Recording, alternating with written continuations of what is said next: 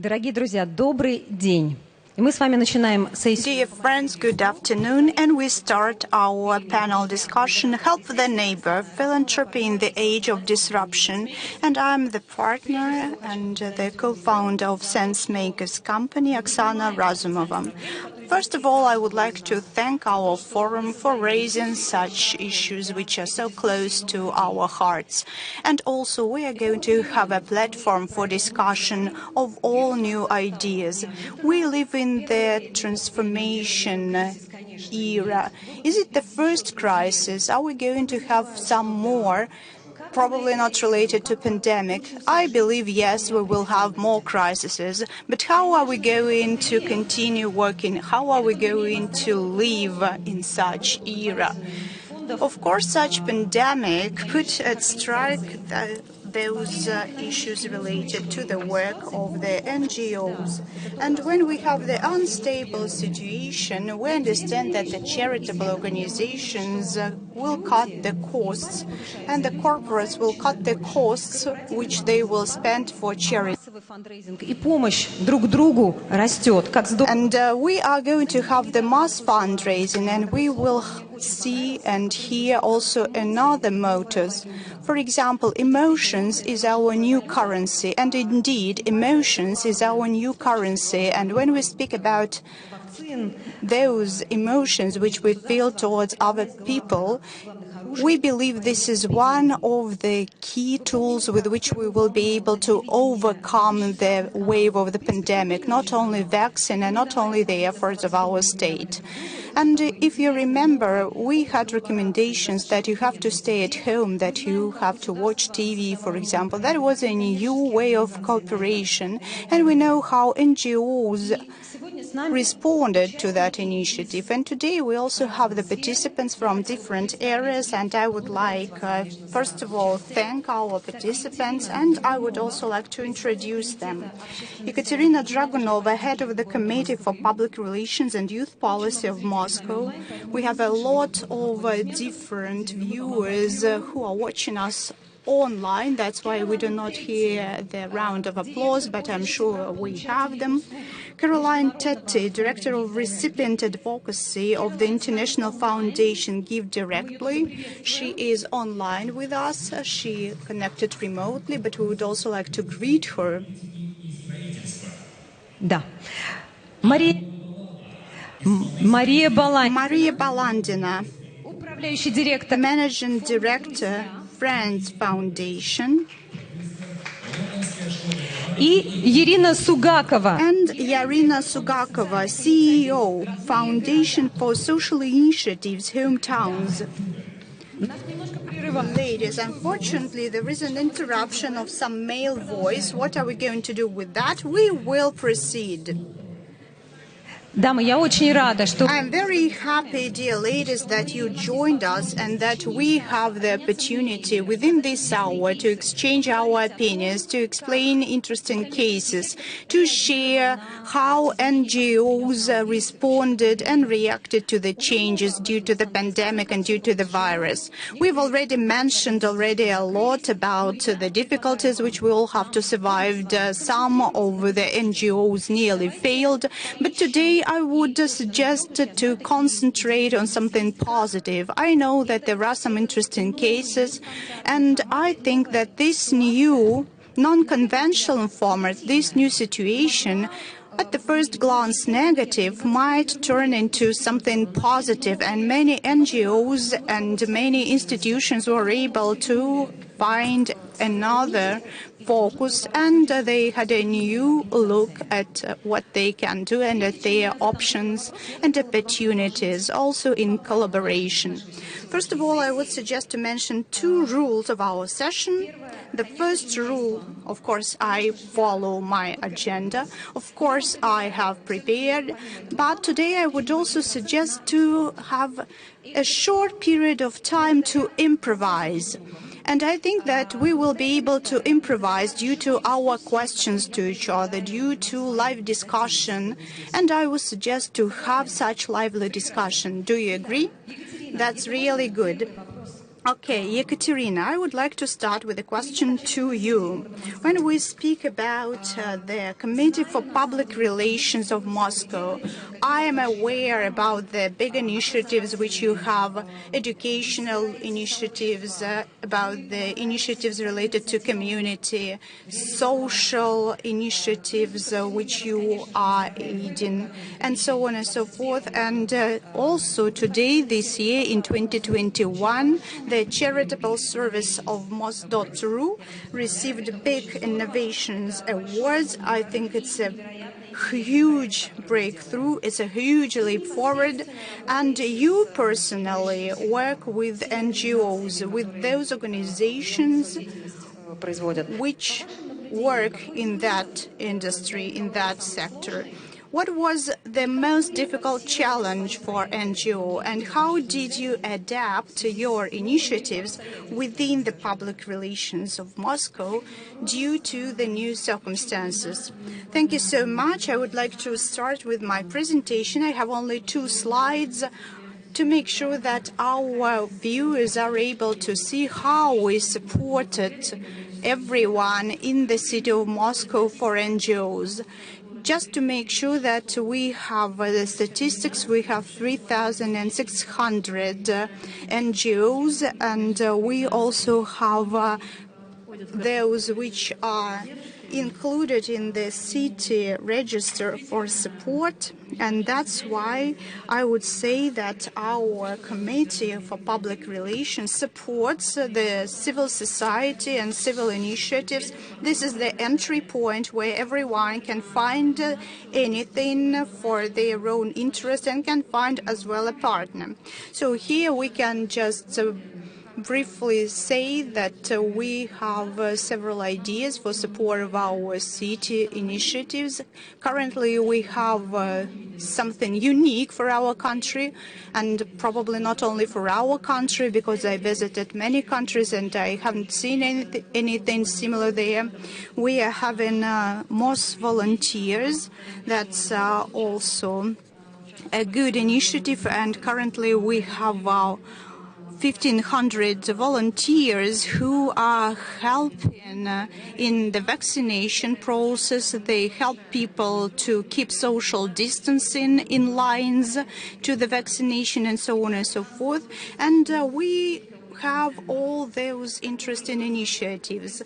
We also have co-working centers which work according to the principle of their service, or one window services. Why do we have speak about them separately? This is not something for leisure. We do not promote anything. We just suggest to have areas which can be used free of charge, and that is not important when they are going to use that. For example, the printing house can also be used there, because everyone, especially in the pandemic time, have to use that, and this service is very, very popular. You can come, you can print out pages, you can print out some leaflets and so on and so forth. And this is the program which is of high demand. And of course, when we speak about accounting, it is also in high demand, although NGO does not have any commercial component, but still we need to support them in accounting and reporting. And this is the most interesting service for our NGOs. Then we can speak about the competition of grants of the mayor of Moscow. It's not only us who are working on that, it's also about our colleagues, the Department of the Social Protection of the Population. We have this competition and they have such competition, but they specialize more on the foundations dealing with the social initiatives, and we are working with the whole civil society. That's why we have different nominations for the youth, for the patriotic upbringing, and so on and so forth. And this year we had 8 133 applications. And one more topic which we would like to cover, and you have already mentioned that. You mentioned that we received the award at our charitable service, and you can see that we have created it during the epoch of coronavirus. It started to work very early, and we created that during the crisis time, when the pandemic was still with us. And I think that this is the response to such challenges, because we understood that we need to become more digital, and the charitable service is a digital product. First of all, we started with the help of the 3 foundations. They participated in a pilot mode. We made a trial. Afterwards, we had 5 different foundations who were involved in that. But afterwards, we understood how it works, what to do to make it tick, and now we understand what we should do. Currently, we have already 46 foundations, and the number is growing all the time. And the point is that the foundation is approaching with some specific suggestion, with some specific program or agenda. And we also guarantee that we will have the money, we will find the investments, we ensure that the person or the program will receive the necessary money. And even if a person donated just 1 ruble, we inform such person about what was done using his or her money. That means that if the person sent or donated something just once, we will inform the person and we will explain what the money was spent for. For example, the person can have a look at which houses for animals were built, and so on and so forth. And sometimes we also can see the initiatives which are ad hoc initiatives. For example, they want to raise money for a wheelchair, and as soon as the wheelchair is bought, they will stop that initiative. I think that's a very good idea, and of course all the services have been digitalized. You do not have to come anywhere physically. You do not have to bring some paper applications. You apply online, and experts also see what was performed online, and now experts can see the whole story of the foundation, who applied. That's why we have the whole pathway traced. And currently we live in the era of changes, and the word crisis in Chinese is construed of 2 symbols, one of which means danger and the other means opportunity. That means that, of course, we are able to simplify everything. We may turn everything into digital, although, of course, we understand that we will still have to have human interaction. Thank you very much for such a word, opportunity. I think it's very important to speak about opportunities. Those who were quite agile, who transformed and who became digital, now we are working and living in the hybrid epoch, and we have a lot of services simplified. For example, we have access to services and so on. You already stopped demonstrating your screen, but your hashtag is absolutely great. Could you please repeat your hashtag? So this is a very simple hashtag, which is about co-creation, core support. So this is the city of those who care. And also our colleague from the International Foundation Give Directly is with us. Can we come closer and see the screen? Hi. Do you hear us? Yes, you do. I hear you. Wonderful. I will speak in Russian afterwards, but you will get the translation as we agreed. Awesome. Caroline из Большого международного фонда Give Directly. So Caroline is from the great international foundation Give Directly. This is one of the largest foundations which work in the Eastern Africa. This is a fast-growing region, and this is the foundation what was created already nowadays. And starting from 2009, there raised 400,000 millions of donations, and 900,000 families in East Africa were able to get that money. And they also have their own specifics. They directly help people in those regions locally.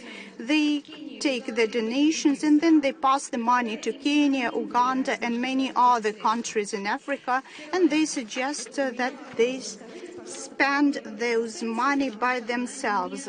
Could you please explain this concept? It is not so widespread. We are used that we have some investments which are collected for the systemic project, for some target.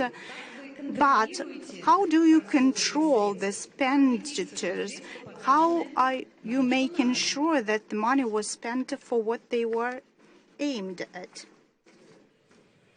Thank you very much. My name is Caroline Teti, and I work at Give Directly as the Director Recipient of Advocacy for our global operations.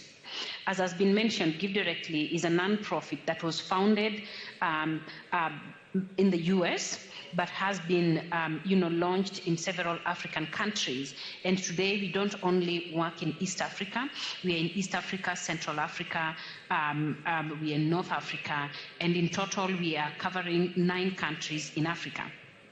It is true that the idea about giving cash within our programs is a monumental one, but the fact of the matter is that cash in itself is not new.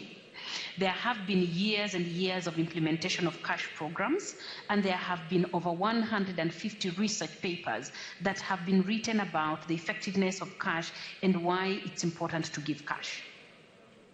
It is also notable that while this information is out there, a lot of times cash has been used in the humanitarian sector, and even then the funding to cash has not been that high, and that might be the reason why cash has not yet gained the the level of popularity that other programs may have.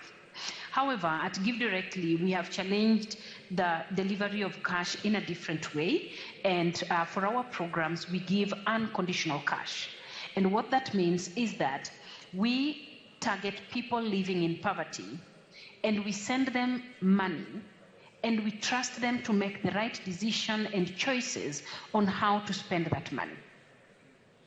A lot of times when people think about delivering aid, the first thing that comes to our mind is how we can help people spend that money on specific things or on things that we think they actually need. And at Give Directly, what we say is that we should actually change that mindset. That every individual, even as we sit in this conference right now, if we were all given the same amount of money and asked to use it, each of us will have different priorities, because human needs differ at individual level and at household level. It is on that premise that we think that we need to give back dignity to the people without being paternalistic about what they need to spend their money on. Our cash programs, therefore, deliver cash to poor people and trust that they will make the right choices, and we have seen them make those choices just as we had predicted. We work with communities to empower them to improve their communities from the household level upwards, and those communities vary from both rural and urban areas. Like I said, our priority is on targeting people living in poverty. So we know that there are people in this world who are living on under $1.20 a day or even more. So those who live under $1.19 a day could be classified as poor. But then we have another cohort that is called hardcore poor. Those are people who live on even nothing. Like their poverty situation is so bad that even when you want to make an assessment of whether they live on $1 a day, you may not find that justification. Now, why is it important that we give cash, or why do we as Give Directly prefer to give cash than to give other material goods? We are in no way saying that other ways of intervening for communities is wrong. No. We are only providing another alternative, and that alternative is to give people money directly. If somebody cannot get $1 a day to spend on basic needs, we believe that giving them that $1 a day would facilitate them to spend the money on the basic needs that they require. And we have seen that when we give them this money, they actually direct it to the things that they need most. Caroline. And for us, yes. Не хотелось бы прерывать. I would prefer not to interrupt you. This is a very interesting concept, but I would like to jump in with a couple of questions, if I may. Yes, please. Есть ли возможность у людей, которые уже получали? When people already got your help, can they ask for help the second time? Такое, знаете, нехорошее слово, но иглой... Can it become a habit, just getting the help all the time? Do you monitor such cases? What is your attitude to that kind of situations? We have different types of programs that we have designed at Give Directly. So one of our programs is called the lump sum program. Our lump sum program delivers $1,000 per household, and it is a one-time transfer. That is communicated very clearly to the beneficiaries. And why are we pegging it at 1,000? We put it at 1,000 because it is money that can be able to sustain capital investments. It is money that people can actually not just meet their basic needs on an ongoing basis. It is money that when we send, people actually put it on things that help them longer term. Now, that question also, would also beg another question, that a lot of aid organizations go into communities and they go once and they never come back. Even when the value of their support is quantified in terms of dollar value, a lot of them don't reach $1,000 per household. What we tell our beneficiaries is we are coming with an intervention that can help ease their situation of poverty, not to eliminate it completely at once, but give them a platform from where they can start. And we have seen people spend this money to invest in small businesses in their communities. And our studies on this research, researches that we have conducted on these interventions have showed that there have been about 44% increase in investments, income coming from investments. In 2019, we released a study which is called the General Equilibrium Study. And in that study, it showed that even those we had not given money had 2.5 times more benefit from our transfers than the people we actually even gave the money. So it's not just about benefiting the recipients who receive it, it also benefits the people who live around them, including traders. So that is the first design. We have a second design that gives smaller values of transfers. And that second design is based on, the need. So for example, I will talk about the COVID-19 pandemic. When the pandemic struck, we set a program that sent money to communities at individual level at $30 a month for 4 months. And it was understood as relief funding rather than just a poverty eradication funding. So it was supposed to aid the suffering that people were going through during the pandemic. Mm-hmm. Catherine. Aside from that, we also have a basic income project, which we are testing to help us see if we were to give cash in small amounts of, say, $30 per month per adult, and we just gave it long term. We are going to be doing this for 12 years. We are now in our fourth year. What would that mean to people long term? Yes, back to you. Catherine, спасибо большое. Это очень интересно. Catherine, thank you very much indeed. That was really interesting. Ladies, I have not heard of any such projects in Russia. Most of our NGOs is there to deal with a certain situation. Dire conditions. I am not aware of the projects that simply help people with money for any needs. I would say two words about Give Directly project. It's trust and freedom that the recipients get from the organizers of this foundation. It's a very high level. It's helping people in a totally different region, in a totally different country. But let's get back to Russia. Maria, my question is, next question is to you.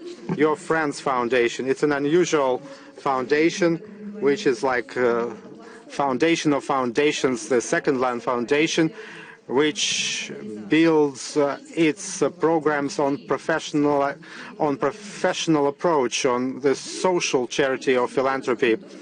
Much like Ekaterina, you are within this same segment, but you are looking from a different perspective, not from the state, but from an integrator. What kind of problems or difficulties have you faced during the pandemic, and how did your colleagues, including the Friends Foundation, deal with it? What new trends have this time of change brought us?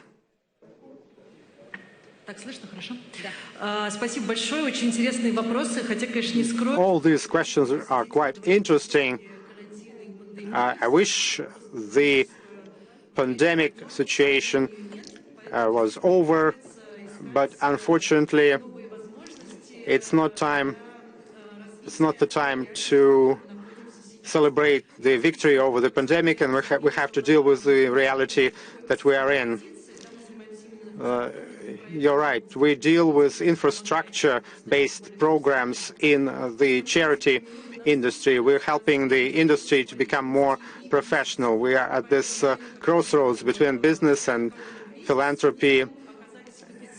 And when the corona crisis started, we were in the very center of that process. Businesses came to us asking how they can use their resources. On the other hand, we were able to see the processes within the NGO segment.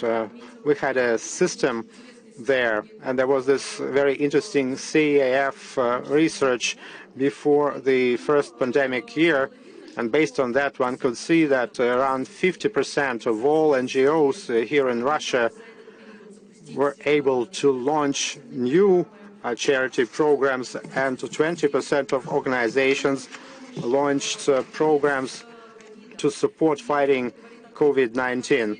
And this is this breakdown between these different organizations. They have found this resource, and they turned out to be quite flexible and able to change, doing what the NGOs were originally established for, helping the society in a dire situation. This is a two-way street because major donors really contributed to that process. Let me give you an international example. The Council Foundation from the US, an infrastructure network uniting more than 600 organizations that signed this agreement and kept sticking to that agreement, which would allow a more flexible approach to issuing grants and to the results of those grants. It wasn't just about project activities. It was about supporting the charter-based activities so that the organizations would remain sustainable and robust. And Russia joined that initiative back then, including the Portanin Foundation. They chose the same policy, which was a very important support at the time.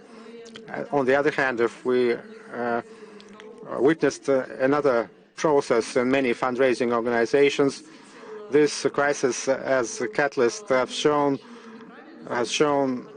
that it was wrong to be dependent on just one donor or one source of financing. Getting 10 rubles from each one of your 100 friends is more efficient than getting 10,000 rubles from one person.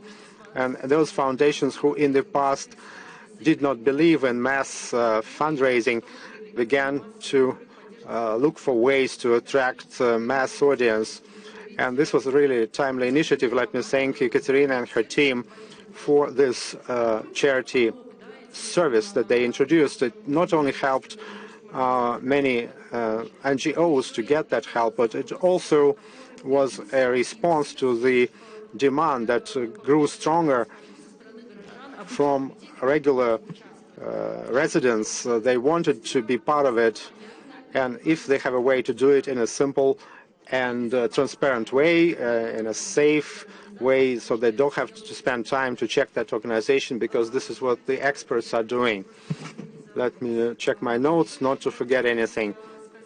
Another thing which is important here, those foundations, not just official foundations, but those organizations who are able to cooperate, make some joint arrangements, and get some specific results for their partnerships, those that can do it, these are the organizations that actually won as the result of that whole process and were able to develop rapidly.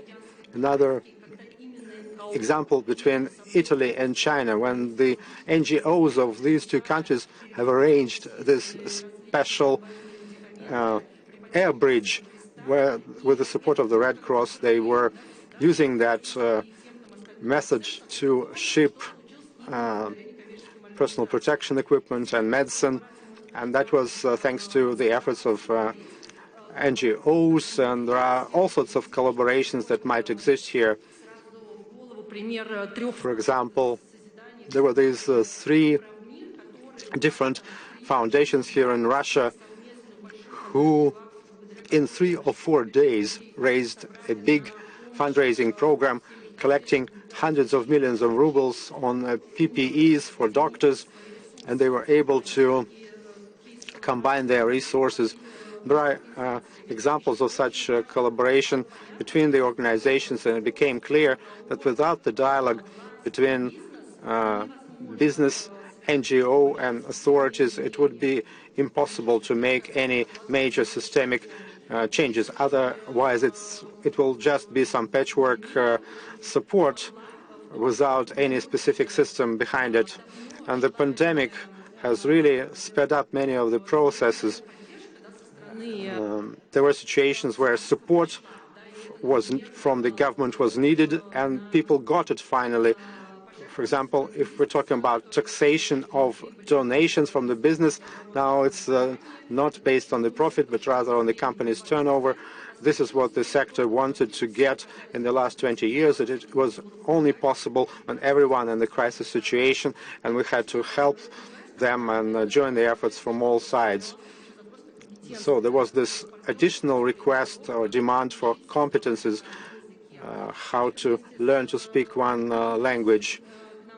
The pandemic and the crisis also brought us a new type of social ethics.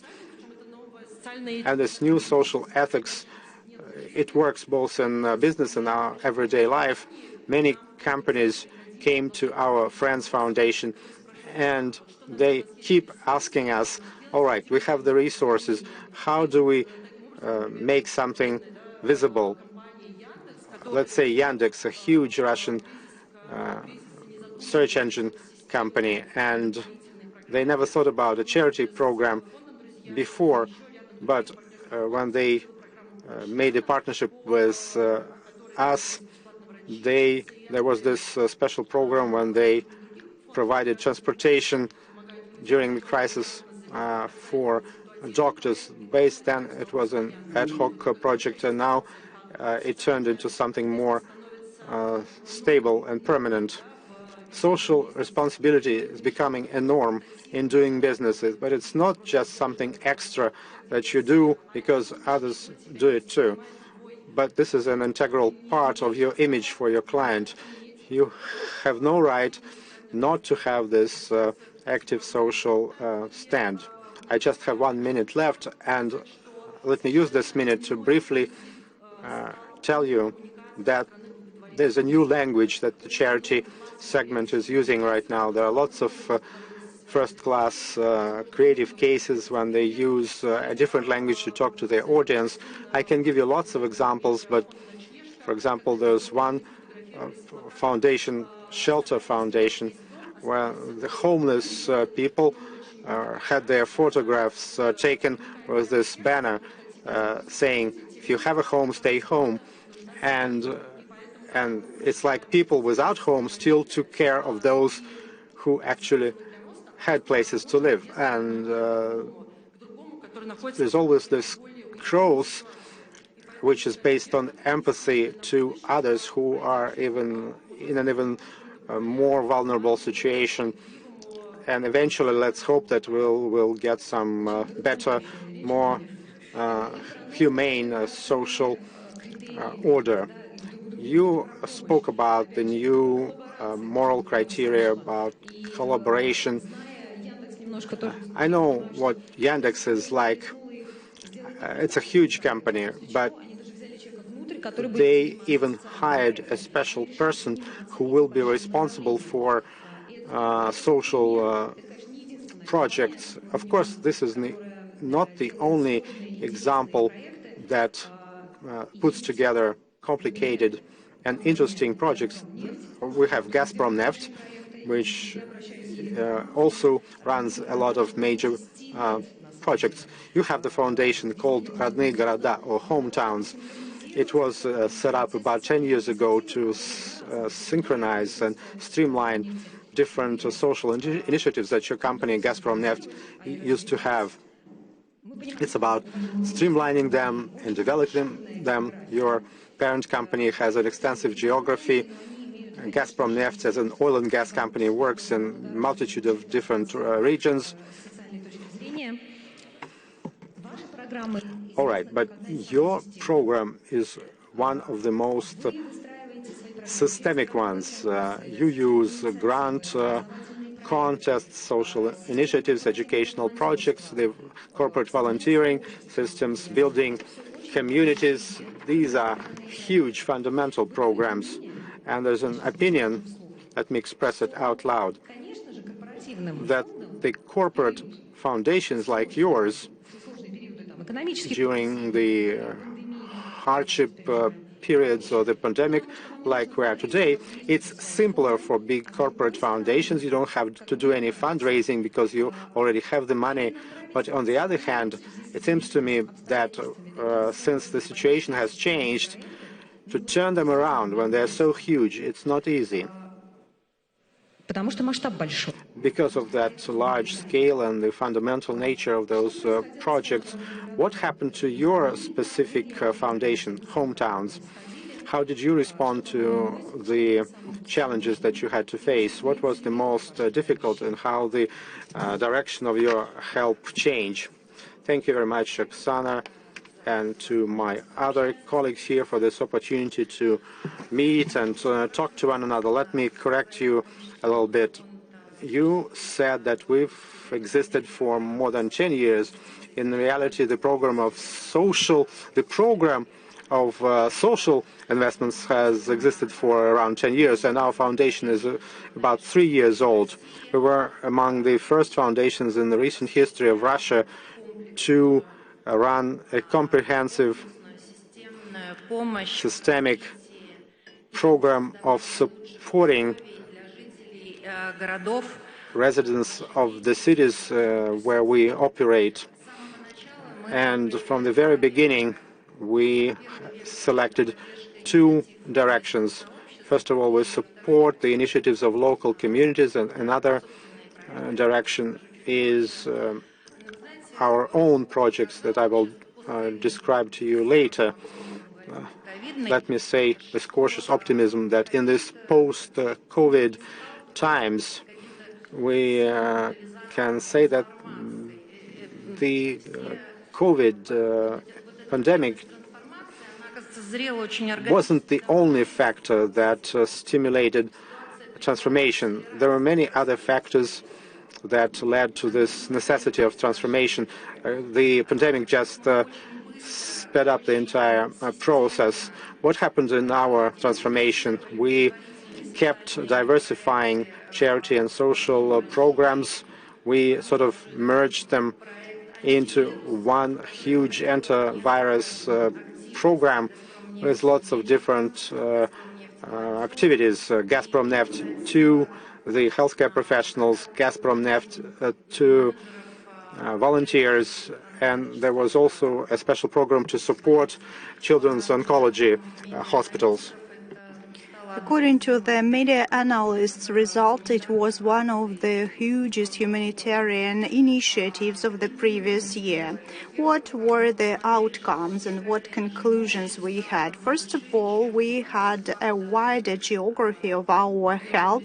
It's not only in the regions. We decided to understand if we correlate with some national-wide initiatives with the regional strategies for 2030, if we have any crossings with the competitions for grants, for example, by mayors, governors, Russian president, and so on and so forth. And the second point is that the program has been completely open and transparent, and not only for the society, community, but also for the external projects. We joined the Big Russia movement, We Local, and we supported, yes, we supported this movement. What does it mean? That means that we are ready to support the federal level initiatives, and the conclusion, which was mentioned by Maria, is totally supported by me. I believe that only together, only when we have cooperation and collaboration of big brands, we are able to develop the territories and to have a breakthrough. As for the transformation of the second direction, and this is about our own projects. We have international ones, such as the Kandestov of Gazprom Neft, and we also had the Classic Russian Music Festival. It was unfortunately cancelled. We also have federal projects and regional projects. Most of the times those are educational projects. They were transferred to the online format. And we understood that this online format will be further with us in the so-called new reality, because we received a lot of responses. For example, we have the federal project, which is called Multiplying Talents. This is the program for comprehensive support for the gifted children, and our managers, our employees working in different areas create different business cases, and people are working on those business cases during the year. Afterwards, they collect together. In this year, we had a meeting in Sirius, in Sochi, and defend those business cases. We had more than 2,000 applications, and we had a great partner, supervisor, who was the laureate of Fields Prize, Stanislav Smirnov, who is an absolute genius. He had a master class who was attended by 6,000 people. That means that this hybrid format was very efficient. We also revised our approaches to volunteer and grant competitions. We were one of the first in the large business who started such programs and initiatives, at least systemically. And we have specific points of focus. We are interested in education, environment, sustainable development goals. We can also speak about the urban environment and creative environment. We are also dedicated to long-term projects. We have the projects, for example, in Khanty-Mansiysk, we have a very good, interesting project that is called Garden 6169, and this project this year took a grant from the Ministry of Construction.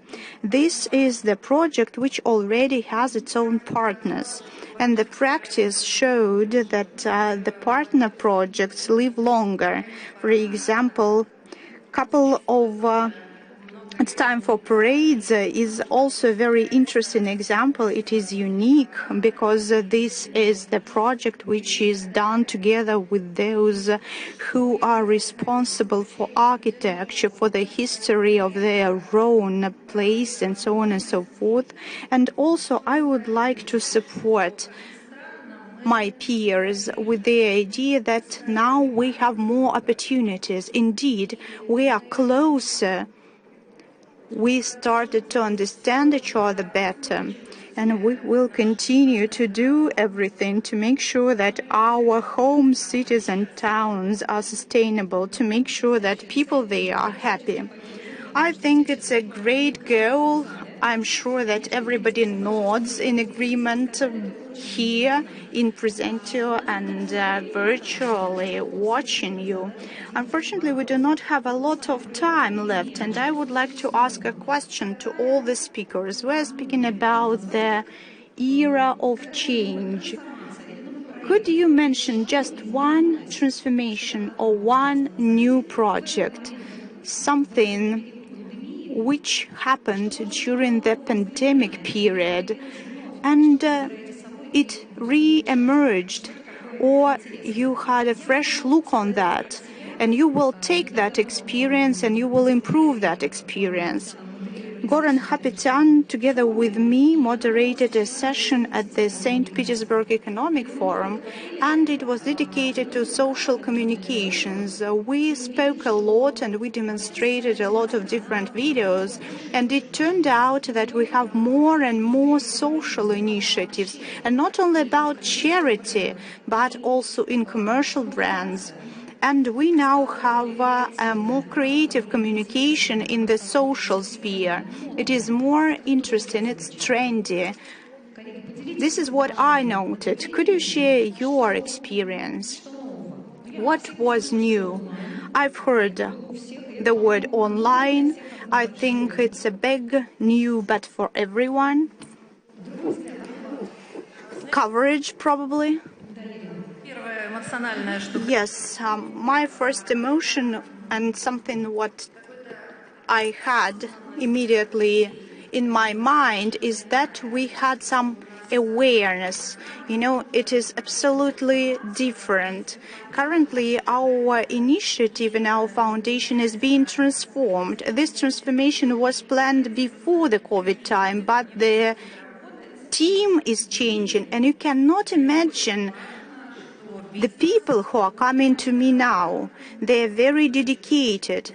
For them, it's very important to know that business is thinking about sustainability, that business is committed to development and support of the sustainable development goals. So they're not coming to work for money, they come to work for idea. Yes, it's very interesting. And as you say, I think that we see such awareness in younger generations at the moment. Yes, I think during this different era, we had the transformation of our values. Now we have a human being in front, in avant-garde. We had a short video which was called Simple Happiness, and we can have a look at that video if you have time. Sometimes a person just smiles at you, or you wake up and see your kid, or you see your parents. Those are very simple values, and beforehand we didn't pay attention to that. It was just normal, but now all those values are at the spotlight, and now we're trying to help our near and dear, and I would support Irina. We are approaching the Day of Youth in our country, and we decided that we wanted to understand how a young person chooses his or her job. And what we see that they currently choose the company where they have some charity initiative.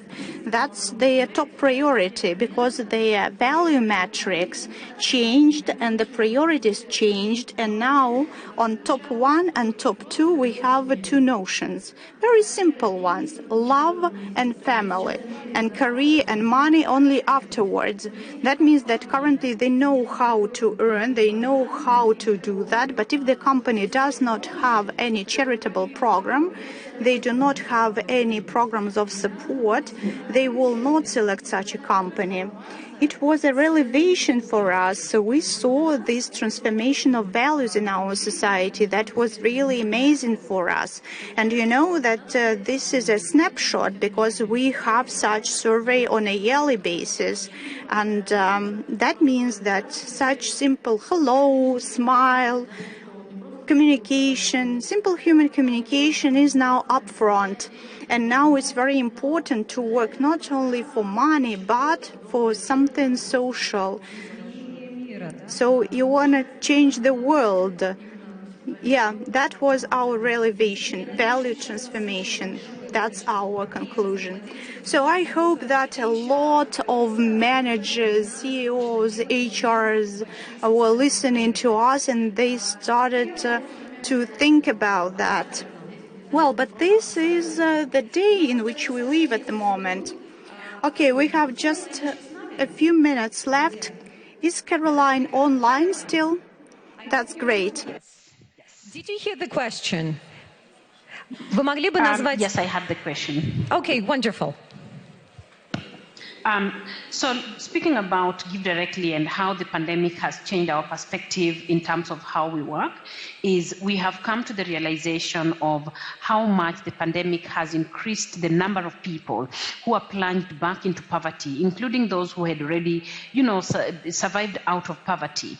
And we have seen again the potential for us to be able to reach masses of people through the use of technology.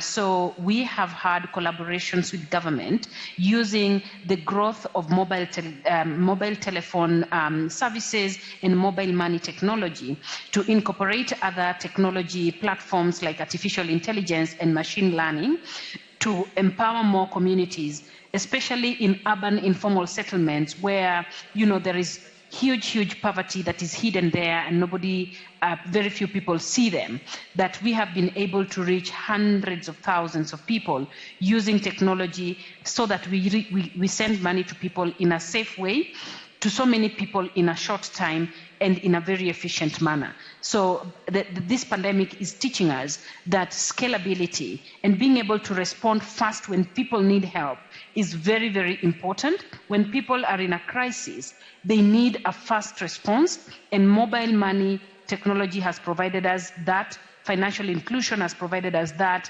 abilities in artificial intelligence and machine learning has also enabled that, and also not to mention the support that we see from governments who have become more proactive about responding to poverty situations and also adapting to technology. Caroline, спасибо большое. Технологии — это то, что мы услышали. Скоро. Caroline, so we've heard technology, experience, and also aid.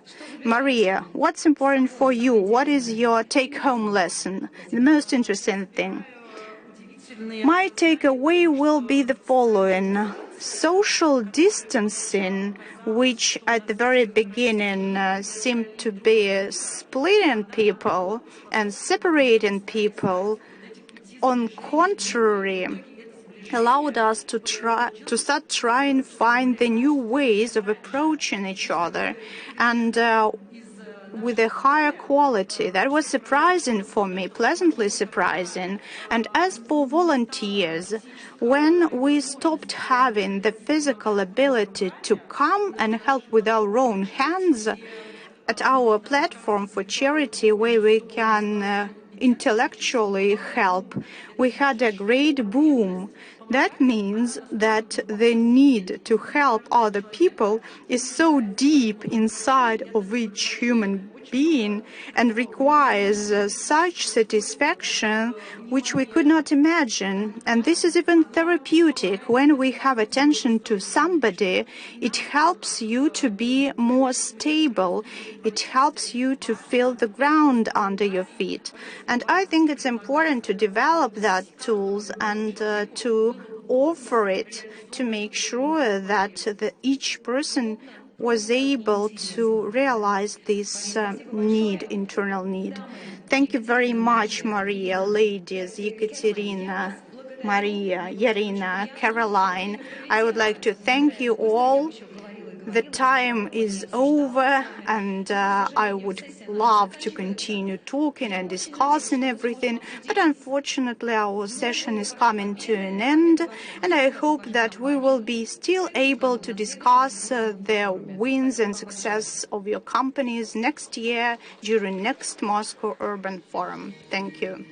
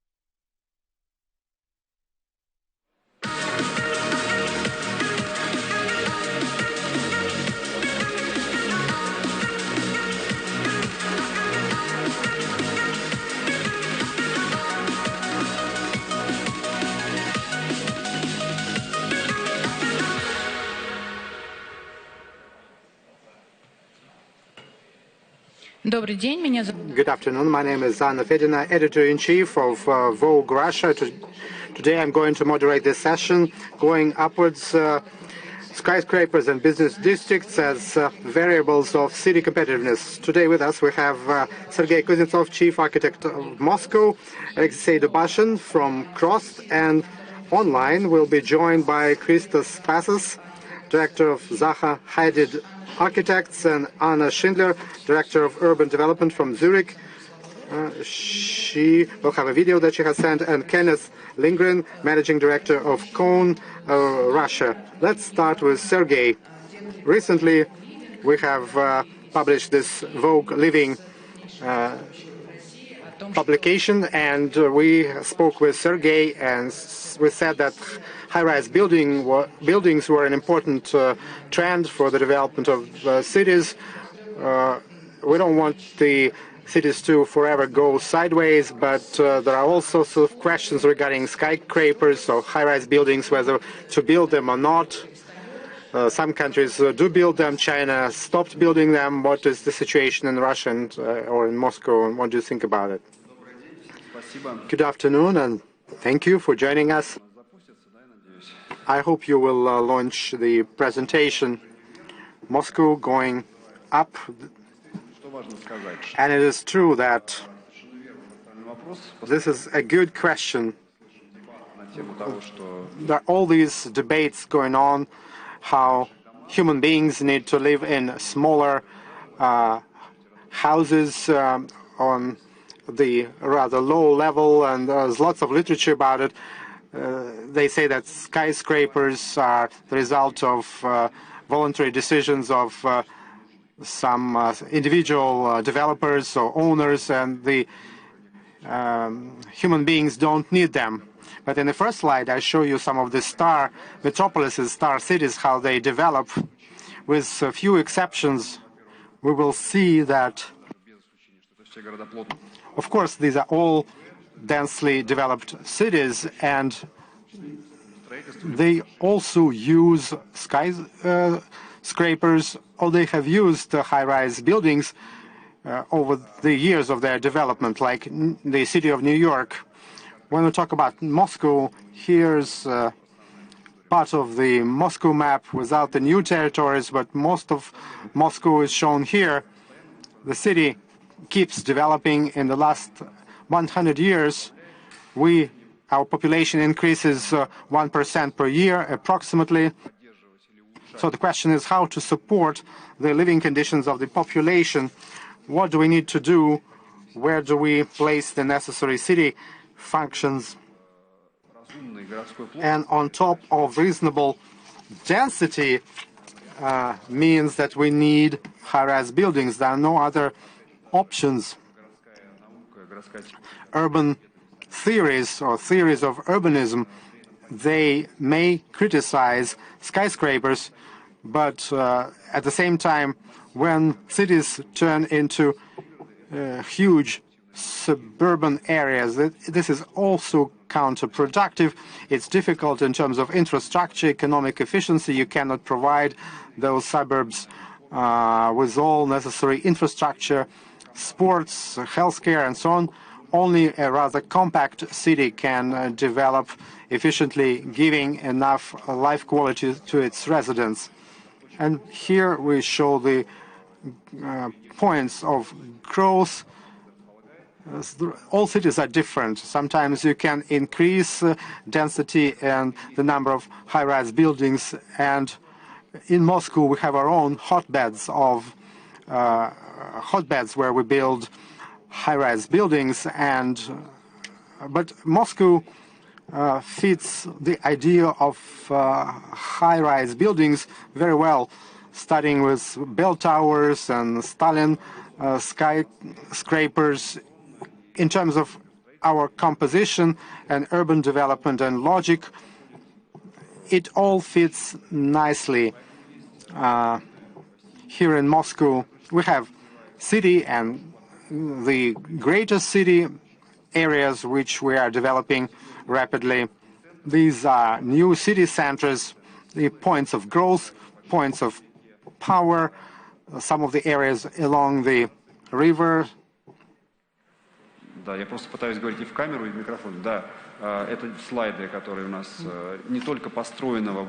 These are some of the slides of the current and future city locations. It's not just about high-rise residential buildings, but it's also about the quality development of the urban environment.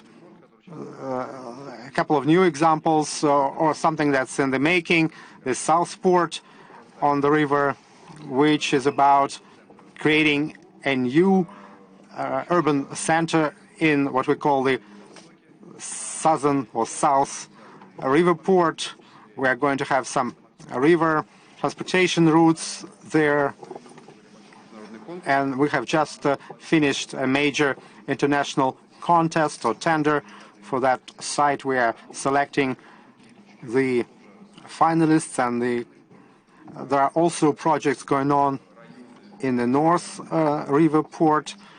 There are new intensive development areas where we build new residential buildings, and Zaha-headed architects is another such cases or successful examples for the development of the territory. And we can use high-rise buildings fairly well and nicely. This was my last slide. This is how we're going, and thank you very much. Thank you, Sergey. Is Christos online or not? Will we be able to see him? К нам подключается Christos Passos. We have Christos Passos, director of Zaha-headed architects, and now I would like to really see him on the screen to ask him a question. Good afternoon, Christos. We are really glad to see you. Unfortunately, you are not physically with us in Moscow. Let's hope to meet one day offline. Zaha-headed architects already worked in Moscow, and now you have other plans here. What brought you here, and what are the challenges that Moscow gives you, and what are your tasks here in the city? Well, we've been involved in the Russian market, and also particularly in Moscow for the past 15 or 20 years. The Russian culture and also the environment in Moscow and other big cities is one with which we are both intellectually and emotionally engaged in. We believe that we are in a position to positively contribute to the dialogue that is ongoing. It's a very fertile, very interesting dialogue, and we're very proud to be part of it. At the same time, we have several projects that are going on, such as the Technopark in Skolkovo, an investigation on the new workspace ecology for the 21st century. We finished a couple of projects like the Dominion Plaza and the Doronin Villa. We are looking into different projects like the Southport Master Plan, but also more importantly, a beautiful new project in collaboration with Crost. And I would love to be able to tell you a little bit more about that today.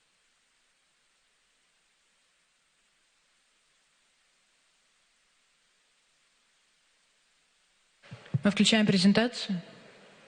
Shall we turn on the presentation? Yeah, sure.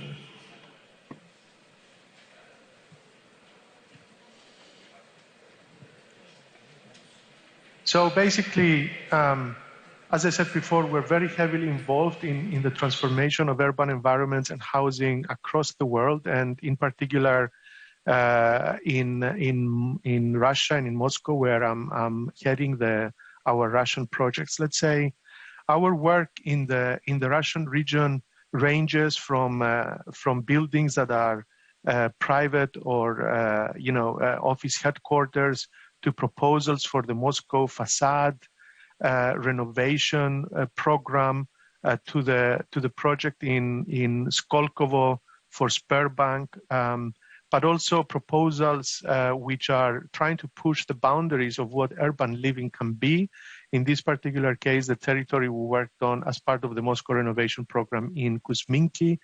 Also, visionary proposals for a business and cultural center on Marshal Zhukova Street, but also as part of the engagement for smart cities, proposals for the Rublevo-Arkhangelsko area, where we're exploring the idea of a three-dimensional skyscraper, or a kind of a building that becomes a city in itself.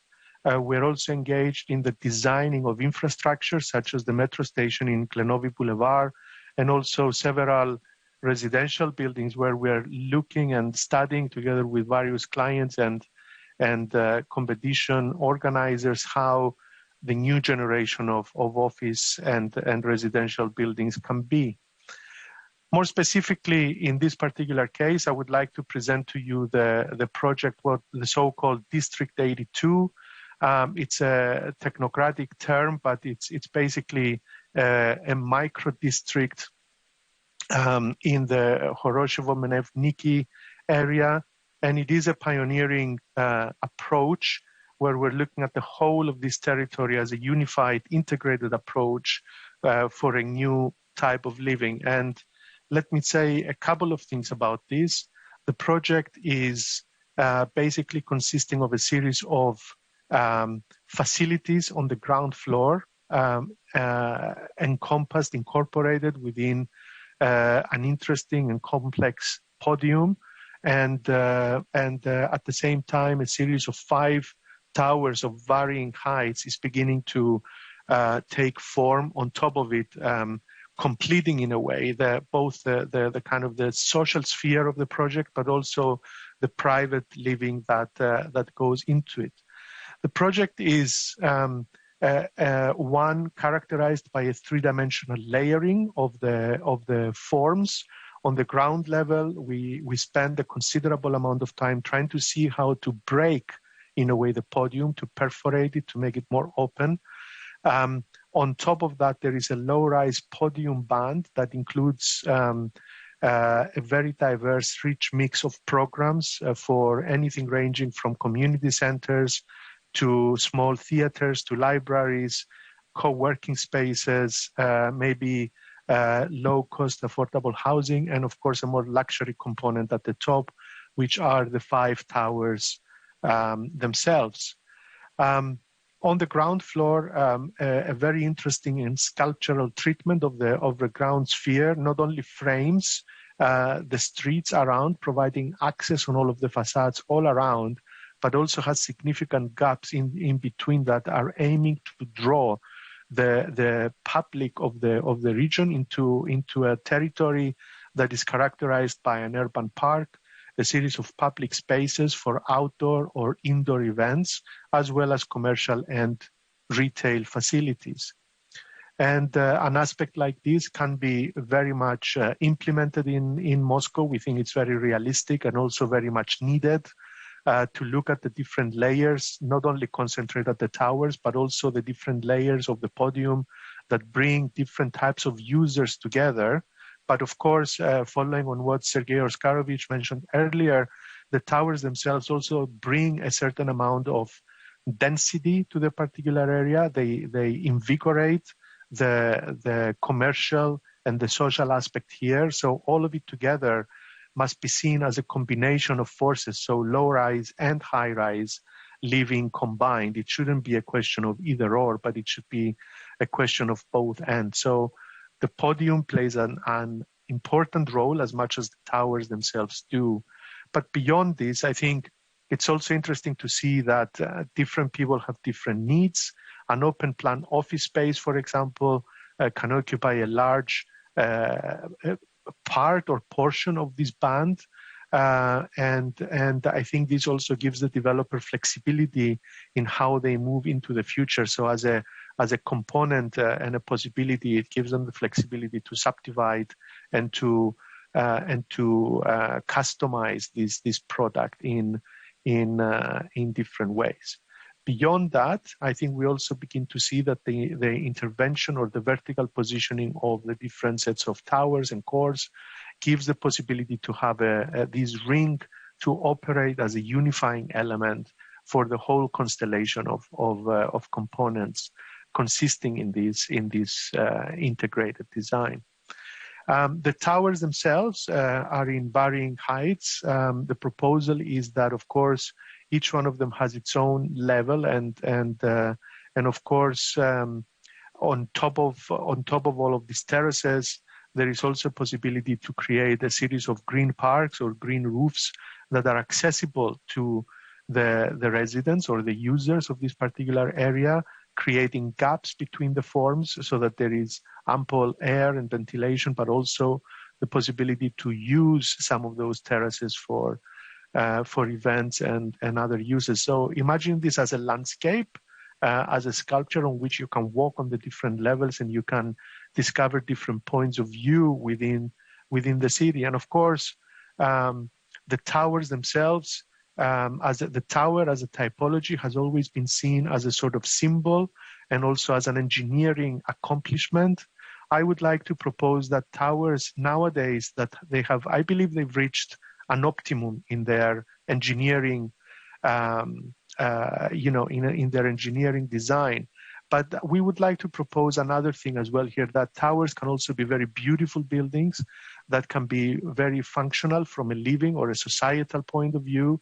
And in this case, we propose these towers to be, you can imagine them like lanterns, which would glow very calmly in the night sky in Moscow.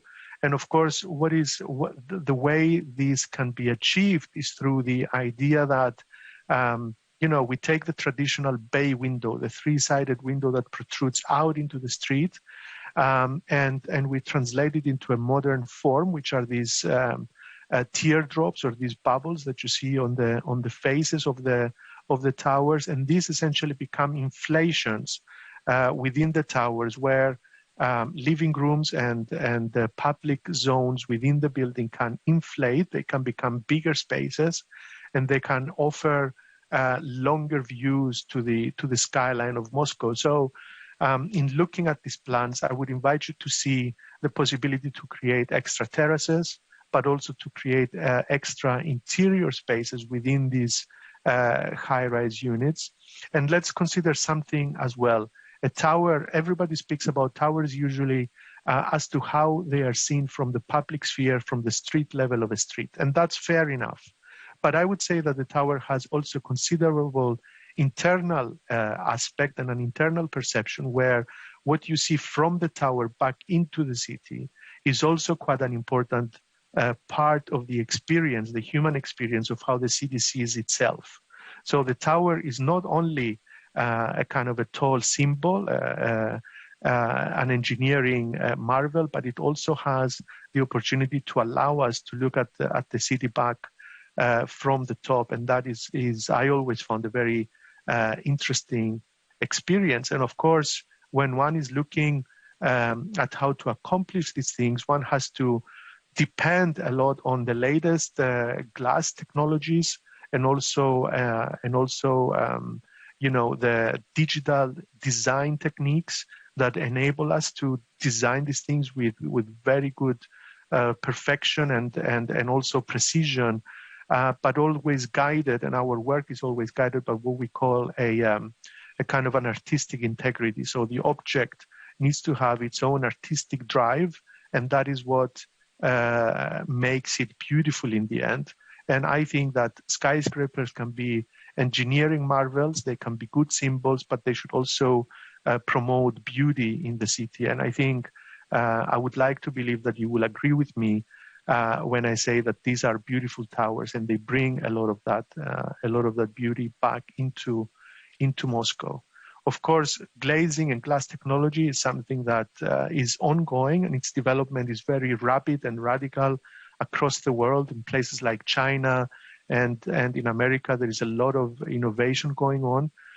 We believe that the Moscow market is now ripe and mature for these kinds of buildings to take shape, and being in partnership or in collaboration or working with Crossed in this particular case enables us to be very confident that we can achieve these kind of new types of residential projects. And if all that beauty can help to also as a side project engage in the project of sustainability and also the project of social cohesion, then we should count ourselves as being very successful in the task that we set for ourselves. So a project that is a unified approach and integrated, but at the same time not homogeneous and not boring, but actually distinct and very varied project that actually allows us to consider how to pioneer high-rise living. And these are my last words, and thank you for your attention. Спасибо, Christos. I would like to thank Christos. Небоскребы находятся на... Skyscrapers, high-rising buildings are on the top of architecture and architectural trends and technologies and innovations. How to implement that trends? Is it good to work with the Zaha Hadid Architects Bureau? And I would like to involve into our dialogue Alexei Dubashin, General Director of PFK Cross.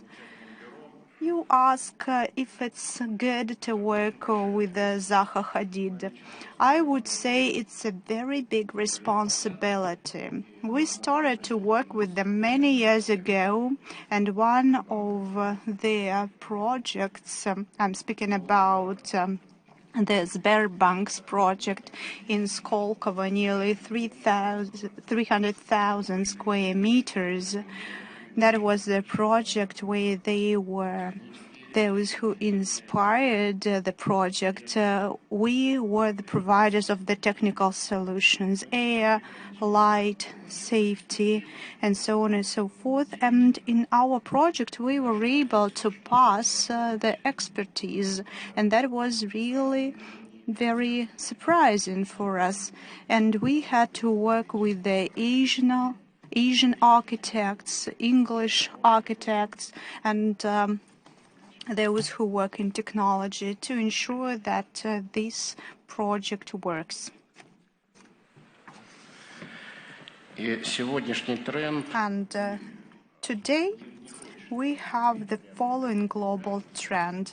We do not want to have buildings which are straight and perpendicular. Everyone wants to see something closer to nature, and here we have the examples of different such natural forms. You can see the facades and quarters. Here you can see, for example, the pavilion here in Zaryadye, and also Sergei Olegovich is mentioning it right. We need to focus on the idea that historically high-rising buildings is something different. And here you can see the example of green roofs every 100 square meters. This is sufficient area for some leisure time, for a barbecue, and so on and so forth.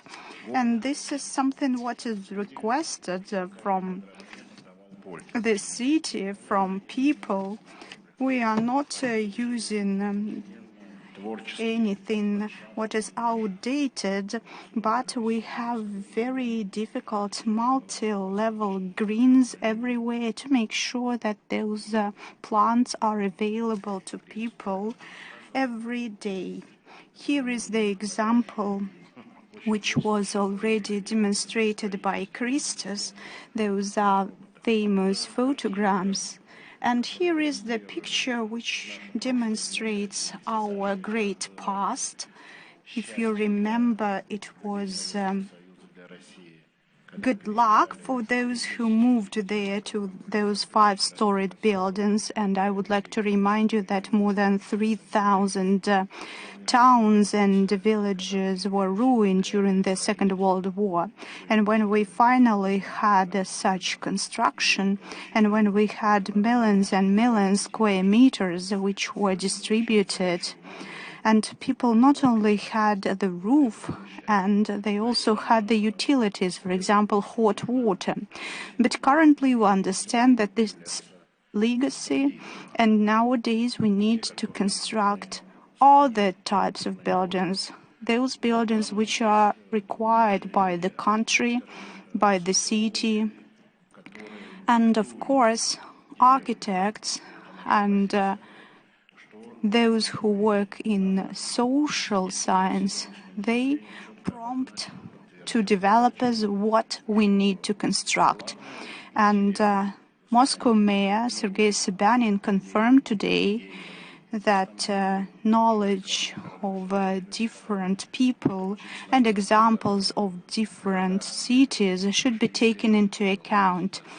That was during the presentation of Sergei Olegovich. And we need to dedicate our money not to the residential housing, but to the whole infrastructure.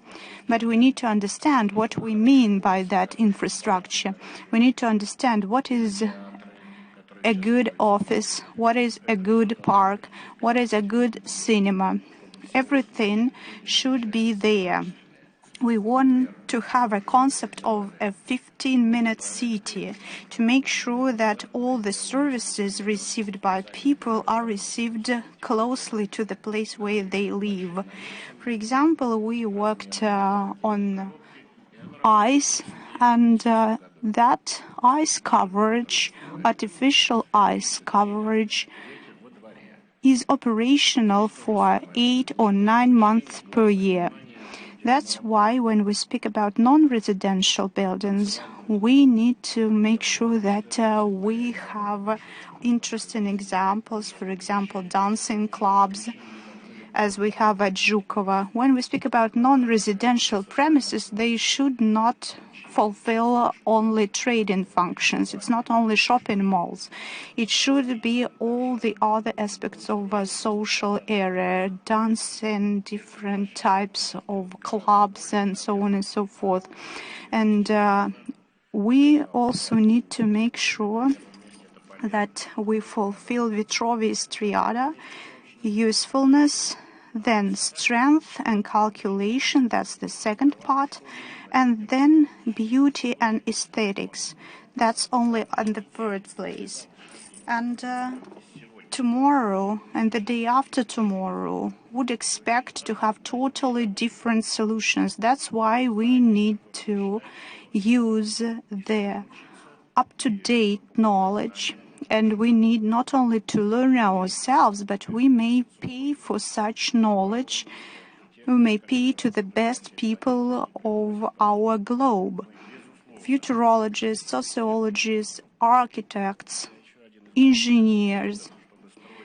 And one more important idea: we need to construct something not to make people who live nearby suffer, because when we construct something, it is not convenient.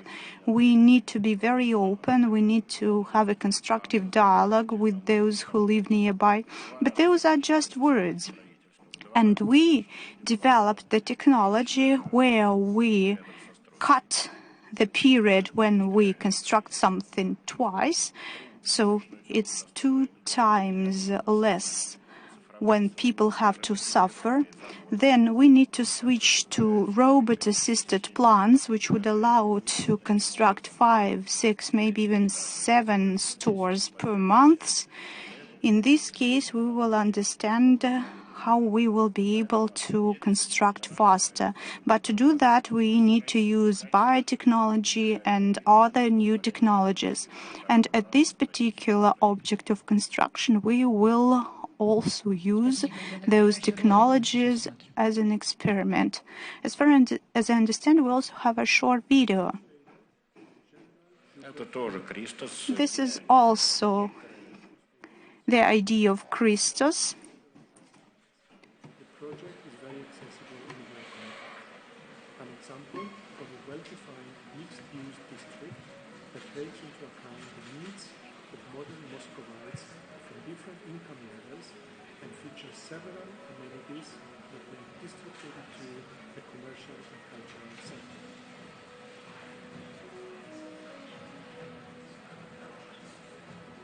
design approach is one where a close look is given to the relationship between the podium and the ground.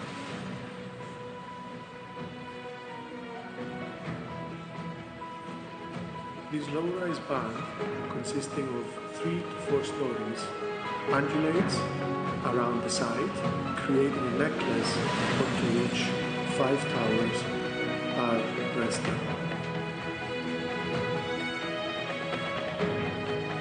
The central space features good quality retail, theatre and film screens, a multimedia and community center, a library, and a small museum. The project aspires to be a destination for the near neighborhood in February.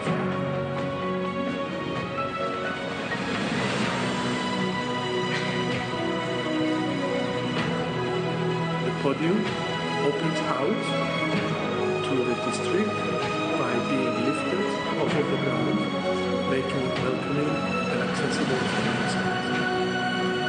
On upper levels, co-working spaces, affordable housing and offices constitute a rich mix of public facilities that complement quality residential living. Innovation, precise engineering and sustainability are the key drivers behind the design of District 82. Sits together as a unique set, a unified composition of glass blocks rising into the sky up. More importantly, the envelope of these buildings is designed for innovative glazing systems where a series of volumes, inflations are developed onto the facades, exploiting the idea of the traditional bay window on a high-rise building where living rooms and public areas within the apartments inflate toward the outside to allow for wider views into the skyline of Moscow. A project of understated elegance, developed by Zahavid architects for cost, will undoubtedly open new possibilities for sustainable urban living within the southwest quadrant of this vibrant metropolis. The project aims to create several new jobs and contribute to the transformation of metropolitan Moscow into a polycentric urban agglomeration.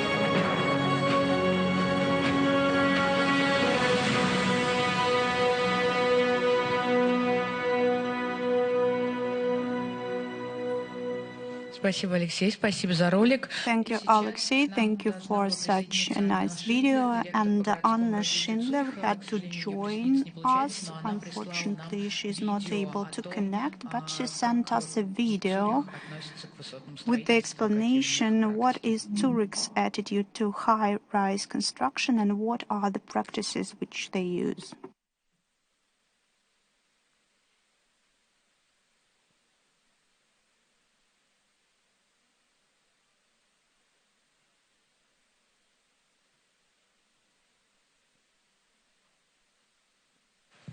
Секундная заминка.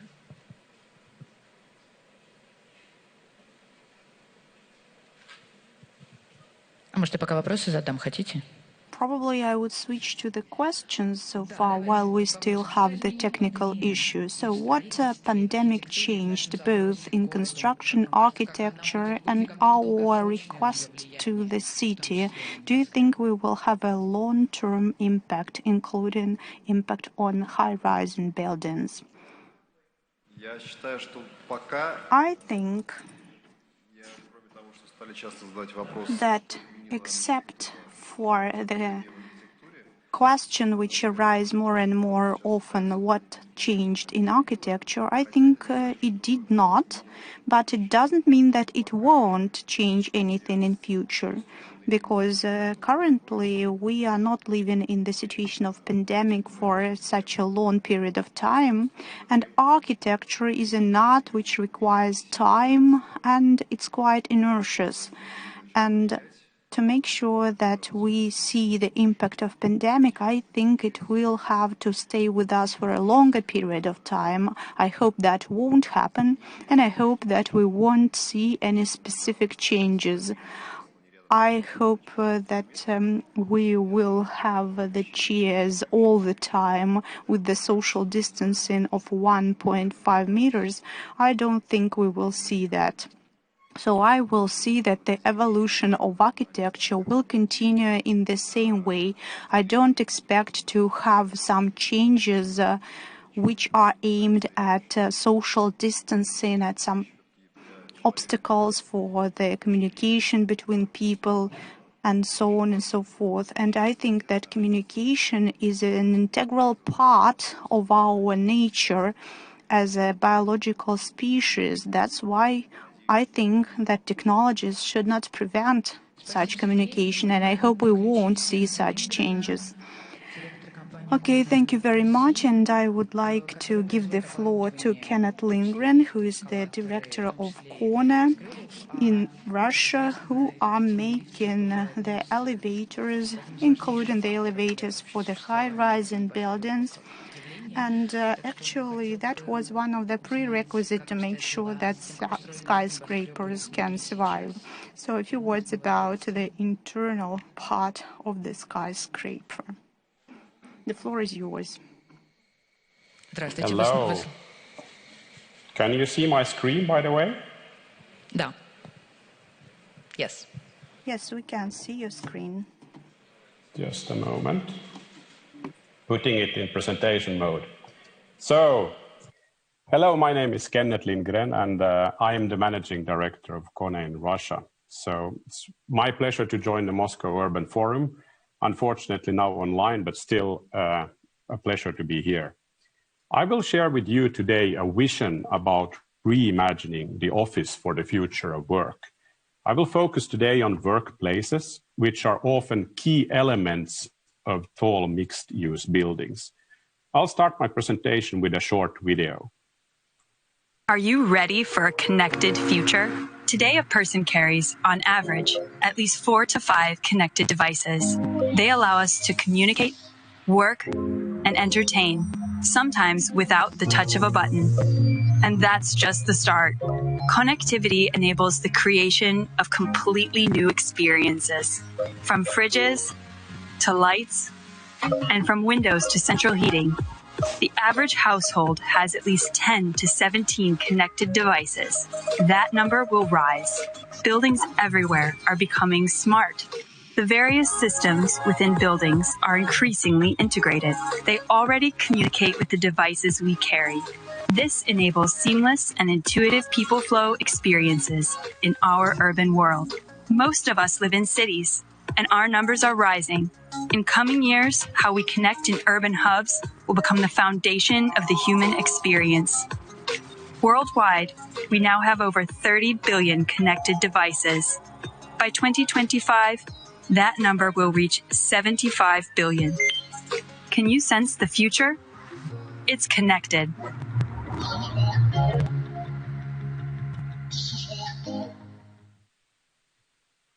Shortly about KONE. KONE has been enabling smooth people flow for over a century, and today our solutions move over 1 billion people per day. In a week, that's the equivalent of the entire population of the world.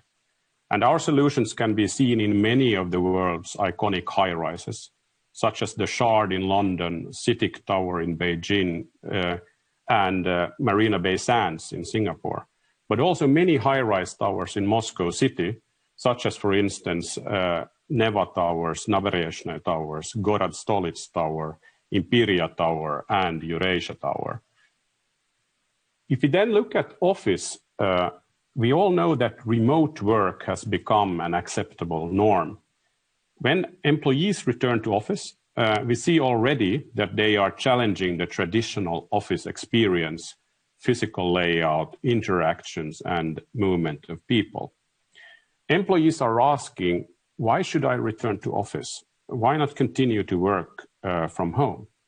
This means new, higher expectations on the convenience, comfort, well-being, and sustainability of working environments, such as Christos was also talking about.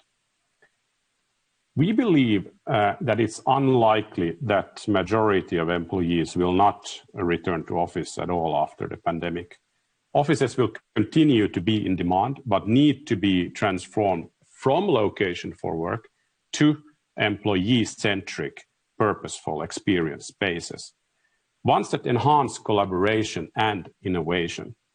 Space that's flexible, fit for purpose, workplaces that are part of solutions towards sustainability. To empower this transformation, we at KONE, together with Accenture and Amazon Web Services, have come together to engage the broader industry. To build the vision, we have had several dialogues with different office stakeholders, employees, tenants, building owners, and managers. What is common for all parties is that the goal to take the recent learnings from the pandemic and turn them to long-term solutions. As already said, for employees, the key question has arisen: why to work from office? The workplace needs to invite you to work, join your colleagues, access superior resources. The office will serve as a platform for collaboration and innovation. For employers and tenants, the office will become a networking platform, a place to build and help organizations, a place where the company culture comes to life, attracts and retains talent, and develops the employer brand. For building owners and managers, return on investment in the changing environment with lower number of people in offices is key. New opportunities to maintain or even increase their revenue streams, either via new services or business models, including outcome-based offerings and sustainability-driven tools and capabilities. In addition, sustainability is an important driver for owners, both to make the expectations for their investors as well as tenants and their employees. So our vision explores 4 ways in which the reimagined office will be brought to life. Firstly, redefining user experience. Secondly, redesigning spaces. Thirdly, reinventing office as a service. And fourthly, rethinking sustainability.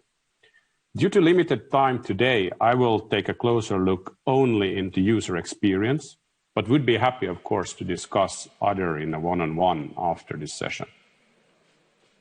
So, looking into user experience will be at the center of the future office, with all spaces and solutions helping users focus on what matters, transforming work into real personalized experiences. So, what if the office could learn from your behavior and provide specific solutions and experiences that are unique to you? Imagine an office that provides its users with unparalleled convenience and a purposeful, frictionless, personalized work experience, enabling a sense of flow. It guides employees to focus on what matters. Your movement in the office is completely intuitive and effortless, and simultaneously ensures your well-being. The user-centric office of the future recognizes your needs and actively captures your behaviors to create a highly personalized experience. The office will be a space where employees, clients, and visitors enjoy their stay and are supported every minute of their day. So when we look at KONE and how we started to look at new innovations for future offices, we started by focusing on our users and customers. We conducted dozens of interviews, co-creation workshops, user experiments, and user testing across the world. We looked at intuitive, personalized experience. And looking at now, we identified many of what has been accelerated by the pandemic. Touchless access, improved guidance, need for adaptability and flexibility. This has then guided the decision we have done in engineering and in the design of our solutions for offices. So with this kind of an approach, co-creating with users and customers, we have been able to create solutions that help elevate user experience. Technology is the enabler and carefully applied to achieve this. So digital customization is a key opportunity to personalize and adapt. So we believe the office can be an irresistible but highly efficient and sustainable experience. Let's create this together and let's reimagine the office of the future and contribute to both the vision and its implementation. With this, I want to thank you. Let's continue to reimagine the office. Спасибо, Кеннет. Отличный план. Мы тоже хотим. Thank you very much, Kenneth. We also want sustainable and organization of offices and comfortable offices. And now we're back to our video from Anna Schindler.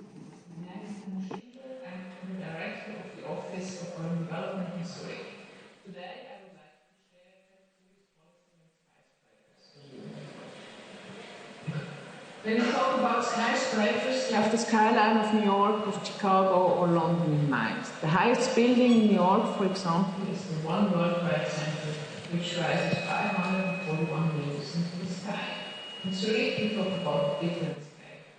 Our highest building is the Prime Tower with a height of 127 meters. We are small cities, and our skyscrapers correspond to that scale. This fact is important to keep in mind to understand.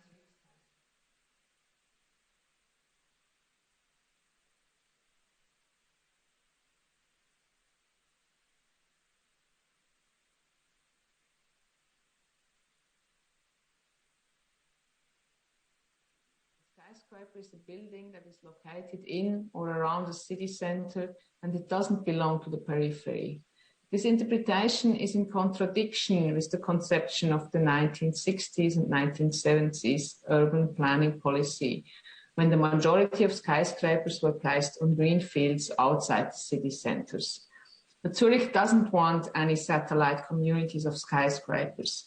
For this reason, settlement areas which are separated from the urban area by a green space were and are excluded as high-rise areas, because Zurich wants to protect its viewpoints. Also excluded are topographically sensitive and preferred residential areas such as hillsides and places with a view. Another key point of Zurich's skyline is that the lake shore has to be kept clear from skyscrapers. The charisma and the presence of the lake shouldn't be put in competition with skyscrapers. Furthermore, skyscrapers are also excluded from the old town. The skyscrapers areas marked out in the zoning plan, as you see in this picture, differ a lot in their development structure. According to the criteria of urban structure, of traffic access, development potential, and usage structure, 3 skyscraper areas were defined. Depending on the area, the requirements for skyscrapers differ. In the first area, the existing urban structure is large scale and open. The maximum height of a skyscraper is 80 meters. In the second area, the existing urban structure differs in terms of structure and scale. The maximum height is again 80 meters. And in the third area, the existing urban structure is homogeneous with concise urban neighborhood typology at the medium scale. There, the maximum height is only at 40 meters. In the study, Acceptance of Urban Density from 2016, around half of the 1,000 people surveyed in Zurich answered positively to the question of whether they could imagine living in a skyscraper or if they liked skyscrapers in urban situations. And in various studies, it is repeatedly expressed that there is an obvious discrepancy between the positive internal and negative external perception of a skyscraper. In general, the population living near skyscrapers likes them, but other ones don't. To keep this positive view that the people of Zurich have of skyscrapers in the city, Zurich has to find ways to integrate skyscrapers in the existing urban landscape. How do we do that? The first essential aspect of skyscrapers is their location and the context of the urban structure. First of all, this depends on the topography and the landscape around the planned skyscraper. Every city has to define for itself which factors are important to consider when building skyscrapers, as they have a strong impact on the city silhouette and there is a risk of negative influence on the landscape view. But skyscrapers can also be landmarks and points of orientation within a city. There is a very important difference between residential and business skyscrapers, which has to be considered in the planning process. The requirements to a residential skyscraper are much higher and more diverse than to a strictly business skyscraper, where the ground floors and the space around the entrance is much less public than private. From an economic point of view, skyscrapers make no sense. They are more expensive to build and operate, and they require more complex planning than a conventional construction with exactly the same density. The construction costs are estimated to be from 10 to 20% higher for a skyscraper than for a conventional building. And the higher the degree of utilization of the floor plan and the lower the number of areas for allotment and building services is, the more profitable a skyscraper is. And the sooner, thanks to the high yield usable areas, especially residential and office spaces, the additional structural costs for statics, for development technology, for fire protection, and so on, and higher planning costs are balanced. The Planning and Building Act of the Canton of Zurich stipulates that skyscrapers have to be a structural benefit and must be architecturally carefully designed. However, this affects, for example, outside space, ground floor, architectural quality, or public uses. In the city of Zurich, this process is accompanied by a professional committee, the Baukollegium. When we group several skyscrapers together, a development focus or a new center, a so-called cluster of skyscrapers, can be created. An overall concept specifies the design for the whole group. This has to be done in consideration with the immediate surroundings and public outdoor space. With a single high-rise, as you see here in this picture, special attention can be consciously given to a specific location, to a specific place, or to a specific company. From an urban planning point of view, this reason to build a skyscraper is different and is difficult because the solitaire has a very strong impact on the neighborhood and the landscape view. But on the other hand, with their often distinctive and eye-catching building shapes, solitaires are particularly good to form a concise conclusion to a building area or to a neighborhood, as well as to emphasize the edge of a settlement or a center. As you see here in this picture, this skyscraper really emphasizes the edge of its building lot, and defines also a place that before was just no man's land. Depending on the use, a further differentiation can then be made between public, for instance, hospital, school, administration building, viewing platform, semi-public, for instance, restaurants, cinema, hotel rooms, common rooms, and private use, for instance, apartments or offices. For residential skyscrapers, hygiene, quality of air, light, the view, as well as the quantity and quality of the open spaces around the building are important.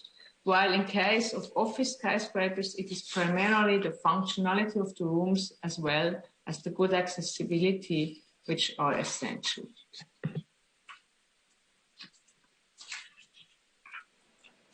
There are also requirements from an ecological and social perspective. From an ecological point of view, skyscrapers use more energy in their maintenance because they tend to have much more electronic infrastructure than a common building, like more elevators or lifts, more electric supply for fire protection, air conditioning, and so on. In Zurich, we have restrictive laws concerning the distance between a skyscraper and the building next to it. So a skyscraper is a soil-consuming way to build in Zurich. It's no way to create density. Furthermore, a skyscraper in Zurich has to be built so that it doesn't shade any building around for longer than 2 hours a day. Another ecological impact of skyscrapers on the environment are the fall winds that appear when the cold air entering the city hits the skyscraper. these four winds can be so strong that it's barely impossible to stay outside near the skyscraper. Especially in connection with densification, the social aspects and effects to the social neighborhood that the skyscraper has shouldn't be marginalized.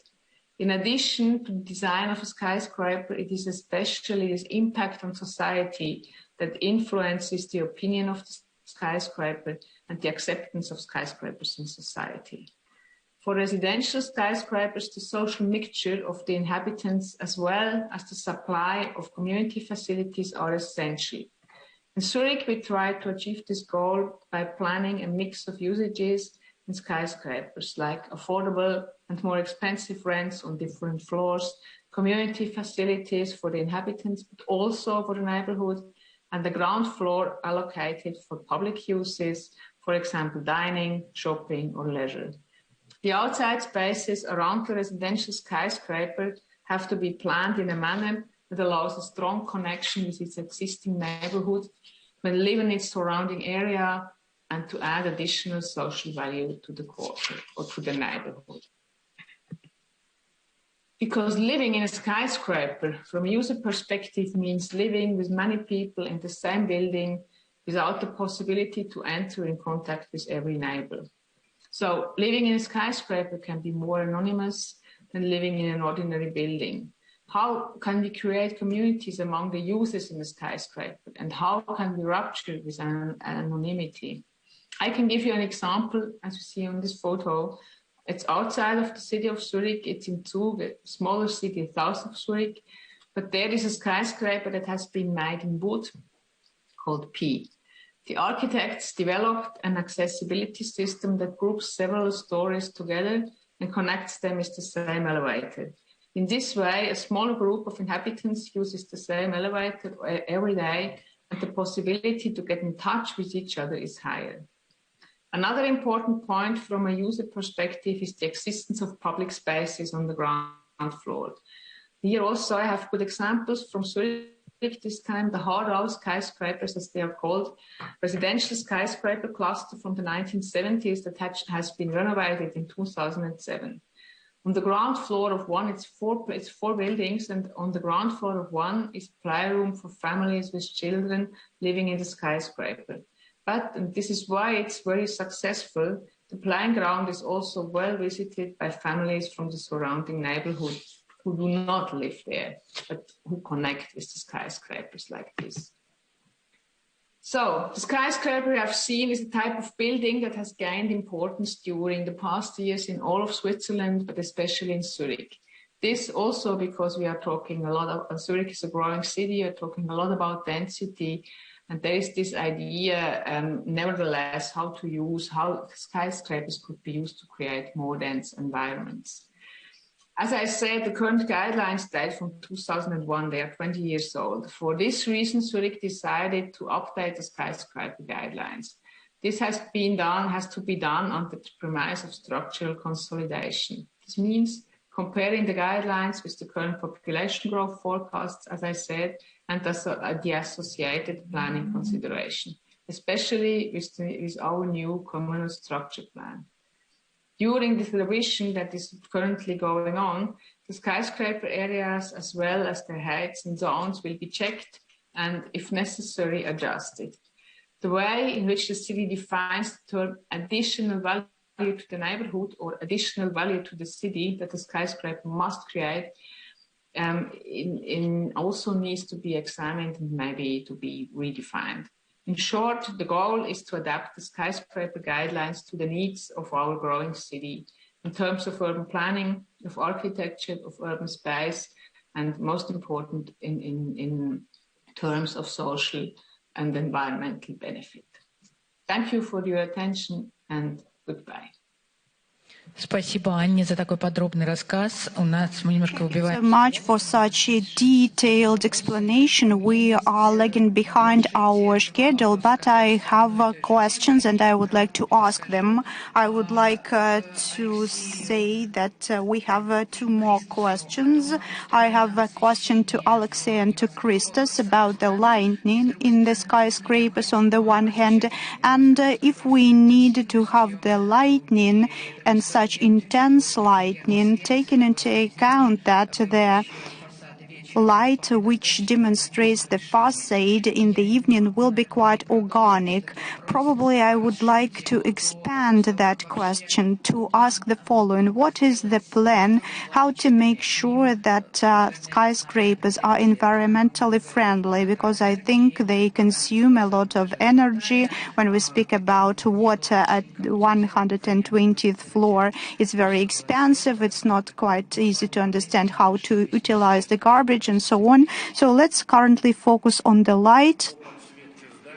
As for the lighting of the buildings and skyscrapers, I think we do not need to have very intense light, because when we have the light from the earth towards the sky, it's just a notion that this building is there. And to make sure that we stick to the aesthetics, we need to make sure that this is the professional who works with that. We need to highlight it in the night time to make sure that we pay our attention. As for the internal light, of course, this is something according to the regulations and requirements, something which is comfortable and convenient for those who live there or who work there. Concerning environmentally detrimental way, we speak about concrete, but concrete is an environmental material. This is done from crushed stone, sand, and so on and so forth, and this is natural. And when we demolish the buildings, we ensure that everything is reprocessed, and then we use it as a crushed stone or some other ingredients back in our construction. We might use that, for example, in road construction. That's why when we speak about concrete, it's one of the most environmentally friendly materials. As for the gold water cost, of course, it's something which misleads us. It doesn't really matter at which level we need to pump the water, on the 17th floor or on 100 plus floor. We do not spend a lot. That's why when we speak about engineering construction of the skyscrapers, we do have some difficulties. I think that we need to ensure the vertical transport, first of all, in the form of elevators, and it's very difficult to evacuate people from the building if necessary. And of course, air conditioning is very important, and it is one of the most challenging parts. Do you have some ways to resolve those challenges, those issues? Well, I think it's something which should pass its own evolution. Our well-known companies, Hire and other companies, are brilliant, and when they face the requirements of the city and the requirements of the architecture, they resolve them. And of course, we need to have good solutions, because we do not need to drill the walls to install air conditioning units. That's totally wrong. But I think it's not a problem of the high-rising buildings. Of course, nobody is drilling the walls to install the air conditioning units when we speak about skyscrapers. But in general, Moscow and Russia has a good chance for optimization of the high-rising construction. Because if we, for example, compare ourselves with Dubai, and today we also heard some of the comparisons, when we speak about hot climate, it's even more challenging to resolve it, because we know that to heat for 1 degree centigrade is 4 times cheaper than to cool for 1 degree centigrade. And I think it's even better that we have such environmental conditions. But on the other hand, we have different problems. For example, we may have ice freezing and it may fall down afterwards. But anyway, all the technologies which allow to deal with that, they already exist. And if we compare the cost of land, of course, we may say that our expenditures are not so high to stop constructing rising buildings. Thank you. I also have a question to Sergey from Oleg Solovyov.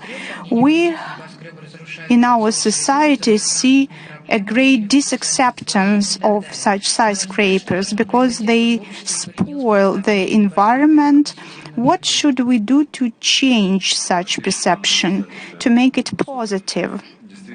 It's a very good question. Thank you so much. Indeed, it's actually a mystery for me.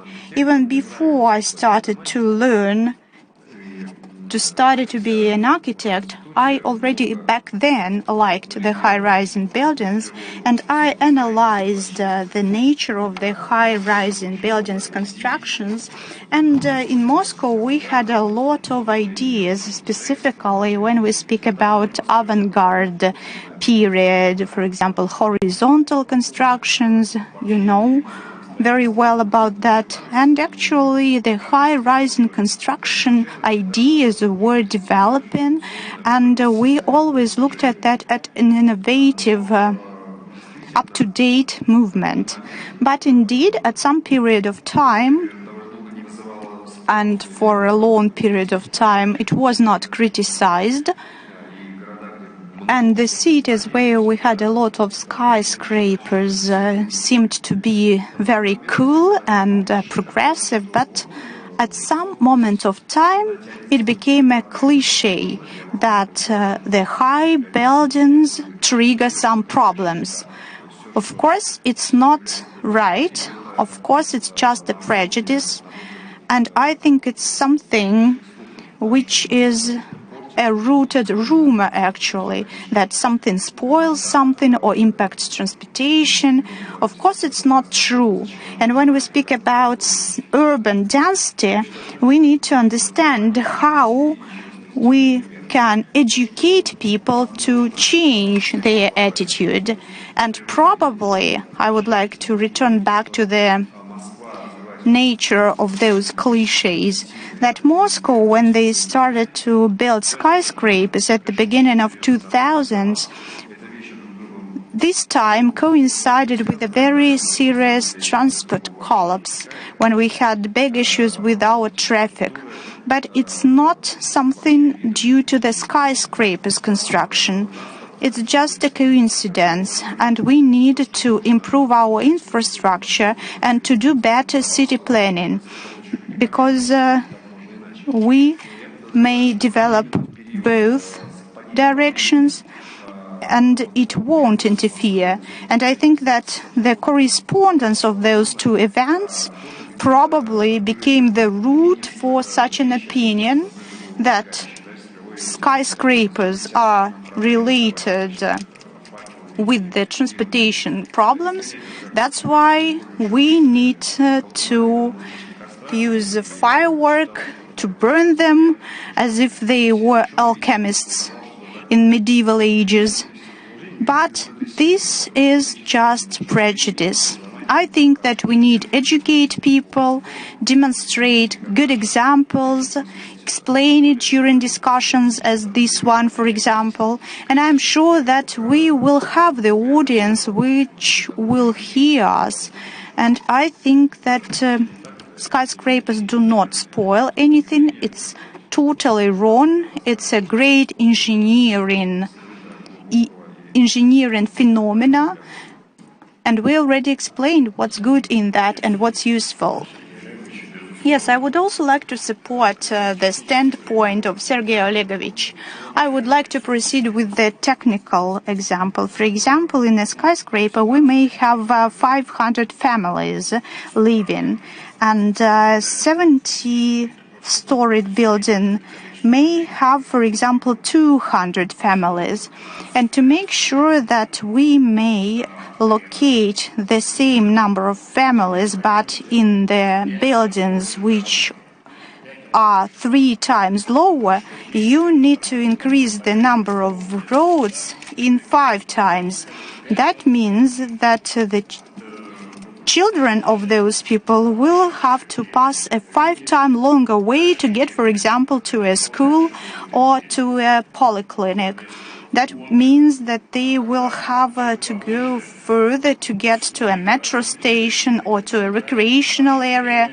And if we have a higher building, then we do not spend our time, our life on the road. You need to live like 15 minutes only away from the point where you can work or do something. Do we have any questions from our audience? If not, then I would like to return back to avant-garde mentioned by Sergey. And we have a good book that is called Culture.2. And that book suggests that it's also a kind of a war of egos. Who's better, who is higher, and so on and so forth. Do you think it's still relevant now? And Alexander Gusev wrote a great book, and I liked the author, and we even contributed to the publishment of the book. And this is called Language of Templates or Prejudices. And I think this is a great book concerning urbanite construction, but I think that each should have his or her own opinion, and we should always doubt the opinions of other people, even if they are experts. And to say that all the high-rising buildings were created only for the economical purposes, that's wrong. Of course, some of the skyscrapers were constructed to show up, to demonstrate something to somebody, but I think we should not tell that everything is the same and everything reaches the same goal. And once again, the analytics of successful cities will demonstrate that when we speak about the skyscrapers, we use them as a tool. And even Zurich, you saw the presentation, and Zurich, which is associated with the low-storied buildings, historical maybe, somewhere near the lake, but even Zurich is currently finding the place for the skyscrapers, even under such conditions. That's why I totally disagree that it's about ego and ambitions. But probably if we have Bologna, for example, and if we have San Gimignano and those towers where owners competed, which tower is higher or bigger? Yes, we did have such examples, but still they had a very good functional logic behind it as well. And it's very good to analyze it. It's useful.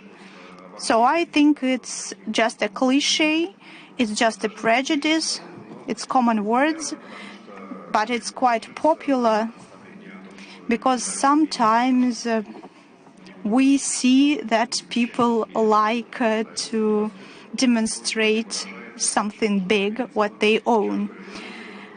And once again, I would reiterate, we should not think so. It doesn't work like that. Yes, I totally support the words of Sergei Olegovich. I never saw, neither in Moscow nor in Russia, the idea that architects or designers would suggest to have 5 stories more just out of their ambitions. Well, actually, the art of architecture and how architecture became a separate part, a part which is not construction and development. The idea was that people liked the place where they live, and now we live in different cities, and they're different because we have beautiful architecture. It's not a product. It's not something what we can see in the suburban areas, for example, where we have similar, absolutely identical premises. And actually, when we speak about high-rising buildings, it's not simply technology, it's not just a place to live, it's also art. And I would say that people like something which is extraordinary in cities. I doubt that somebody would say that my own suburban part of the city is the best one. I like all those identical buildings, and this is the best part of my town or city. I am sure that we may use the skyscrapers, we may use the architecture. I don't think it's about ego. And by the way, ego is not so bad. And we can also have a look at the number of stories in Moscow buildings, and we may calculate how many selfies and photographs are done against the background of Moscow city. That will be clear then what are the background. Do you have time for another comment? К нам пытается подключиться. Is somebody going to... So, Christos is on the screen. Yes, the floor is yours. Yeah, I just wanted to contribute to this conversation because I'm also a lover of the ideas of the suburbia, but I also do love the kind of the energy and the intensity that towers bring to a city like New York, to a city like Moscow, to a city like Los Angeles or other world cities. And I think in all the conversation today, I noticed that we discussed all the issues, and I support, of course, my co-speakers here, but we shouldn't forget a very fundamental and abstract fact that skyscrapers are very good at multiplying the land in which they rest on, and therefore they liberate a lot of the natural landscape around them by building floors on top of one another. And as a mechanism, I think especially for urban centers where land is very scarce, potentially also very expensive, they're very effective instruments for creating volume without necessarily occupying a lot of land. Think about this. Can you imagine a city, and Moscow does have that challenge at some point, that expands in so many hundreds of square kilometers that it becomes endless, a little bit like Los Angeles, that you get lost in an endless labyrinth of low-rise 2- or 3-story buildings. That is also not the way. And because I think this argument is clear, I would like to suggest that this question shouldn't be so black and white. It shouldn't be skyscrapers, yes or no. No, I don't think that's the right way to phrase the question. I think there can be all sorts of different types of buildings, and that's what makes cities rich. When we go in a forest, you don't look at tall trees and say, well, why do we have tall trees here hiding the sky? Why do we not only have bushes? A forest has trees of all sorts of different sizes and shapes and forms, and the city needs to have some of that diversity. That's what I would like to say. Большое спасибо, Christos.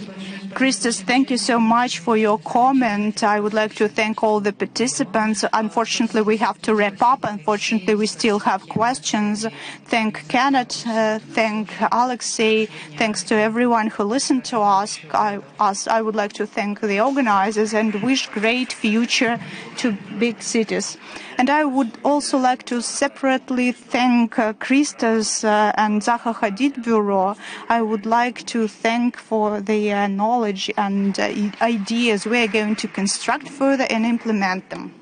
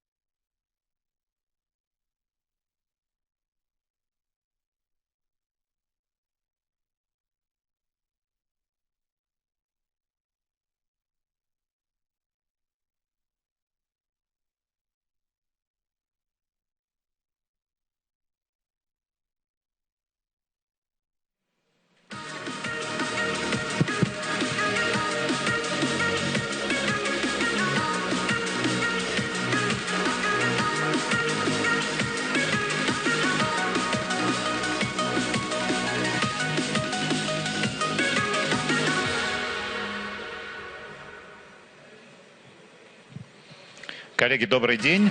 Меня зовут Алексей Гусев. Я являюсь директором. Colleagues, good afternoon. My name is Alexei Gusev. I'm Director for Innovation Ecosystem Development of the RVC, Russian venture company.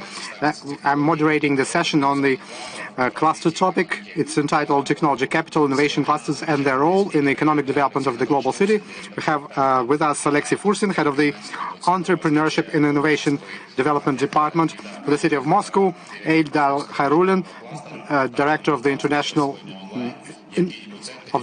Medical Cluster. We have two people online. Evgeny Kutsenko, Director of the Russian Cluster Observatory, which collects information on cluster, and Christian Kettles from TCI Network, the most important international expert group that unites sort of clusters of network. He's kind of our main international expert on the cluster topics.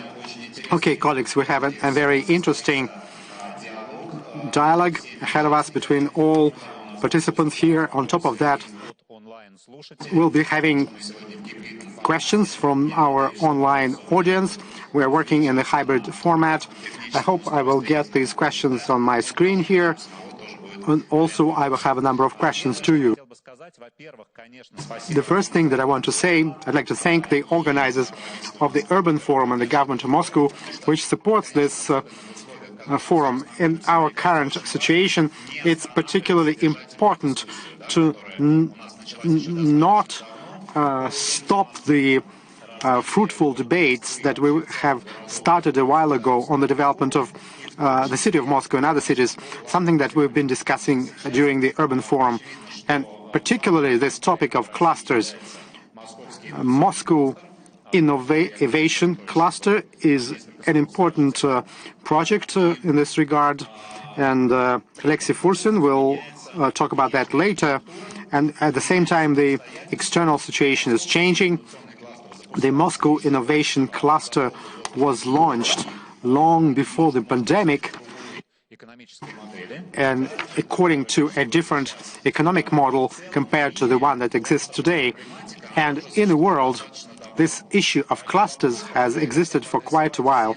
Here's my first question to all speakers. From your point of view, all these changes that take place now, how does it change our attitude to clusters? For example, we all see that the role of space mobility is changing. It's a trivial thought, but many people are switching online, working remotely, and for a cluster, an important point is that these assets are located next to one another. Technoparks and other innovative infrastructure elements are quite close, which allows companies to more efficiently build trust, reduce transactional costs and things like that. But these things are changing now, and there are also factors that are connected to support measures. I am a victim, in a sense, of this reform of the development institutions. Well, victim may be too strong of a word, but in any sense, the situation with the support of innovative companies and business is changing gradually. And to me, there are important factors that can impact our cluster policy. That's how I'm going to be asking my questions. And first, let me give the floor to Alexei Fursin.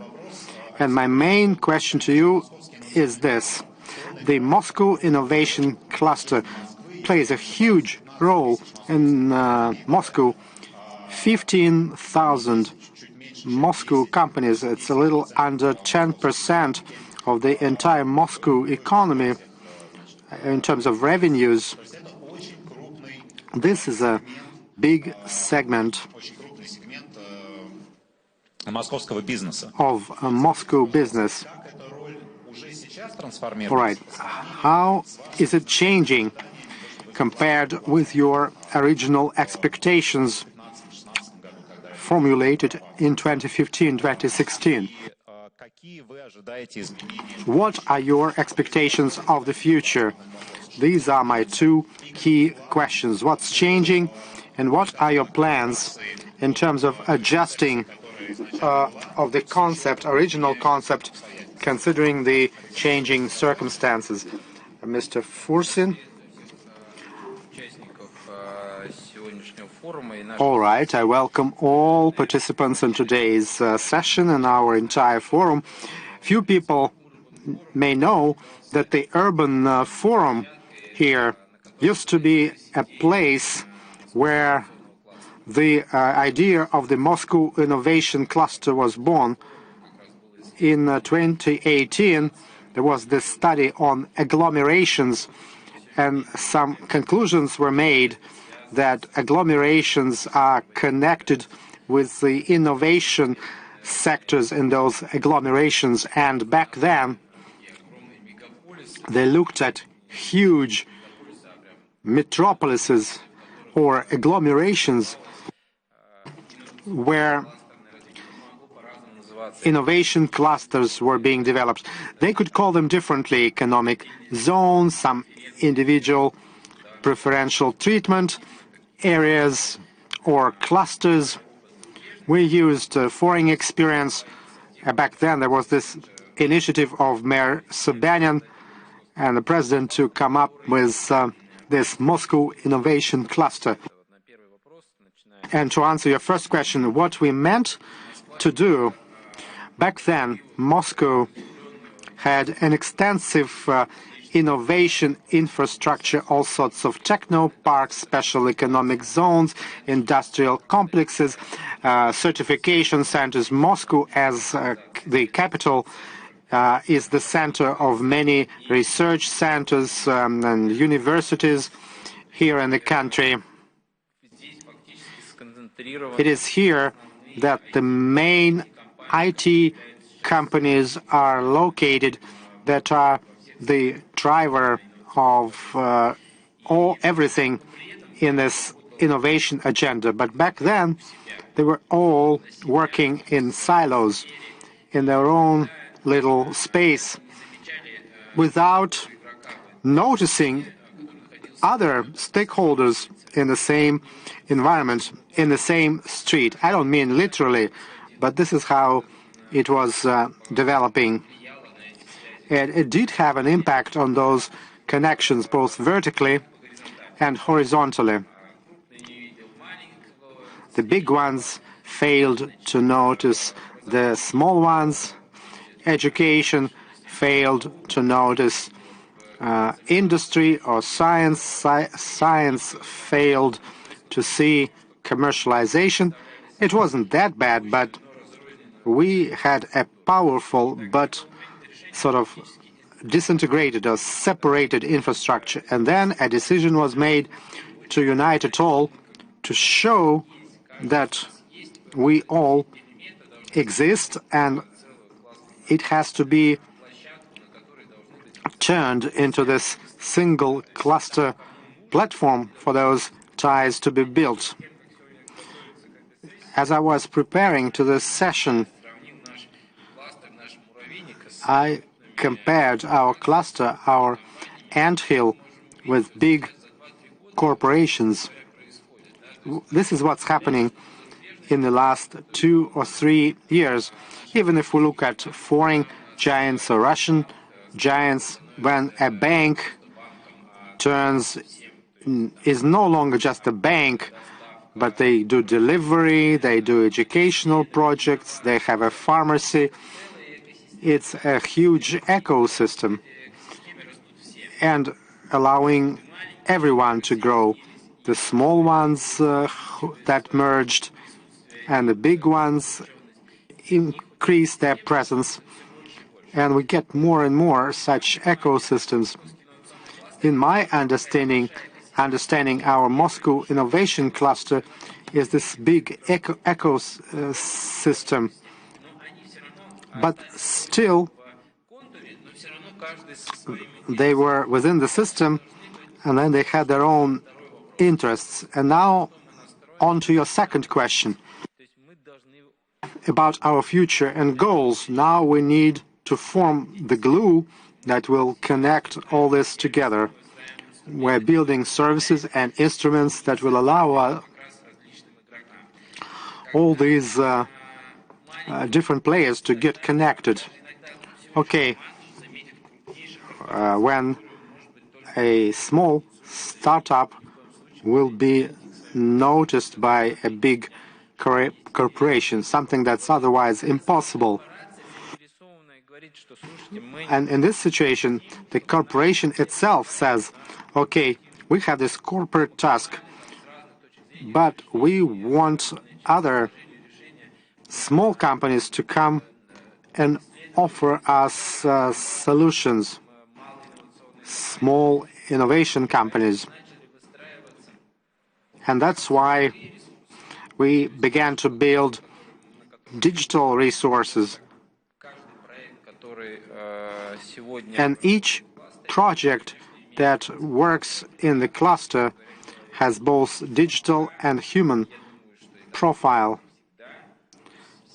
At this point, behind any digital service, there's a group of people, there's a team that's doing it. So in any case, you can have the contract manufacturing exchange, and it works automatically, but there's a team behind it that makes its operations possible. Now, our goal is to maximize the number of links. At the end, we need to get a product as a result of this cooperation. At the end,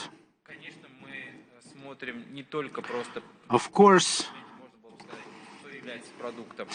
you could say, what is a product? Is it something patented or some kind of research results? But also, it's about whether it makes economic sense or not. And of course, at the end, it has to turn into the economy of the company, of the city, of its people. Our main KPI is the number of innovations in the form of products, solutions, software, new equipment. It's the number of people and businesses involved in that, and also the amount of money around those projects that will be implemented in clusters. All right. You use this metaphor of glue, that a cluster is like that glue. What are the elements of what you already built? You're talking about Moscow and AI services and other tools. What works better? And what do we need to get in the nearest future? That's my second question about the plans and how the cluster structure will be changing due to some external consequences. What works better? What works better? Okay. There are some projects that are connected to the market discovery, and there may be this market that was not accessible to the innovators. These are accelerators and complexes where the client is a big private company, a bank or a state corporation, and Yandex.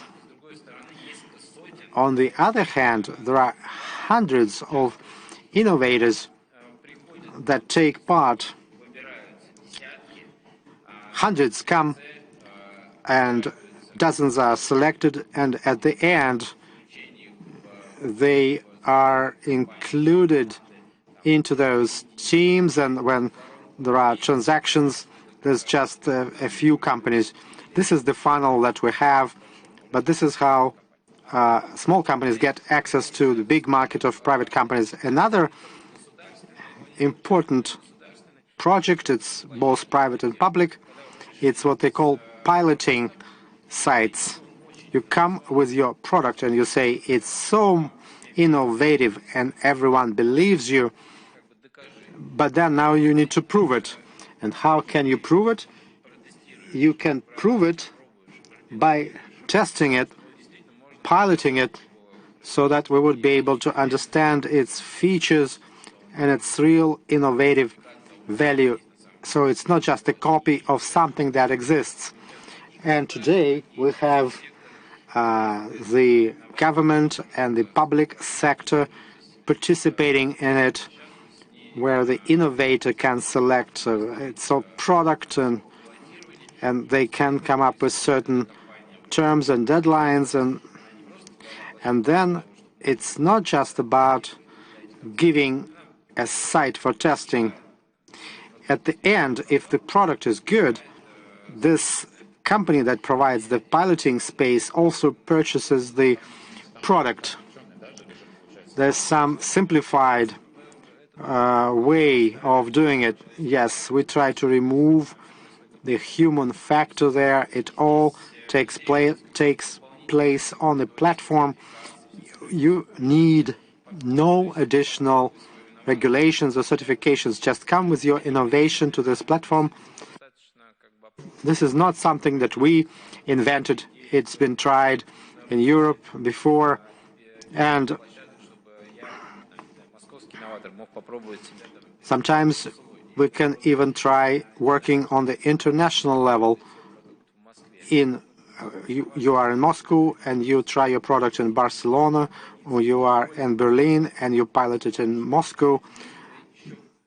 There are no geographical borders for innovations. It's very important to connect the innovations with the international market. In some products, we can say that the government sector and domestic market can ensure the consumption of this innovation for a while, but after a certain period of time, this innovative company will have to go beyond Moscow and Russia. What's new here? We are following this journey, and the innovations are not something that's done by state-run corporations or startups. It's done by specific people, individuals, and that's why we are working on attracting people who would be able to come up with those innovations. We teach them to protect their IP and teach them how to commercialize it. We explain to them how they can use the innovation structure of the city labs, patent support and certification centers, so that they would be able to create it all and use their creativity for some financial results. All right, thank you. I think at the end we will have some questions, and perhaps there will be questions to you. And then now I'd like to give the floor to Christian Kettles. Christian is connected to us online. Let me start by the same question that I asked Alexei. But this one, it's not about Moscow, but rather it's about global clusters that are part of TCI network. Christian Kettles, in your opinion, of all those criteria and approaches that worked 10 years ago, when it all started in Russia, this cluster story, when our clusters began to join TCI. So compare 10 years ago and now.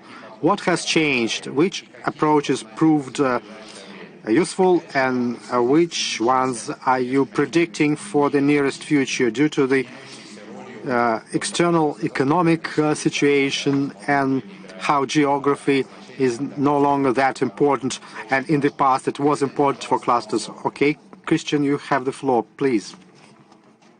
Well, thank you, Alexei. It's a real pleasure to be part of this discussion. I would only hope to be also physically in Moscow, but I hope that will happen soon in the future again. Now, to evaluate the progress of the Russian clusters and the Russian cluster policies, I think, you should probably better ask my Russian colleagues that are studying exactly this, year by year. What I can see from the outside is that Russia has become much more sophisticated in terms of kind of collecting data, understanding the processes, and also thinking about the role of clusters in innovation and overall economic development. So I think there's much better infrastructure, much better thinking around how to do this. Now, the key question is, of course, how do you apply these type of ideas? And I think the key challenge for all of us, not only in Russia at the moment, is figuring out how the pandemic is affecting the role that clusters and cluster organizations can play. Now, I think what we've seen in our global network is that in the initial crisis response, a lot of people thought that, this is about public health and it's about macroeconomic responses so that the economies kind of don't go into cardiac arrest. There's no room for supply side instruments like cluster organization. But it actually turned out that clusters in many places were extremely critical. And they were critical because they have some assets that others don't have, that make them unique as an intermediary. And I think that also came out in the comments that we just heard about the Russian Innovation Cluster. They have the linkages with the local business community, and they have the trust of many of the business leaders in those clusters. And what that allowed them to do is react much more flexibly in the discussion with these business leaders, both on how to help them survive, but also on how to mobilize the economic community and companies and manufacturing and so on for PPP equipment and things like that very quickly in the crisis response. So that was in the immediate crisis. Now, as we think about getting out of this crisis and moving forward, I think the question, of course, is, will clusters still be there? I do agree with you, Alexei, that the role of geography is kind of, being put to its test again. But my sense is that does not mean that clusters will be less important in the future. It will probably mean that they change their nature as they have changed their nature over the last 20, 30 years. Clusters are now much more internationally connected through global value chains and so on. But there is a certain type of activity, especially connected to innovation, where geographic proximity, I'm convinced, still plays a critical role. Now, we need to observe that and we see what the data tells us, but I think, I would be very surprised if that goes away. The other point, and that's more to clusters as a policy instrument, is I think exactly what we just heard in the discussion about the Moscow Innovation Cluster. There is a need to do two things. One is provide an intermediary service to these new emerging ecosystems, innovation ecosystems, industrial ecosystems in many new fields where different players have to get together. There's collective action that needs to happen and somebody needs to help orchestrate that. That's more necessary than ever. And so the type of actions that cluster organizations provide, I think, are more needed than ever. And the second part, which also came out, I think, in the Moscow example, is on the side of government.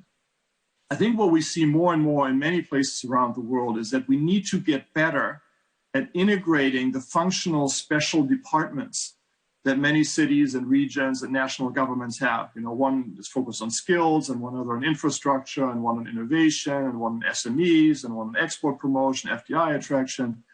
Somebody has to integrate that and bring that together with a comprehensive understanding of what your competitive advantages in this location are and what this cluster needs. And that's exactly what cluster organizations, I think, can provide. And that will be, as I said, probably even more important in the future than it has been in the past, because a lot of things around us are changing. And this is really a time where clusters and companies and regions have to rethink their strategy and kind of have to reestablish where they are and what they are competing on. Alexander, do you want me to continue and talk a little bit about some international examples, or you want to pose another question? Если позволите, я бы, наверное, уточнил. If you allow me, I would clarify concerning your latest statement. You said that the role of a special public organization inside the cluster, as you've mentioned, may grow, may expand and become more critical as compared with the previous time, because when we spoke about a cluster, there was always an option. Some of the clusters were naturally grown, and some of the clusters, I wouldn't say artificially created, but with a big support from the state. And in the context of what you've said about the increasing role of those dedicated cluster organizations, especially those funded by the state, how the situation will change. On the one hand, we have naturally grown clusters, and on the other hand, we have, let's say, artificially created clusters supported by the state. Do you think the situation will change? Yeah, I mean, so for me, I would maybe differentiate more according to kind of what's the need for change. You know, if you have what you call an artificial cluster, it basically means, you know, we want to transform the situation. There's probably very little at the moment, and we have big ambitions for this type of sector and that type of activity. And so I think the whole effort is to kind of transform the business environment in this cluster, attract economic activity, making sure that something happens. I think in that type, you know, you need to, in that type of situation, you need a lot of integration of different policy instruments at the disposal of the government. You need a strong entity that provides that, and it's natural that that is a government player rather than a private sector player, because there isn't much to coordinate. If you are in a stable situation, you know, a strong cluster that has a set strategy, it's clear how it's competing.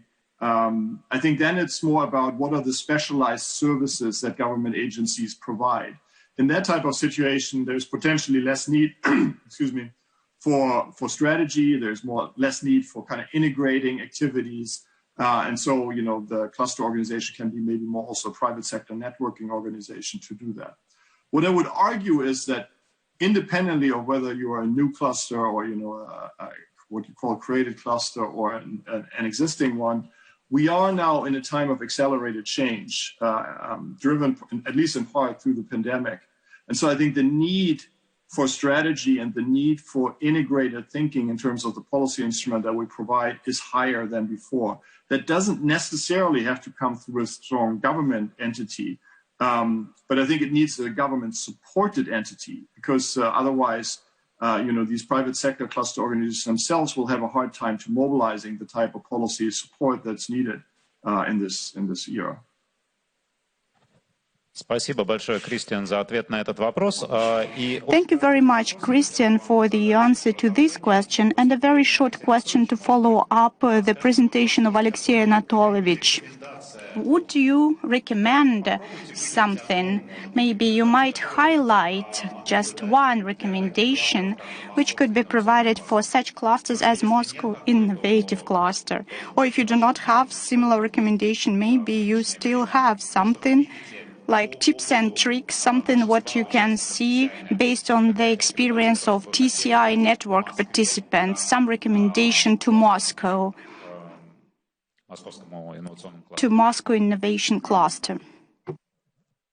Well, I mean, I do think there, you know, I don't know the specific situation in Moscow well enough to kind of give very clear advice to the colleagues. So that's not my position. But I can share some observations, of course, from other locations and what we've seen there. I think one key question is really, how do you integrate what you do at the cluster level with the activities that you pursue at the city level in terms of kind of cross-cutting competitiveness? I think the examples of successful efforts that really move their regions forward are ones where you not only think about your cluster as kind of a standalone entity, an island, if you will, but more as a sort of an icebreaker, you know, the tip of the spear that allows for changes, and whether it's in the perception of the location or in the business environment condition or the attraction of foreign companies, but enables changes that benefit not just the cluster, but the broader competitive positioning of the city. And so that means as a cluster manager, you have to think about your role not just in serving your direct audience, your direct stakeholders, which are the people in the cluster, but you really have to think about your role in the broader city economy. The other issue is connected more with the connection between the city and the country. I think Moscow obviously is economically very dominant in Russia, plays a key role, but still you are part of Russia. And I think a lot of what you can do and what you can't do in terms of your economic growth path is shaped by the nation that you are part of. And so I think it is important to really think through what's your relationship with national policies, where can you leverage what the nation is offering, where can you play complementary roles as a city, how can you leverage the regions around Moscow or connections with other Russian cities. Moscow is not competing globally on its own. It is competing as a part of Russia.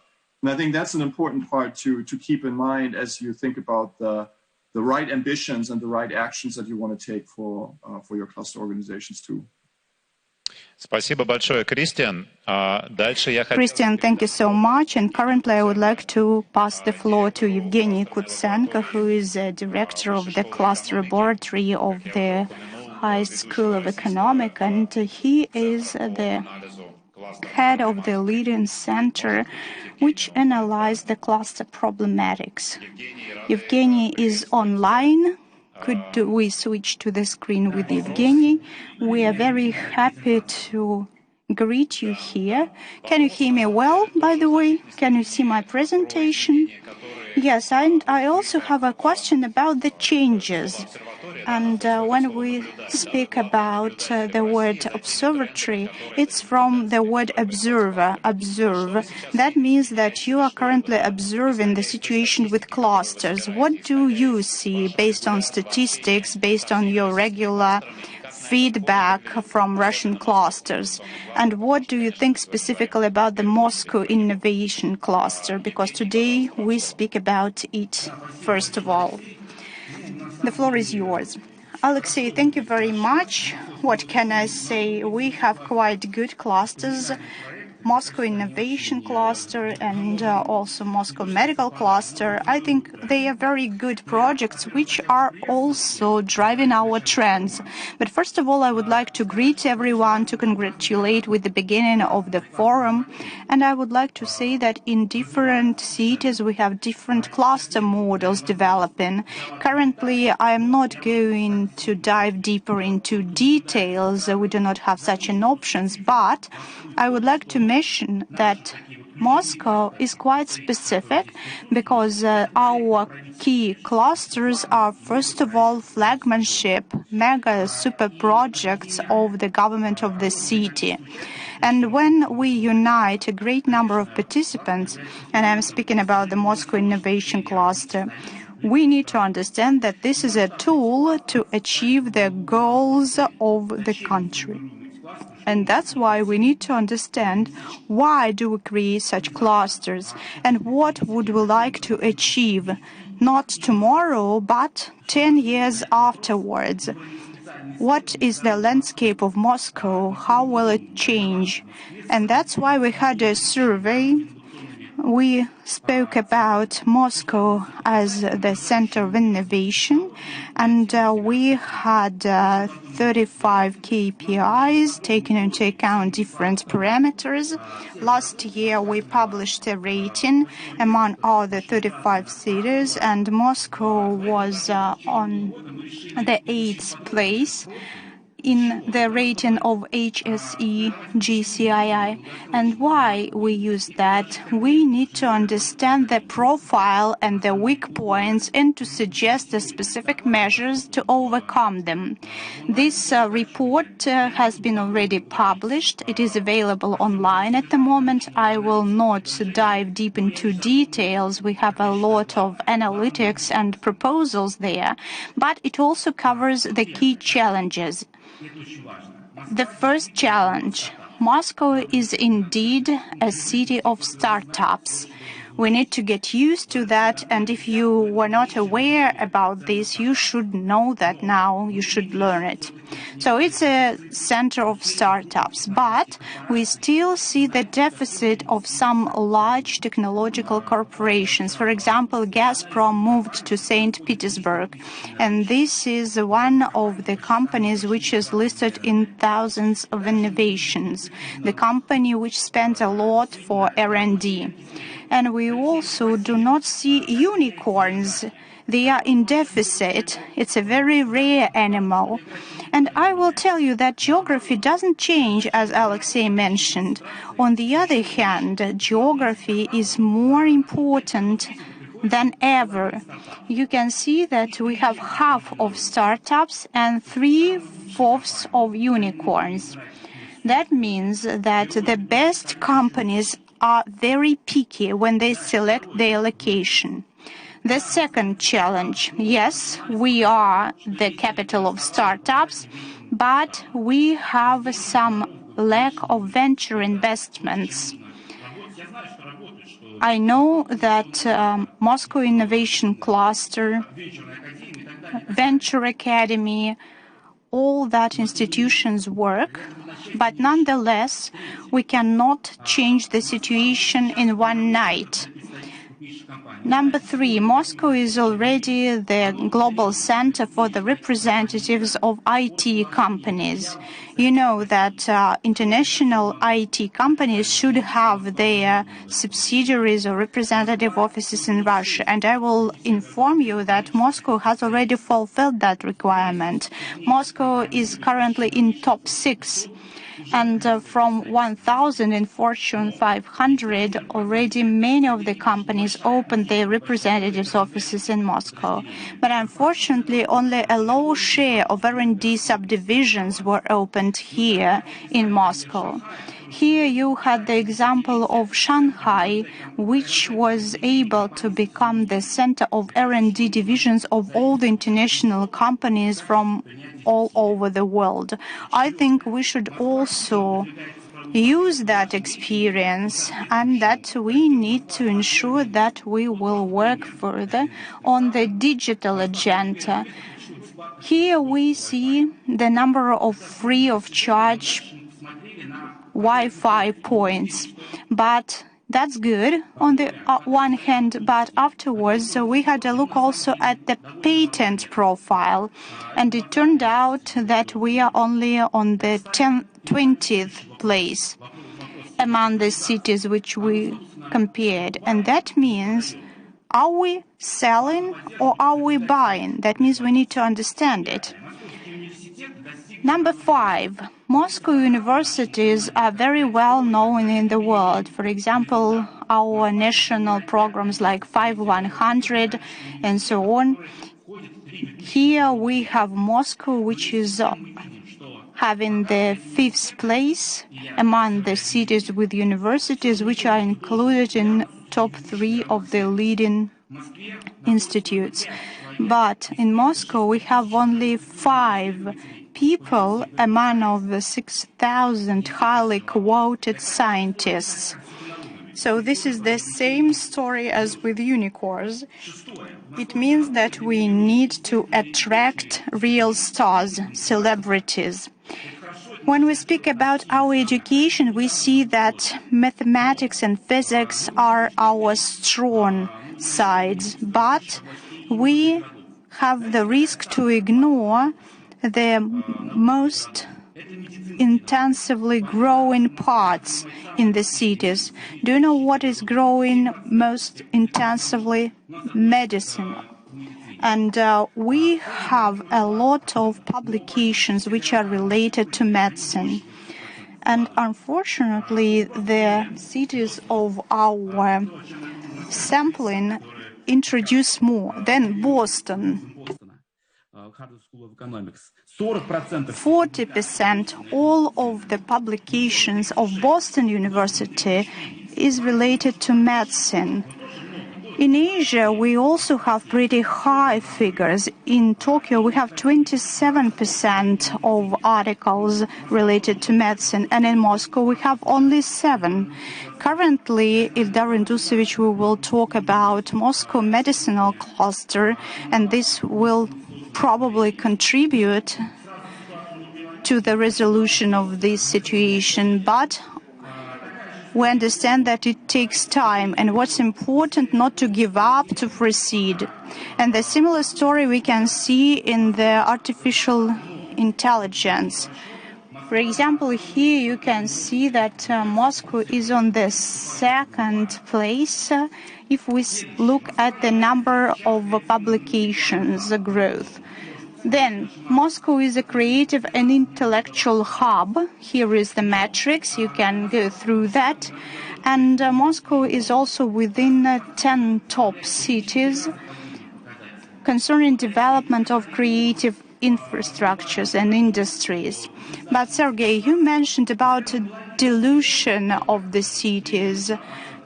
But half of the far-fetched information, according to far-fetched information, fashion brands are not here. We are lagging behind New York, for example.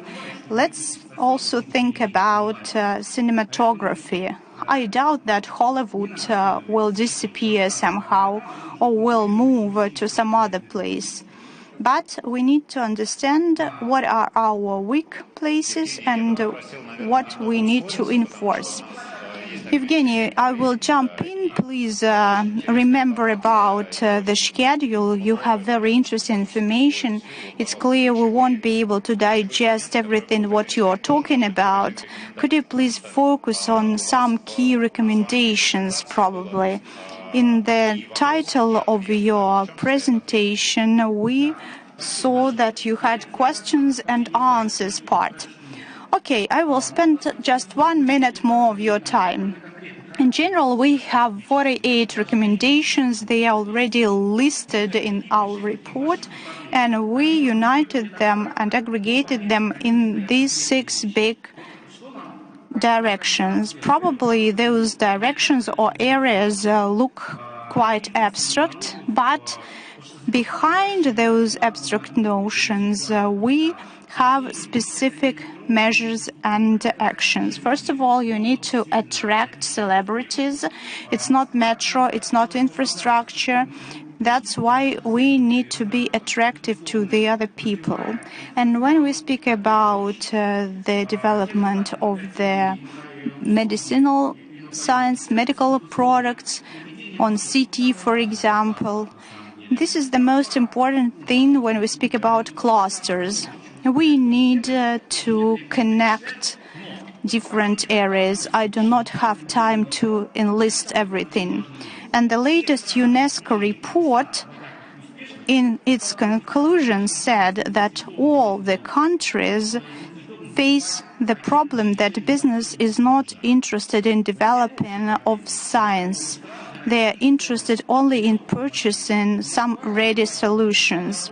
And I think that it's not a problem for other cities, but it's a problem for Moscow also. But I'm sure that Moscow will be able to find the way out of this. We need to focus on safety and environment, and we need to think about the new international image of our city.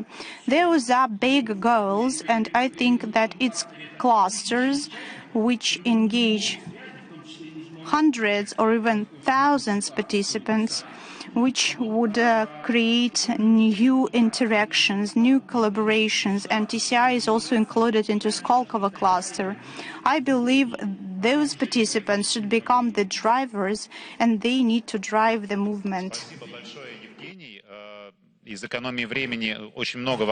All right, thank you, Evgeny. To save time, I'd like to ask you lots of questions, but I don't think we need to do that, because pretty soon the next session will start, and we have one more important speaker, Eldar Khairulin. Let me give you the floor. He is the director of the International Medical Cluster in Moscow. We got some interesting data in terms of the ranking of Moscow in medical sciences, and maybe you will comment on that. And let me also ask you a question. Because of the pandemic and also because of other factors, there's this opinion that in 2010s, IT companies were dominating among the fastest growing companies, and digital technologies were the main drivers of the scientific progress. Then in the 2020s, it will be the medical tech. What do you think about that opinion, and comment on some of the data in Evgeny's presentation? The role of medicine and biotech will be increasing and has increased. It's really high. Everyone understands how important that is and how it is attractive in terms of investments. This trend really works, and we feel that our investors became interested in that area. As you said, we were specifically created for that purpose. In 2014, we realized that more than 200,000 residents of Russia go abroad to receive treatment abroad. And then we came up with this idea to create an organization where we would be able to use foreign medical practices without additional certification and registration. There was a special law passed for our operations, and we began operating in 2015. It's all about the development of medical technologies, transfer of educational, bio, and medical technologies, and how to commercialize it all.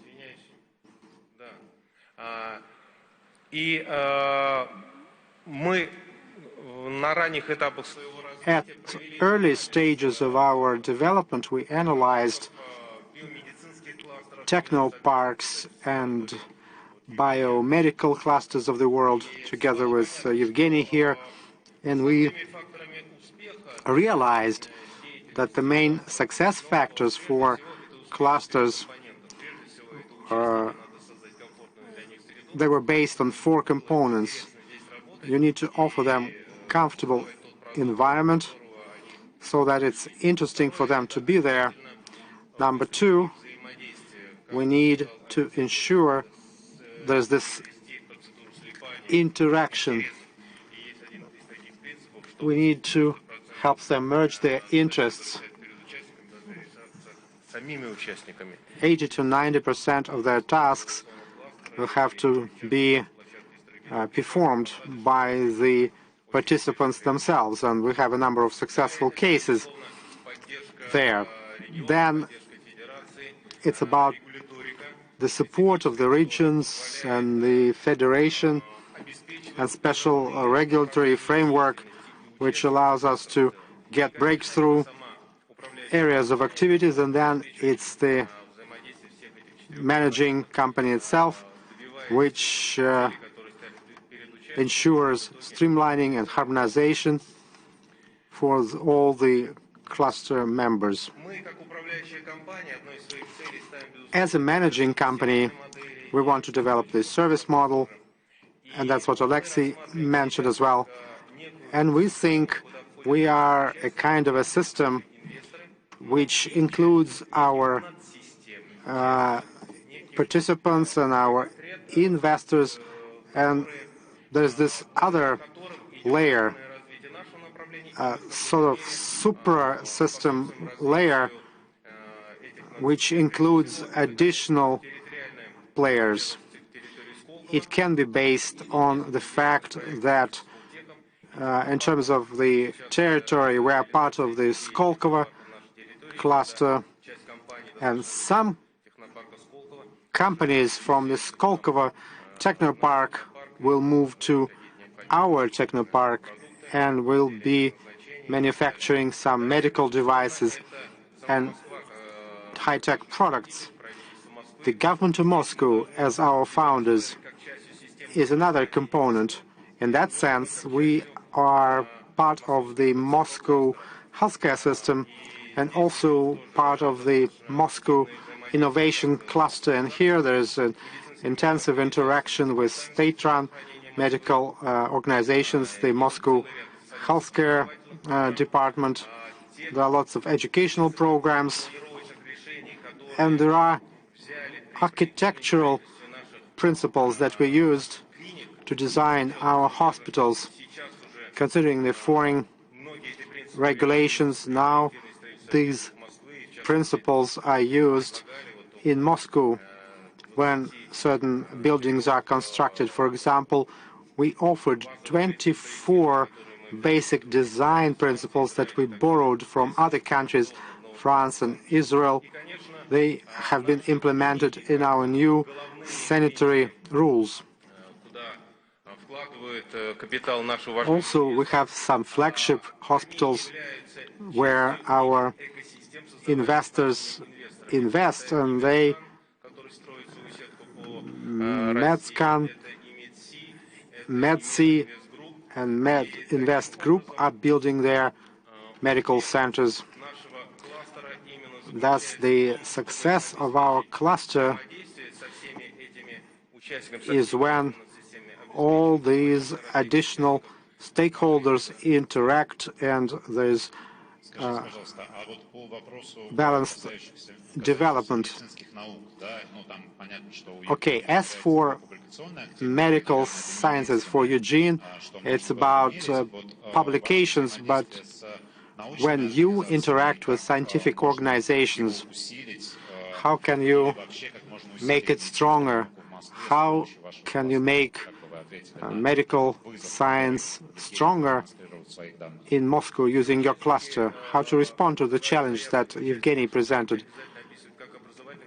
All our applicants, by definition, describe both educational and R&D components of their project. If something is already used abroad, it has to be mentioned by our applicants. We are willing to become a place where such foreign technologies could be tested at the level of clinical trials. We interact with federal R&D centers, with the city-level hospitals, and there are projects to introduce innovations in the work of nurses, and there are new projects on molecular oncology. We develop new forms of management of medical organizations in terms of their safety and security, patient-oriented systems. Eventually, we need to get to the sustainable development of our participants and medical organizations. Thank you, Alexei. Maybe you may express some ideas about the Moscow medical cluster, and after that we will end our discussion. The topic is interesting, but we are running out of time.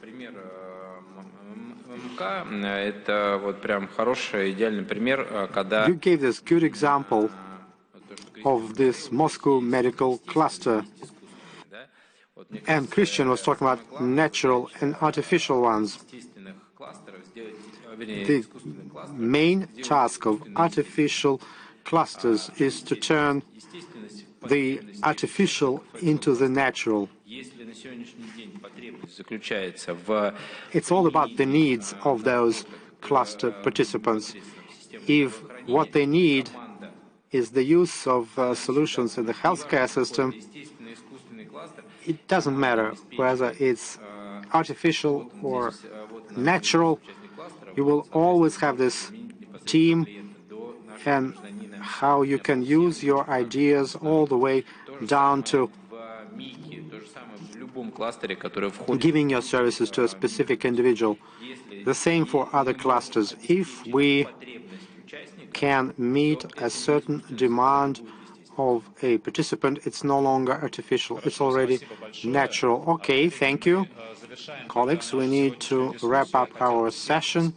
I would like to thank all the speakers and all online listeners. Special thanks to those who joined us online. And from Christian Kettles, let me tell you that there's a presentation. Christian has a set of slides, and it will be available to all participants, but because there's lots of interesting data and the examples that Christian is using on top of what's been said. Thank you, distinguished colleagues, and have a great forum here at the forum. Goodbye.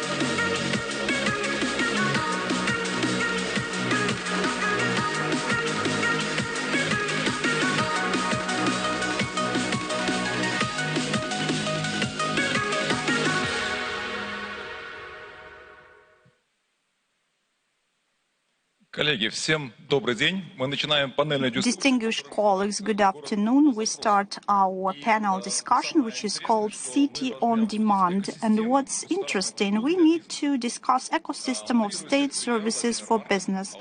I am the moderator of the session. My name is Vladimir Markin, and today with me we're going to work with Maxim Gaman. He is going to be the speaker on behalf of the Minister of the Moscow government, head of the Moscow City Property Department, Suren Vardanyan, the Vice President of the Moscow Trade Chamber, Anatoly Kashutin, he is the representative of the trading platform, Anatoly Kurmanov, the project director of the Smart City, Vladislav Anishchenko, the president of CSR, head of the working group Digital Public, Lyubov Tsvetkova, chairwoman Moscow Investors Association, and we are also going to have Andrei Kashutin, general director. And we are going to thank everyone, and being a speaker, I would like to ask several questions which were not voiced in advance. I would like you to provide the answers to the following three questions. First, what is the digitalization level you believe was already reached in your area, in percentage or in share? The second question, who of the market stakeholders is mostly interested in further and fast digitalization? We have state, we have officials, we have different market participants. And the third question, what is your opinion? How fast this digitalization would go, and what are the priority steps for that? If you accept such agenda, then I will give the floor to Maxim Gaman. And we have timing of 10 minutes per speech. The floor is yours. Good day, Vladimir. Good day, colleagues. For us, digitalization is not just a posh trend, and it's not something of a challenge we faced. When we speak about digitalization, it's our routine, systematic work during many, many years. And it was 2010 when we started to digitalize our public services. We started with our internal processes, because to make sure that we suggest something to the outer world, we need to make sure that it works inside our organization. So I speak about the inter-agency interactions, the interactions within our organization, and afterwards we commissioned under the industrial operation everything what could be afterwards suggested to the market. So, as for your question about the level of digitalization, I would split it into two parts, before the pandemic and after. If we will speak about our functionality and our experience of conversations with business and citizens, then we had digitalization level as a priority, and we believe we have pretty high level of digitalization. But when we speak about public services, it's not only for business but also for the citizens. We have a very strong social component. I think we had a boost during the previous year, and it was a direct response to the challenges we faced during the pandemic. And what's even more important, now we also have courage, and we also revisited some of the ideas. Because, you know, when we speak about public structures, we deal with an organism where we have to take the decisions with several participants. That's why there were several fears and we had concerns, and it was difficult to move forward very fast, and probably later on this trend or even this drive will remain. As for the achievements, what can we fail in our cooperation with business. In January in 2010, we made the first step forward, which could be taken as the reinvention of the state services. You know that each of the bodies is trying to work digitally, but we had a higher bar. We suggested to start providing public services online, and we reinvented it, let's say so. For us, it was important not only to provide the option to a person to have the remote format of interaction and application. For us, it became important to provide the state service, the public service, from the very end to the very end only in digital. And that's why we started with the sales of our property using tenders. And when we started in 2010, and when we had first responses, and when we had several rumors about Yuhan, we had already implemented such approach. The sale of public property and the purchase of public property was done remotely from the very beginning till the very end. And that's why when we interacted with Rosreest, we even started to work with that digitally. We signed it digitally, and we registered the appropriate agreement there also remotely. We understand that we should not be complacent, we should move on. That's why we have a high scale and quite ambitious plan to transfer all the services into the digital format. I think that the pandemic became a catalyst which accelerated our movement towards the production operation of the products, which we were already developing. But of course, we need to perform first the work internally, and only afterwards we're able to provide it and propose it to the market. Naturally, we had to respond to restrictions, to the remote way of working. For example, we were one of the first who introduced the video consultancy services. Probably we have complex services. Sometimes it's quite difficult for the users to start using them. And we were able to overcome such obstacles. We were client-oriented. When we closed our offices, we had to change everything very quickly.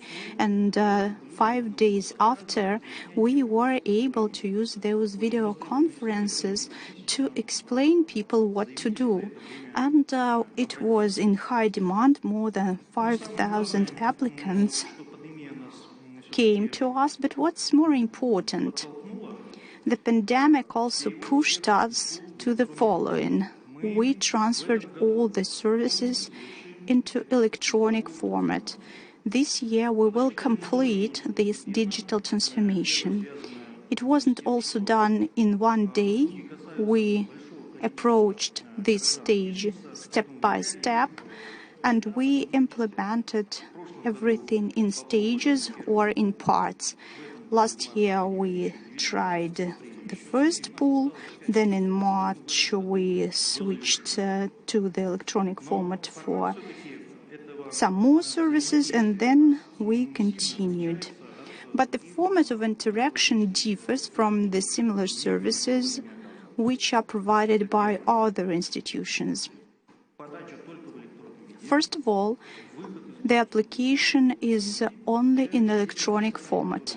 Then you stop working also in an electronic format because you sign everything electronically. That means that you have the public service turnkey. You do not have to go out. You do not have to personally communicate with someone. For us, it's important not just to create some template at a website where you may file an application.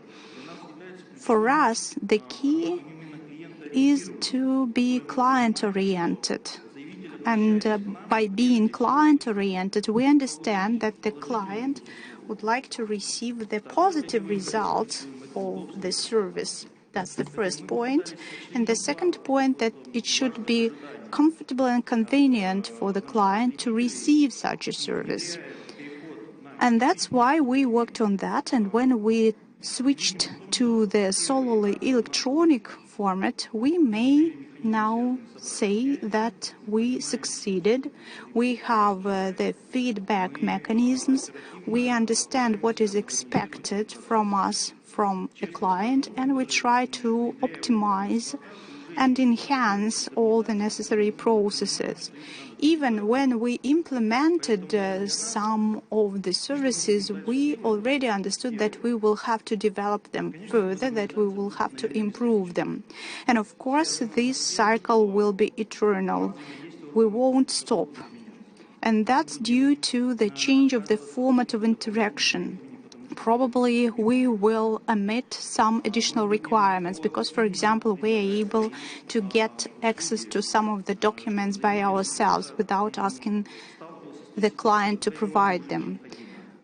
To make sure that the customer is coming to us and we are analyzing different situations, now we can see what could be in demand for a particular client, and we will be able to prompt some actions and activities.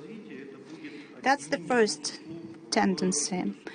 And the second trend is to pool our services into some super services. Such pools are already being created. We already integrate several elements. For example, a wide-scale renovation program.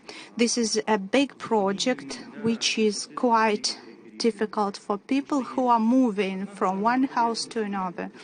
We have something on the surface when you need to move and also take all the documents and receive all the necessary documents, but we also have the issues with the utility payments, with the re-registration, with the necessity to shift the kids to a new school, and so on and so forth.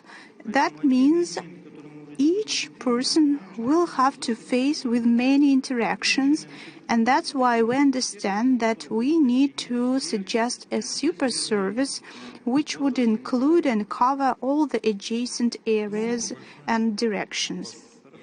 Thank you so much. You still have a few seconds to finish. So what I would like to say to conclude, I would like to tell you once again that we are speaking about the front end at the moment, and this is about the digital format. But at the core of the front end, we need to have the product, and the product should be clear and transparent for the applicant. And from our side, we need to create the conditions to be a market player and to be competitive. Okay, what about your assessment of the digitalization level in your department? If we speak about the mathematical model, it is more than 80%. If we speak about the quality component, then we will see that we can implement something in future, so go from dream to reality. Does that mean that digitalization allowed you not to put on hold the whole machine, but the pandemic even sped up the movement towards digitalization?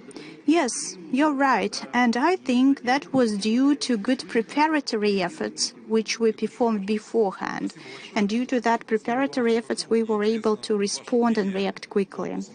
Okay, now I would like to pass the floor to the next speaker, and I would like to ask about the tenders and about the challenges in the property and real estate. Okay, Maxim Gaman had already said a few words about renting and tender procedures.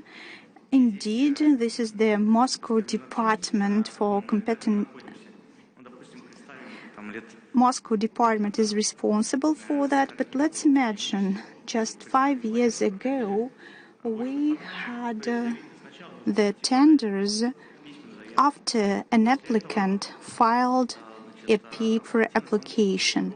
Afterwards, an applicant should come to the tender procedure, maybe not once. Afterwards, you have to come and sign. So that means from 5 to 7 visits to the authority responsible for a particular service. And currently, we have the unified city portal, and via that portal, we are able to rent or sell some real estate objects. And that is completely electronical. That means that you go to the website, and it's not just a photograph, it's a 3D virtual tour. So you may look around and you do not have to visit the site, especially taking into account Moscow traffic. Or maybe it will also narrow the number of objects to be visited personally. That's the first step. Then an application is filed via the personal account. Then it is electronically signed. Then the prepayment is transferred, naturally electronically as well. Then the tender is also conducted electronically. And in case if the bidder succeeded, we also sign that electronically and send it to the Department of the Real Property, Real Estate, and that's it. So the only point is to make sure that you come at least once to see that the object exists. You do it physically when you look at the object. So that means that the level of digitalization is very high. Of course, we need to continue with improvements. For example, we need to improve personal accounts to ensure that it is more convenient for the potential bidders. And we are developing in that area, and we have a joint platform which is being developed to sell and lease out or rent out the real estate objects. And we do not only sell, but we also purchase for the needs of the city.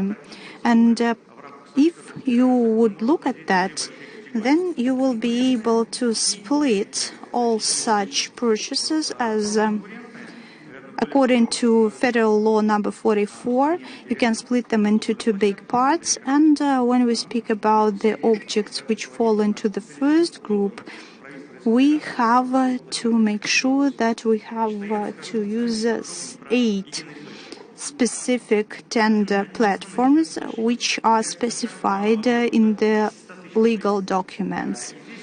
And we also have slow volumes up to 600,000 rubles.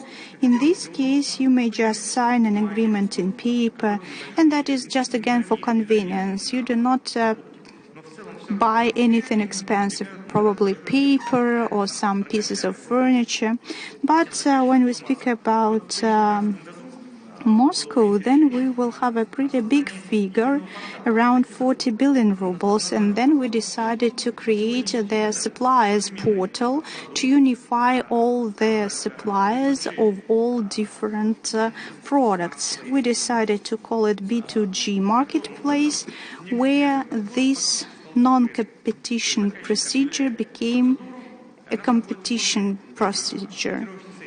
In this case, we have a session. It's a kind of an auction, but the auction which is very short, 3, 6, or 24 hours, depending on the amount of money. And after such short procedure, we identify the winner. Such suppliers portal is widespread at the moment. We have a lot of different customers from the regions. Currently, we have 37 regions involved, and we signed the corresponding agreements, and they provide their volumes using that platform. You asked me not to say that something is better or best, but if the Agency for Strategic Initiatives recognized our portal as the best practice in 2020, that's an objective assessment. And this project was included into the Smart Tech category and recommended for the regions to use it. We keep on increasing the number of potential stakeholders. Now it's around 200,000 unique suppliers that are part of the portal. We keep increasing the range of goods that can be purchased. That's why we add items to the catalog of our standard SKUs or goods units. And there's more than 1,200,000 unique products where you can start quoting sessions. And there are many potential suppliers that at least once declared their goods in this category. It's the catalog principle. It's thousands of transactions per day. The average size of the contract varies from 70 to 100,000 rubles. That's the average size of the contract, and the maximum level is, according to the federal legislation, 600,000 rubles. 90% of all suppliers and participants are SMEs. We sort of supported competition there, especially for the SMEs, and it's important for their support. Moscow allocates around 40 billion rubles like that. Over the country, it's 70 billion rubles for 2021, considering all other regions that have joined the system. 37 regions, it's less than the half of the Russian Federation constituent entities, but there's a lot of digital integration work. It's not because every region may have their own software. You have to integrate it and combine it, and we will continue this work. We will also ask your colleague to talk about that. It's really interesting what you mentioned about procedure. 1,000 transactions per day, that's a lot. I used to be connected with that. What about the complaints or claims against the procedure? Is it better? Is the situation better? Well, we have fewer complaints, and we have just introduced structured contracts. It's not having to start a contract from scratch, but you put it together using special modules, and it's done for the convenience of the participants. You don't have to check every letter of the contract. It's standardized.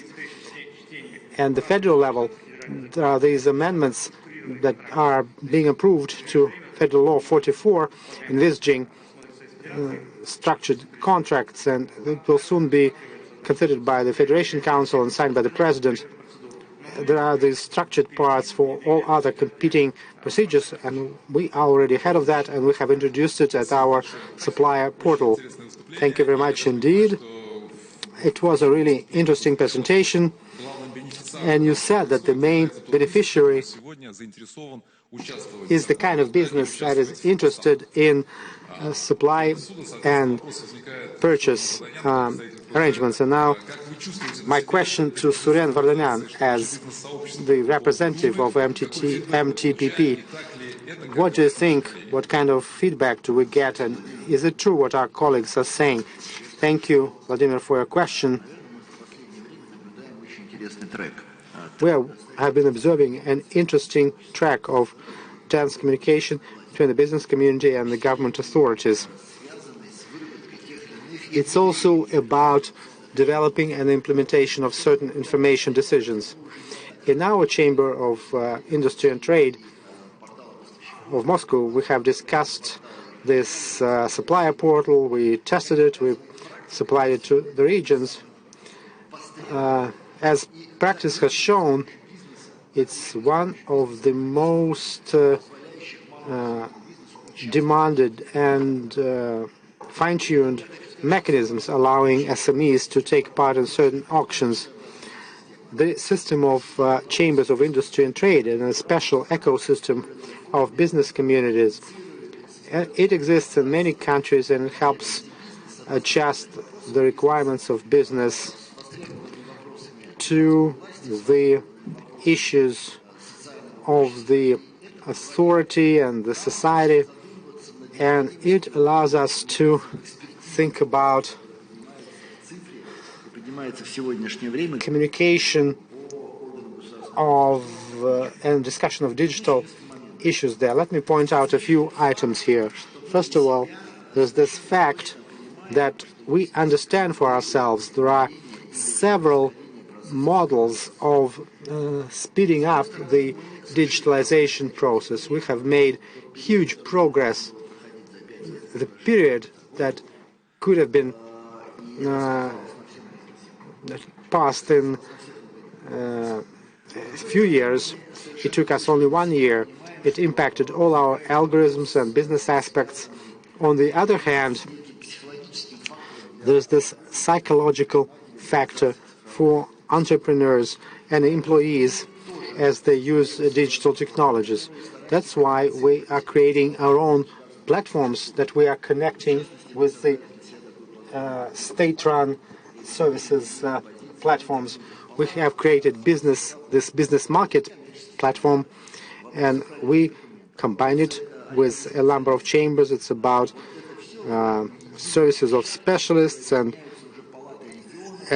regional chambers are uniting, and foreign chambers are joining those projects and share their experience.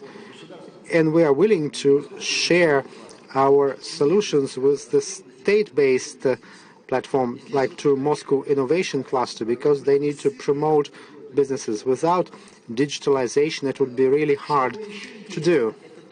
What else is interesting? Digitalization allowed us to really optimize the process of communication between companies and how we communicate the information on state tenders to our companies. It also allowed us to dig deeper into the issues of novelties and innovations that certain business circles and government structures use in their countries. Smart cities are often discussed at such conferences. When we talk about smart cities, we study the experience of our partners in Austria or Germany or in China, and we see and we check what we can use in our reality. We look at how we can use Internet of Things, which eventually changes everything in this interaction. It's because it's interacting with every individual client, and businesses another consumer sometimes of what the government has to offer on the one hand. On the other hand, the entrepreneur sells their products and services. It's also about their connection with individual citizens. Now, whether we have a tool which is easy to operate, that's an important task to make sure the city is comfortable, social, and client-oriented. That's a good word, client-oriented. We can talk about lots of different instruments. You can discuss a regulatory framework for them to work, but this term, client-oriented, is the key. From our point of view, business needs to give to the government their expert assessment of certain solutions. All right, we will have these investors or construction sector specialists or IT specialists talking and discussing, and they are the ones that use those solutions daily. And the kind of communication we have started now is really useful. when the government representatives implement the project of public services, they can assess how it can be used, and business circles can give that kind of assessment. Thank you for all your efforts, for developing it, for communicating it. When we say and when we mention the ecosystem, it can be an ecosystem for everyone, for entrepreneurs, for the state authorities, for the society. All right, let me recall that one conference on logistics was Germany. In our studio, we had colleagues from Germany, and it was broadcast live. We said there were things to learn from Europe, and they laughed. And because they said, your restaurants are open and we are still locked down. In Russia, you have Yandex Taxi working and arriving in 3 minutes, and it doesn't exist in Germany. In Russia, you have Wi-Fi in every cafe or restaurant. In other words, they said there's much to learn from Russia. So in certain things, we are a good example for others. It's not surprising that Moscow is in the top 3 most comfortable cities of the world for living. It's according to Boston Consulting and their ranking. It means that we have created all the conditions. So there are things to learn from us, in other words. Right. Now, about electronic auctions and digitalization and what's the situation there. This is one of the areas where Russia is actually pretty high in the ranking. Almost 100% of state procurement transactions are done electronically, and that's a really high number even for the world. As for digitalizing state transactions or auctions, in 1996, when we just started, it was an experiment. There were very few opportunities like that. Then it took us about 6 years to prepare the new legislation to create the conditions for that industry, and by about 2013, most of the auctions were done electronically, not all. And by 2018, when almost all procurement trading sessions and auctions were switched to the electronic format, we realized that we needed to add electronic services to that, something that we've been doing for the last 6 or 7 years. We were creating a system of electronic services so that the participant in the procurement system could get everything at the same time. Let's say there's a company that never took part in that kind of auction. We need to train them how to work with the platform. They need to get electronic signature, accreditation. They need to participate in the auction, and perhaps they will need a bank guarantee for the contract, maybe a loan, and make sure they have electronic doc flow to send invoices back and forth. And we are going to combine all these services. If we go to the left part, these are the auctions. On the right-hand side, services of this ecosystem. And the key factor there is about services based on big data and machine learning. They are not as huge as in some of the corporations. They have this really applied nature, and there's this recommendation system which recommends specific procedures and suppliers based on 300 different parameters. We run from 2,000 to 7,000 procedures per day at our platform. And even when you have 100 or 200 procedures per day, to do it manually is unreal. According to our statistics, in 8 cases out of 10, we issue valuable recommendations that end up on specific transactions. Another thing is the system that allows us to predict whether the auction will not be successful and there will be just 1 or 0 participants. And then our marketing department takes steps to improve competition and make sure that the business is aware of that situation. Our precision at this point is 65%. We can see that the procedure may not end well, and when we begin focusing on it. Another point is this common entry point to all those services. A couple of weeks ago, we launched our updated entry interface. It has to be convenient, and it's, of course, adjusted for the use on mobile devices, tablets, and so on. There's another point that I wanted to mention separately. We understood that business wants to purchase stuff electronically, but sometimes there are limitations regarding state procurement.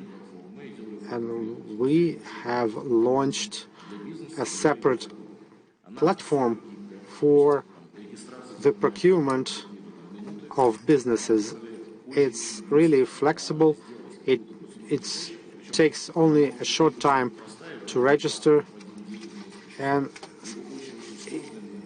there are different approaches there. You can have a super simple system. Sometimes it's overcomplicated, but in our case, it will allow the business to reduce their costs using the experience they have accumulated in the state procurement system, and also reduce their operational expenditures.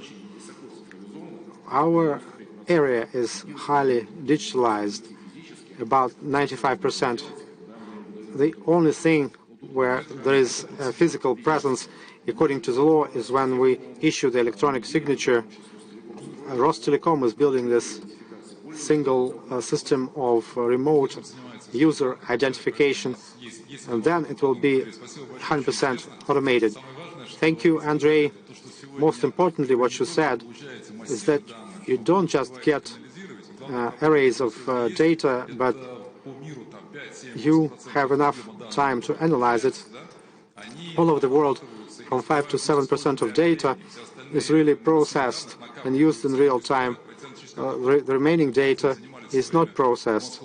This is what we did in the Moscow region, because to accumulate data is one thing, it's much more complicated to analyze it, but to use it in real time, it's even more complicated. And please, Anatoly Kurmanov may give us more details about the level of digitalization that we have in the regions, and most importantly from the representatives of Ministry of Construction. It's easier for you to see where digitalization leads us. Yes, good afternoon, dear colleagues. Indeed, I would also like to start with the following. If we use this or that solution, we need to understand the whole concept of that. A digit is not a goal. A digit is a tool to solve this or that tasks. And if we speak about some of the key goals, of course, we need to increase the competitiveness of our cities or maybe several regions. So currently the digits do not change, but we are currently trying to attract a person the comfortable environment where they would like to live. That's why we need to make sure that people, and who is doing businesses? People is doing businesses. That's why we need to make sure that we have the comfortable conditions for conduct of business. And that's why we are having 5 key principles when we started with the smart city, which is currently the smart region. Of course, I would not hope that Moscow is the best city in the world, and I think that we need to take into account the whole territories, which is also spread, and we do not have only cities, but we also have towns and some smaller settlements. And when we speak about the public services, if we speak about business services, we need to ensure the comfortable and safe environment. First of all, the increased quality of resource management, that's important for the business and for the people. And when I say resources, I mean different types of resources. And as we still work with money, we need to focus on our economic efficiency, including the service component, because we do not have an opportunity, and also we do not have a task sometimes to purchase something really big. And now the state is also buying something as a service. And when we speak about the informational database of the Moscow region, I hope that this will also be recreated into the regional project. But the point is that if we have the data on the civil construction, we need to use that data, because without that we won't be able to develop anything. And when we speak about the data in Tyumen Oblast, in Tyumen region, we understand that this is the system where the state collects the data, allowing them to provide the services both for businesses and for people. And afterwards, the services will change to the proactive services. Here is the information about the informational system, when you can collect the necessary information, and then you may issue the technical specifications. When we speak about heat supply and water supply. And currently we reduced the number of days required to receive such documents. It's important for everyone.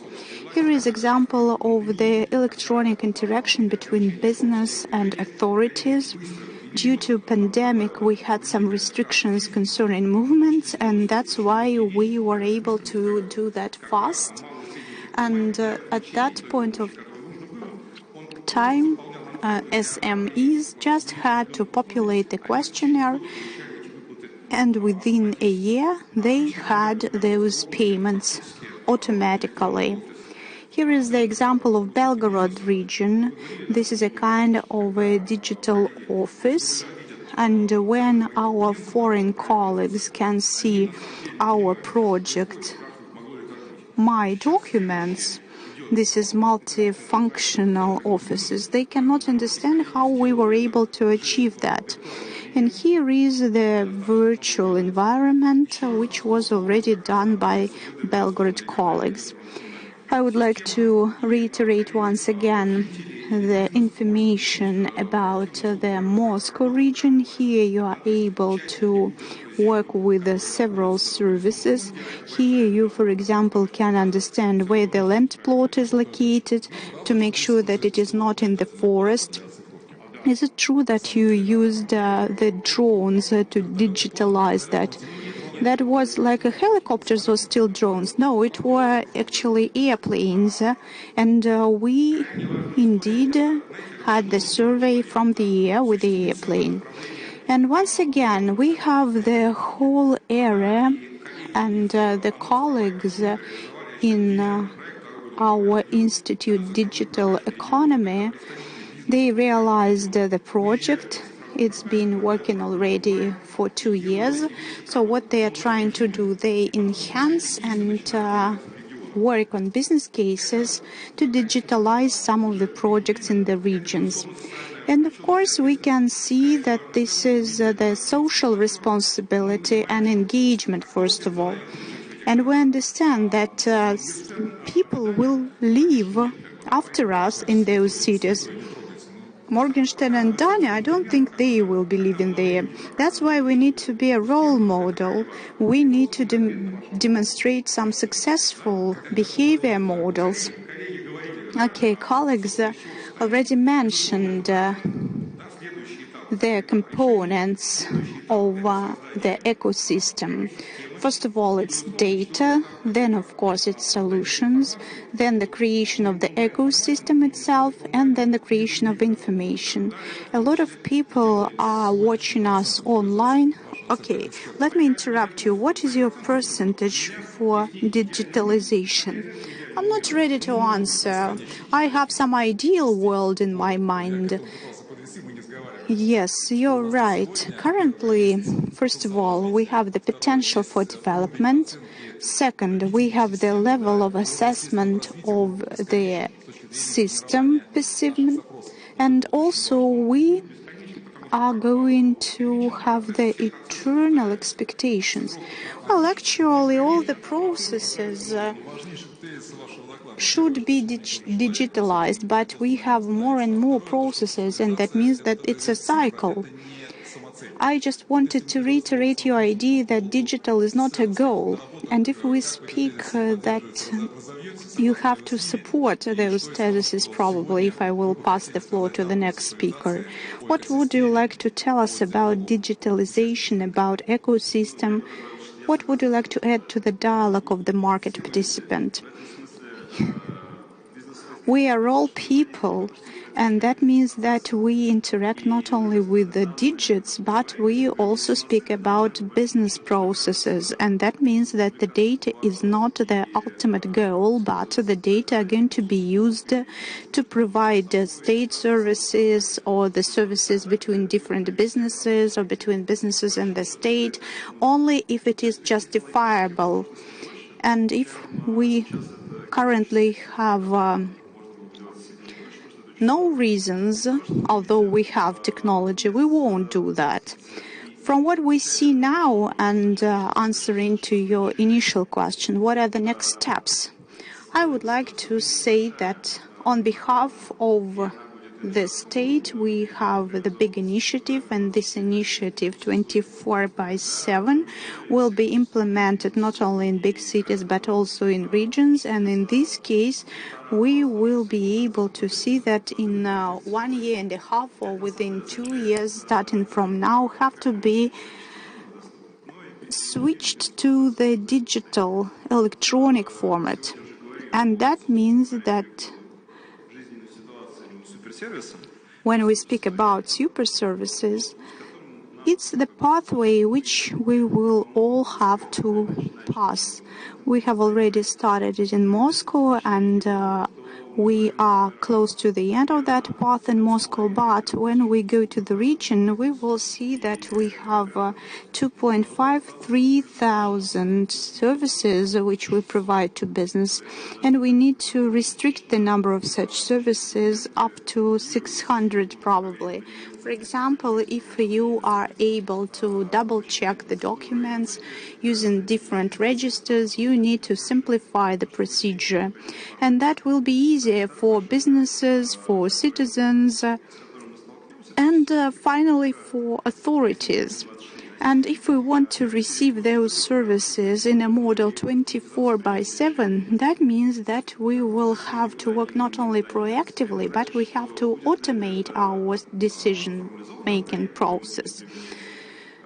That means that we will first have to understand which algorithm to use.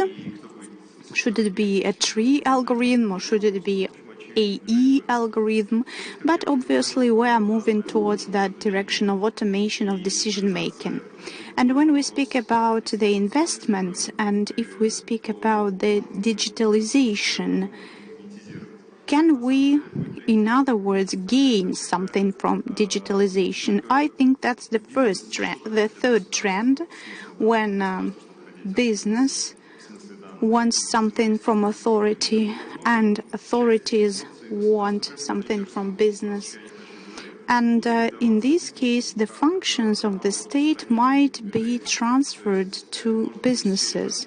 It can be in different areas, for example, in the area of procurements in some regions, or in the area of mass services, when we get a lot of different public services via fuel stations, via shops, via some post offices, for example, and so on. And the idea is that all the public services, starting from the purchase of a car and finishing with having a kid at school, we are working in a dual mode. On the one hand, we are businessmen, on the other hand, we are citizens. And that means that we will be able to use the platforms, aggregators of business, but to provide the public services. That means that if the state understands that they need to speed up the process, the only way is to delegate the responsibilities to business and to construct ecosystems together with business. And the last part which I wanted to mention, I would like to mention a few words about the new sphere. Well, maybe not a new one, but a significant one. It's the issue of integrity and relevance. And also it's the topic of legality of this or that transaction. Probably that should be the state who should ensure the creation of such environment of trust. In this case, we will be able to use different technological tools and methods, for example, electronic signatures, to make sure that we will use that. And as for your question, I would say 10% and maybe 20 or 30% of what we could have now. Because we have the future, technological future, which is far away from us. And I would like to return to my idea of justifiable. We need to make sure about justifiable. Okay, you speak about the smoothness, and when you try to create a logic for artificial intelligence, that's important, but it's vertical, it's not horizontal. And I also been working with the high school, and I've been dealing with the digitalization of rates. And it was a surprise for me that the only way to justify the tariff is to use mathematical modeling. And in this case, we will be able to see how the workload on the budget change and how the participants of the market will behave in case this or that tariff changes. This is also an autonomous part, but it should also be included into the areas which we discuss. Thank you very much, Lyubov. I am glad that you're able to summarize everything briefly, and you are able to conclude at the moment. And you are the only lady, so I think that we may allocate even 1 minute more. Speakers. Unfortunately, I can hear the speaker. Okay, when I looked at the list of the participants, I was happy because I thought that I will be the only lady among men, but you decided that I will be sitting on the side, but I will be concluding, which is really nice. And I will be speaking about tenders and about other aspects of economic relations. I am not an expert in other areas because we are dealing with real estate. When we speak about the construction digitalization level, I think it's around 90%. And probably it could be a little bit less. Why less? Because we are focusing on a shorter period of time being a consumer. and you understand better if you have an ultimate consumer. I even decided to quote it. Public service without practical interaction with the final consumer. That's your trend. And we are being a business which performs construction, and I would say that it's been 8 years already when the public services works, and I would like to say that it improved a lot. And currently we do not have some headache which we used to have beforehand. But that trend which you've mentioned, interaction without involvement of the end consumer, it could be good on the one hand, but it is not so good on the other hand, because sometimes we didn't receive the positive result of the interaction, but sometimes we have the rejections, and in this case we may even not understand why our application was rejected. You do not know what you did wrong and on which page of the documents. Of course, it's very good when you have public services, you have a good procedure, but we do not know what to do if some of the services is rejected. Sometimes we do not understand even the essence, what was wrong, and of course we do not understand what and when we should do to rectify the situation.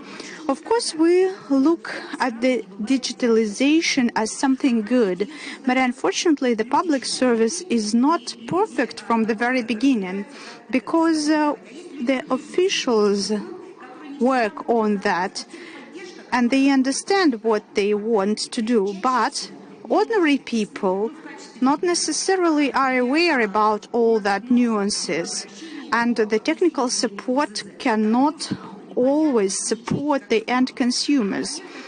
And in some cases, we forget about something. For example, when we need to register the land plot, in this case, they forgot about the natural persons, as if a natural person cannot own a land plot. That means that if we have close cooperation and interaction, we still need to have such interaction, because otherwise we might miss something and you won't receive the feedback. That's why please keep the platforms where we still can interact. And you mentioned the tender platforms, and you mentioned the smoothless trades and tenders, but we have and we used to have road shows where during the tender procedures you met people, you explained everything, you collected the feedback, and you were able to change something. And now, yes, it is smoothless. That means that by interaction you should not understand only the exchange of documents, but also the interaction between people. Of course, it's clear that when we have such interaction type, then it's difficult to explain something. For example, Rosregister is my personal example, says that they need to have the electronic signature. That's one authority, and the other authority refuses to provide such an electronic signature. And we are somehow have to connect those two authorities. But why? You have better options to electronically interact between those authorities than us. So if we want to push the button and everything magically works, we still have to communicate with each other. And I think face-to-face. That was a really emotional speech, and it's inspiring. And of course, when we speak about digits, we still need to have personal interaction, face-to-face meetings. And before starting communicating, we shared our opinions. And of course, when we have such communication, it inspires. We have the common ground, and I think that's why we had such an interesting discussion. And I think nobody was bored, neither those who spoke, neither those who listened. I hope that we will have some questions later on. Currently, we do not have any questions, but I think that we received a lot of useful information, and I hope that I also learned a lot. And that's why, keeping to our schedule, I hope that we are on time. I would like to thank all the speakers, and I think that everything worked great. Thank you so much.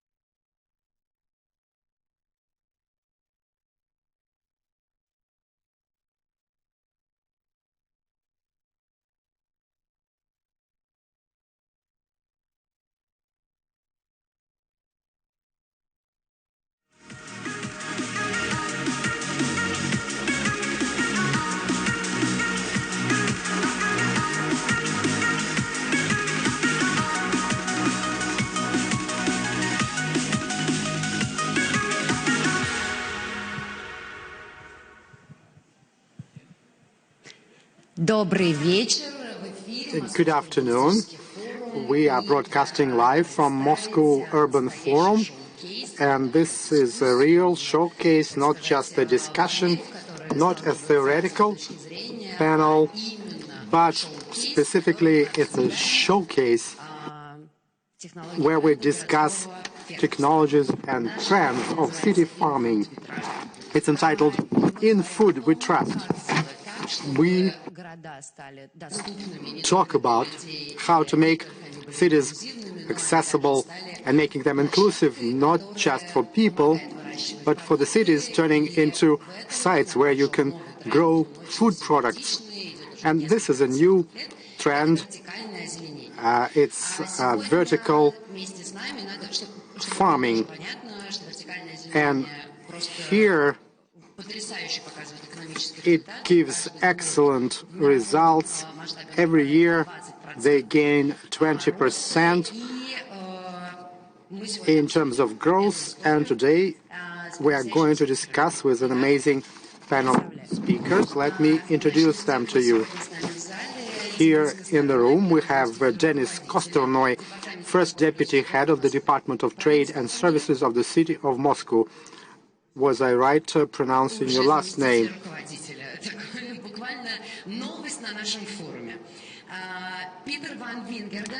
Peter van Wingerden is supposed to be online with us. He is CEO of Floating Farm from the Netherlands. That's an amazing case next to Rotterdam. Anatoly Kazakov, the chef of the Selfie Guidon restaurant. Alexander Liskovsky from iFarm, something that started in Novosibirsk, and it's not just in Russia but all over the world. And Pascal Hardy is president of AgriPolis from Paris, France. First, let me give the floor to Peter van Wingerden. The case that was shown in Rotterdam impressed not just journalists who came to report on it, but in general became a new trend in farming. Let me briefly introduce that. Near Rotterdam, there's a floating farm where in 2017 there were 23 cows, in 2019 40 cows, and what's going on there today. This is Peter to tell us about it. Thank you. Hi. Second. Good day, everybody. Thank you very much for the introduction, Mrs. Chairman. Behind me, you see the floating farm, actually. So I would like to take you to our farm. I would like to tell something about the history of our company. Why did we start? Where did we start? I want to take you to where we are right now and what is our vision on the future, what will be next steps. So I'm going to switch on my screen to take you to some slides, and we'll look into the reason why we started this. Okay, I'm going to open the PowerPoint. I hope everybody can see it. I will turn it into play mode, and I'm going to take you from there. Okay, is this working well? Can anybody see if it's working well, my slides? Все видно, спасибо. Yes, we can see it. Thank you. Thank you so much. Okay, so our company is called the Floating Farm.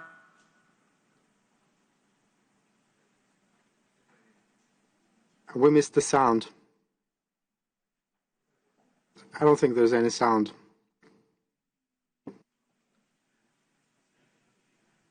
Фу, у нас прекрасное. Что такое город будущего? What is a city of the future? What do we mean by living in the future? We all depend on internet and its stability. We will be able to listen to Peter a bit later. Let's see if whether we can get connected one more time. All right, let's rearrange our order a little bit, and we'll ask Pascal Hardy about the AgriPolis company in Paris, France. Are you with us? Hello.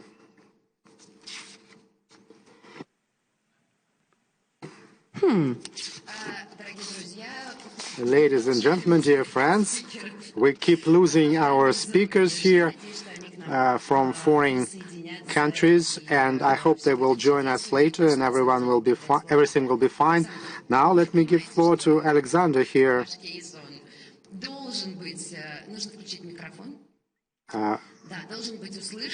Your case has to be presented. It's good that you will be speaking first and you will tell us about the achievement of our country. I will not disappear from your screens even if the internet is disconnected. You can use indoor farming or vertical farming or any other terminology, how it will change the cities we live in. Let me start with the photo of how bad vegetables can be. They can be rotten, they can have signs of damage, they can have mildew. Sometimes we witness that, but there are certain types of products, ultra-fresh products. They are brought from faraway lands. They may have grown in summertime where they were produced, and we eat those products where we live in other time zones. Now, in villages in the countryside,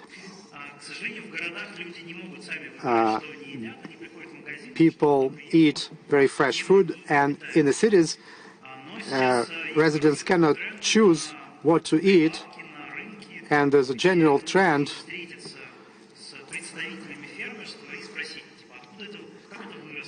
for the market where you can meet the farmers and ask them where that was grown and how it was grown.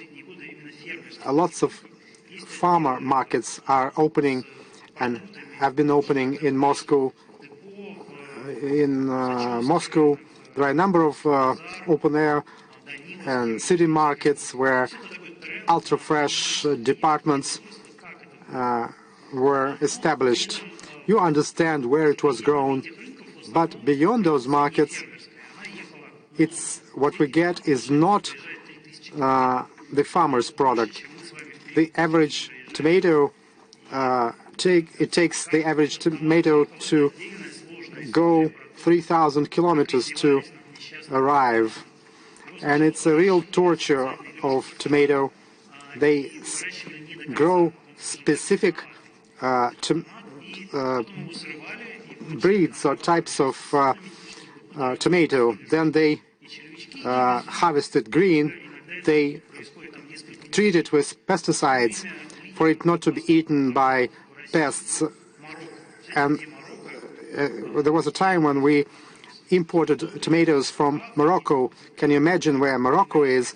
It went around Africa, and it ended in St. Petersburg seaport, and now it went to our products. Most of ultra-fresh format products are still produced in Russia, but 50% are imported from other regions here in Russia, let's say Krasnodar, and it takes a considerable time to travel. And there are some berries and salads where we import 90% of them from abroad. And every day, residents of cities have to eat these products that are not fresh enough, that are tired after sort of traveling, being transported. You can build greenhouses, of course, and transparent greenhouses. It takes 3 hectares for it to bring return on investment.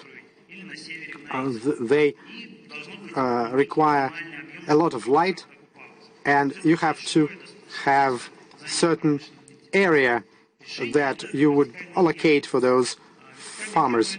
Vertical farms are a solution. It's where you have these shelves that are indoors, and when there is no sun, if we fix the slides, you will see how it looks like. And since this controlled air environment within, you don't have to use pesticides. And it's grown an hour away from your consumer.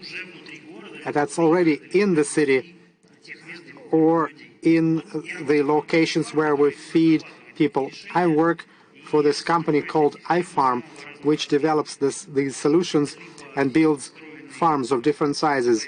They may be integrated into shops, restaurants, residential buildings, container solutions, and sometimes these are individual factories looking like buildings, also to produce food. We are still fixing the issue with the presentation. We do need those pictures. I want to see whether I can install that kind of farm in my kitchen or not. Since it's not in your kitchen yet, let me describe it to you.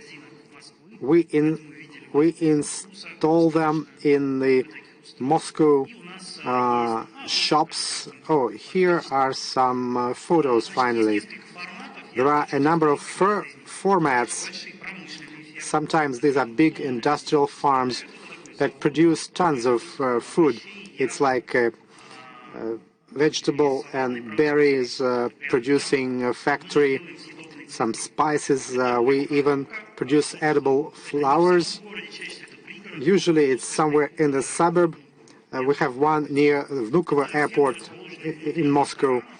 And sometimes there are farms right inside the restaurant. And when you come to that restaurant, you can always point with your finger and say, I want this or that plant.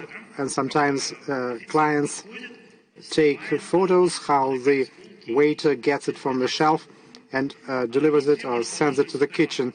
Some farms are located right in the supermarkets. There are some of them in the Moscow supermarkets.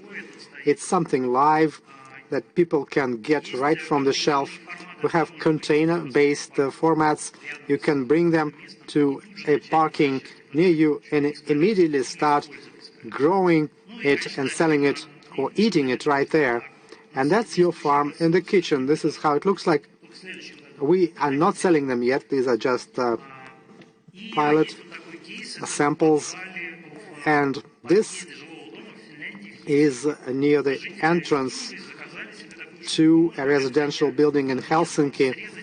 And you can enter your building, and in this public space you can get some of those greeneries, and then you can order it for later.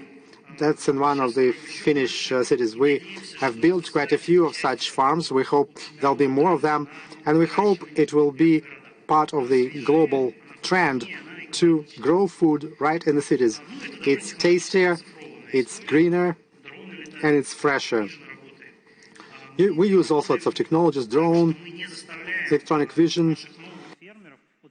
We don't force our city farmers to study agronomy or hire specialists. They just get a box. It can be a bigger box, a smaller box. There's this electronic system within it that controls all the system. And we also supply expendables. You don't have to learn a new trade or profession. You just buy or rent this box and feed the seeds and plants inside. Even now, you can already buy it in Moscow restaurants or supermarkets, and it's has the same price as that tomato that arrived from Morocco. Since we can have this dialogue with the city authorities, let me tell you that innovation-based farming has certain problems. In this case, we need electricity. We don't use sun. We rather use light-emitting diodes, and Moscow is helping us. And on top of Skolkovo and the Technopolis, there will be a food tech cluster in Moscow, in the south of the new territory of Moscow. We also need access to agricultural loans, because regular farmers get a special loan because they have agricultural lands. In the city, you cannot do that. And we have to wash and dry our products, because these are the state requirements for fresh products or ultra-fresh products. We think that the vertical farms will change the cities. We will have a mix of dark kitchen, dark store, or dark farms, and we will have residential buildings with indoor farms already pre-installed. Let's grow our products together and come and visit us to see how it all works. Thank you very much. And it's not just about the offers that you had for the government, but let me also ask you, how long have you been working? 4 years. In 4 years, what are your clients' wishes? What kind of problems do they face? Let me tell you, as a consumer, I get my fresh vegetables and my greens sort of semi-fresh. It's already tired. And what kind of problems do your clients face? What kind of risks do they see in that business? And it's about leasing and agricultural loans. You cannot get good loans using our equipment as collateral. A good industrial farm may be worth hundreds of millions of rubles, but you cannot use it as a collateral for the loan because it's not a tractor. You cannot resell it. And our banks, including Rossельхозbank, the main agricultural bank here in Russia, is not willing to use leasing schemes with us. Why can you not resell it? Who needs specialized equipment except all of us? This innovative farming has just been born. When you use your tractor as a collateral, you can sell it to another farmer. And in this case, it's a big, complicated box, and only other such farmers need it. I also saw a comment on the slide, which I think is quite important, which was related to hydroponics. Do you have something in our regulations? Yes, we have a law concerning the hydroponic products, and I actually promote it and support it, and it's good that we have it now. But unfortunately, the wording of this law is a little bit outdated because it repeats several myths. For example, that the organic food can be grown only in the fields and only far away from the city.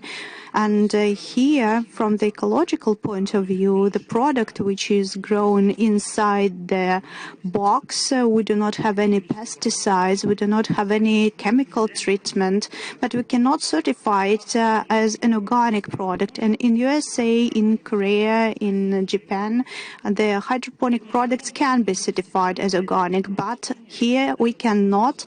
And I am sure that we will have the second reading of that law, and even what was grown inside the urban area will be recognized as organic food. Anatoly, I think you need to jump in and to explain how it works in restaurants, because you are the person who uses that. Well, I am not a person who's against something. I would not say something bad about you. And I actually wanted to say a few words about our point of view, how we work with hydroponics. I am not a person who would support hydroponics. I am more about supporting farmers, and we have the whole network of farmers with whom we cooperate. And now we have the new restaurant lockdown, and everyone knows that we have to get a QR code. That means that the number of visitors reduced by by around 80%.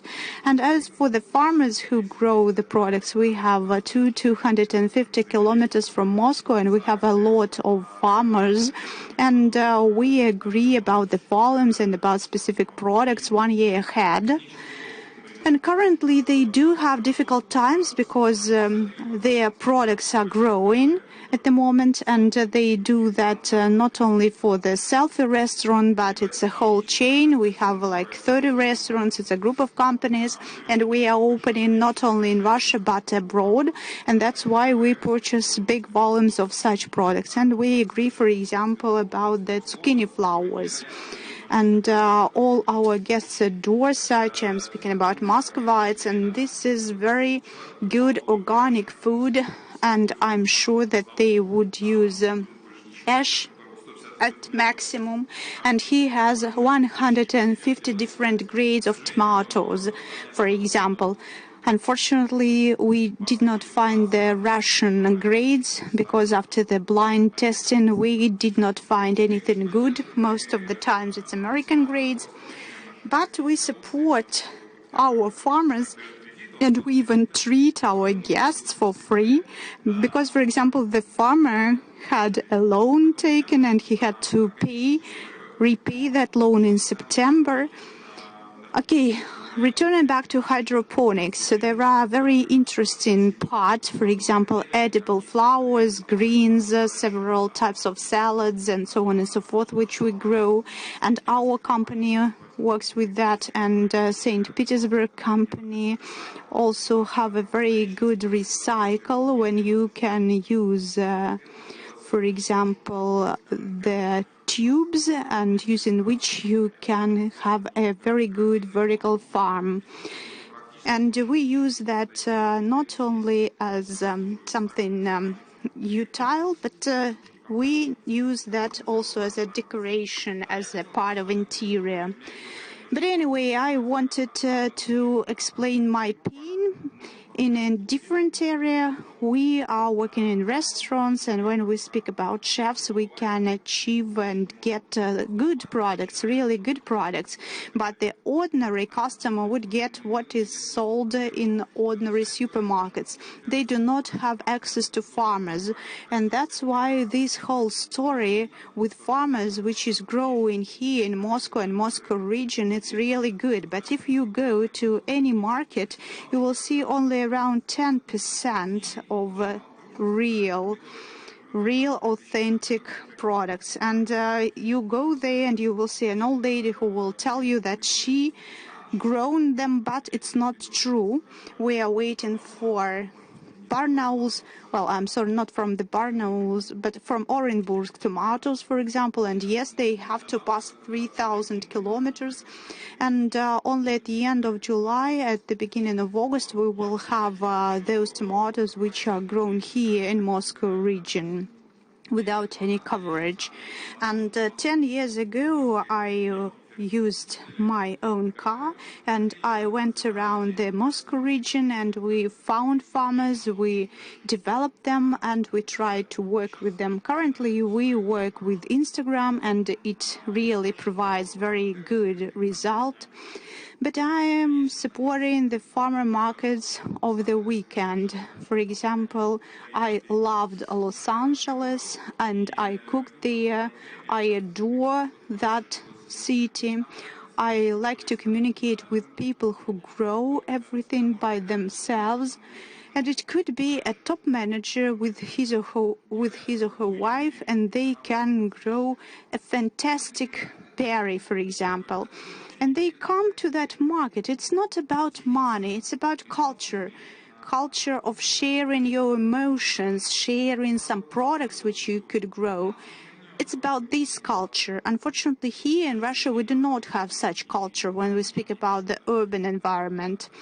And I think this is something painful for ordinary citizens because they do not have access to such gorgeous products.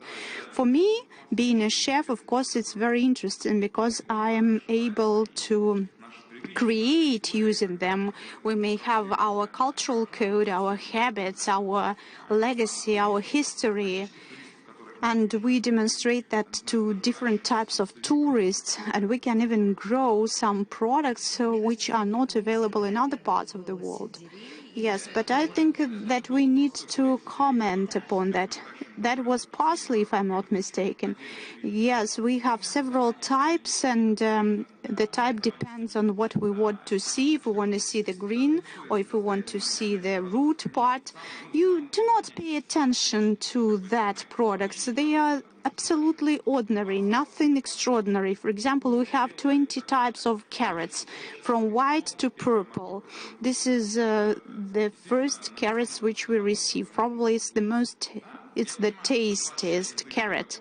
I understand it's 2 hours drive to megapolis, and it's normal that in the morning the farmer picks the products, then brings it to your restaurant, and in the evening you already treat your guests with that. If we speak about vertical farms, that's cool. If we speak about non-seasonal products, for example, in Los Angeles we have Vespertine restaurant.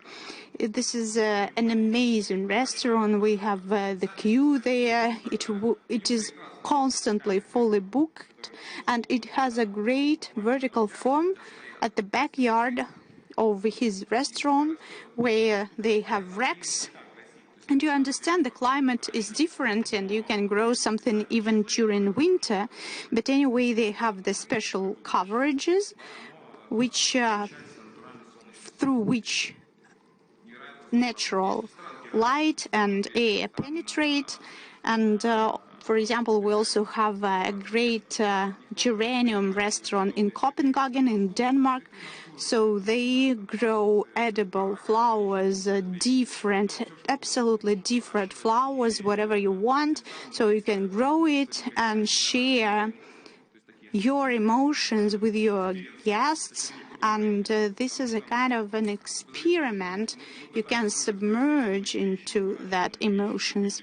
And we tried to grow different types of stuff. For example, we grew a white beets, and everyone forgot about that. So what I'm saying, that was the beets from which we started to receive sugar afterwards. Everybody forgot about it. Nobody remembers that.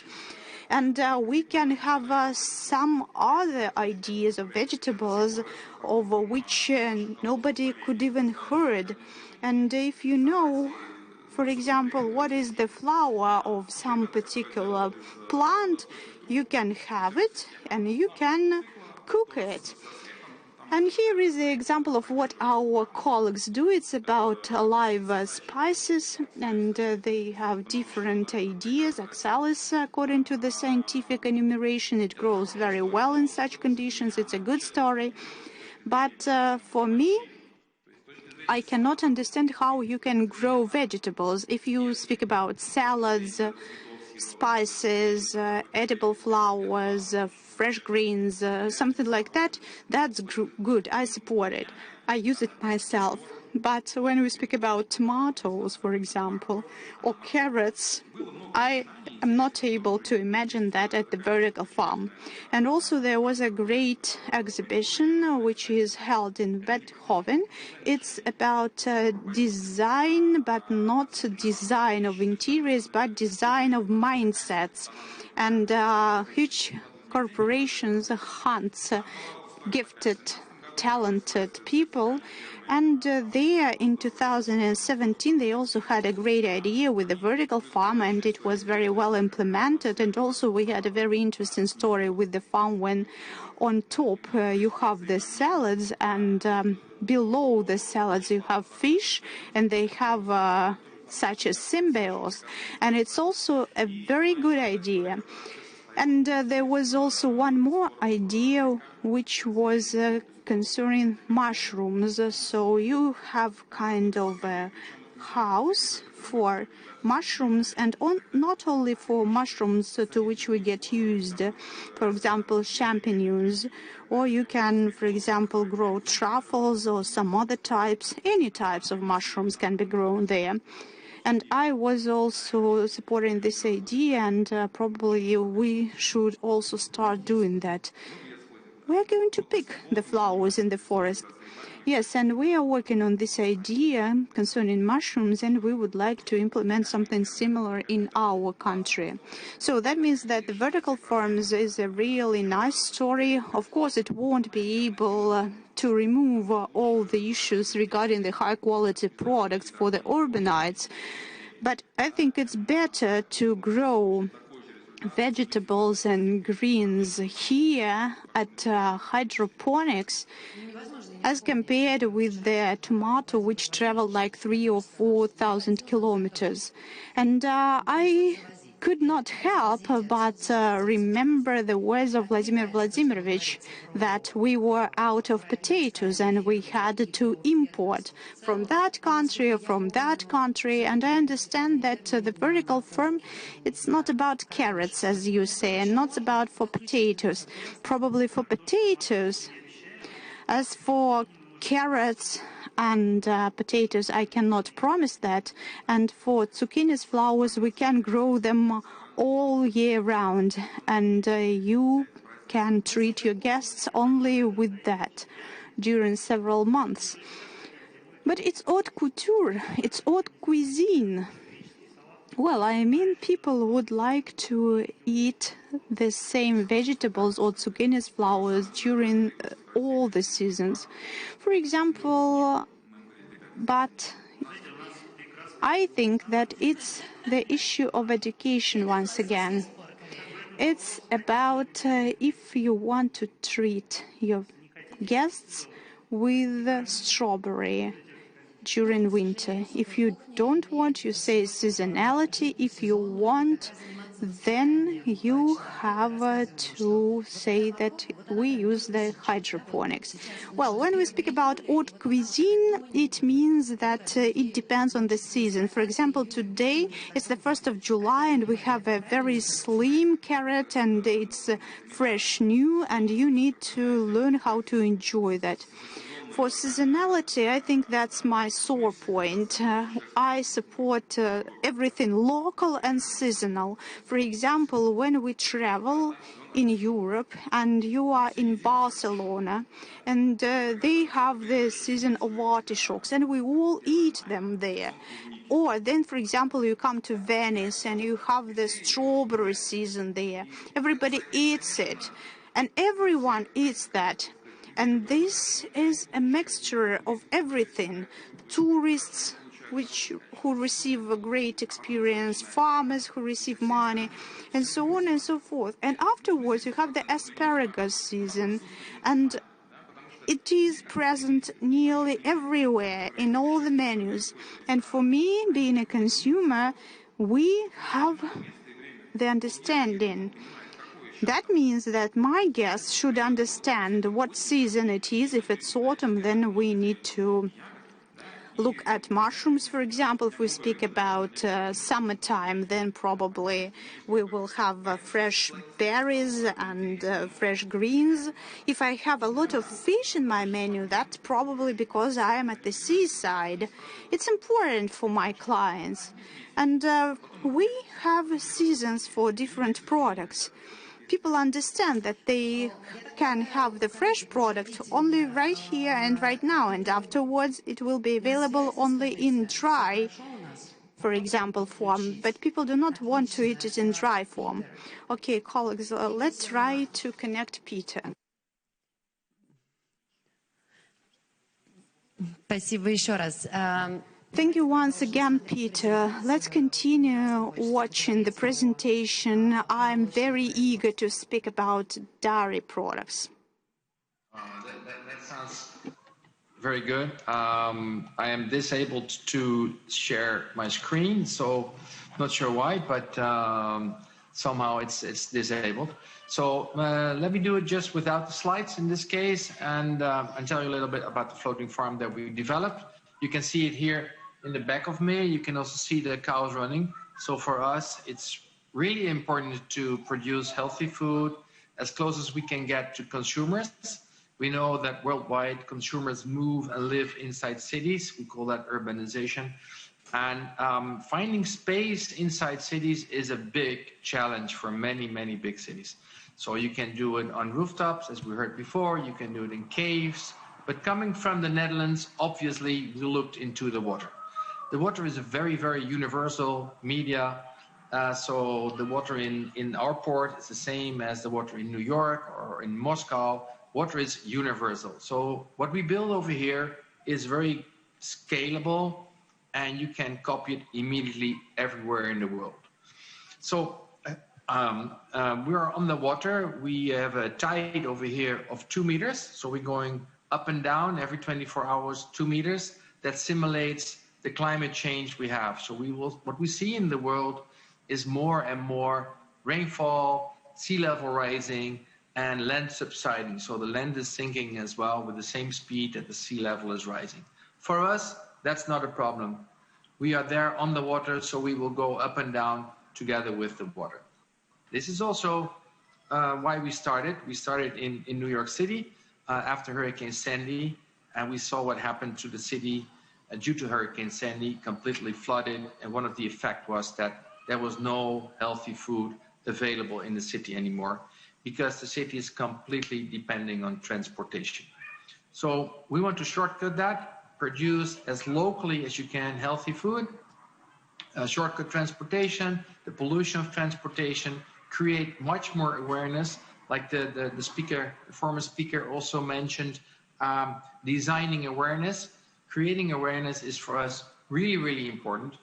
And over here in the port of Rotterdam, we started with a very difficult item. How can you manage large animals inside the city? In our case, we started with cows. So we produce dairy, and the dairy we also process into customer products like milk, like yogurt, like butter, and stuff like that. And we sell everything inside the city of Rotterdam. Now, the cows are being fed with rest streams, waste streams, residual streams from the city. So we collect, for instance, the potato peels, we collect orange peels, and we sell all the products back in the city. So to give you a nice example, we bring our milk and our yogurt to the retailer, and the retailer who presses orange juice give back the orange peels, and they go to the cows and they upgrade it to protein again. So we are a true example of the circular economy. We are extremely sustainable, and everything we design behind me is very animal friendly. So we collaborate with the universities in our country, and behind me you see the building over there. So it is a 3-layer building. On top there are 40 cows who produce fresh dairy, and they also produce manure. The dairy we process into consumer products, and the manure we process into fertilizer that goes back to the city also. So it's completely circular. We collect rainwater, we have power from our floating solar panels, and from the urine from the cows we make clean water again that we use as irrigation for our land. And now we are designing number 2, will be next door, where we will produce also floating. We produce vertical farming over there, also in a very spectacular way and completely climate independent. If you like, we can start a little video maybe from the studio. If not, I keep on talking, or maybe there are questions from the audience that I would like to have. And I'm listening to the organization. Do we start a little video maybe? Мы бы очень хотели посмотреть видео. We'd really love to see the video, and we're already seeing it actually. Super nice. This is the moment, May 2019. So 2 years ago, our cows came in. That was a very special moment for us. And this was more than 9 months before the pandemic. So everything from the food we sold to all companies 2020, when the pandemic hit also our country, we changed our business model to a B2C model. So we only sell to consumers, and slowly all retailers and companies and restaurants, and we supply our hospitals come back now again. They are starting up. So I have a little short second video. I'm asking the organization, can you start the second video? Then you have a little drone video from the farm and where we are positioned. We are positioned in the port of Rotterdam. Here you go. Here you see the building. It's a 3-layer building. So on top are the cows. We collect rainwater from the rain, obviously, that goes to drinking water to the cows. And next door, you see our floating solar panels. We produce approximately 50% of our energy demand. And here you see on the first level our cows, and on the top level our cows, and on the level below, you see the processing area where we process the dairy into consumer products and where we also process the manure into fertilizers. As I was saying, we collect all kinds of waste streams and we turn it into protein in these products that we sell. It's a fast-growing brand in our country, and we will expand more units in our country, in the Netherlands. And we have a lot of requests from all over the world. We had received many visitors from all over the world to see if this could be a solution to feed the world in a climate-changing world.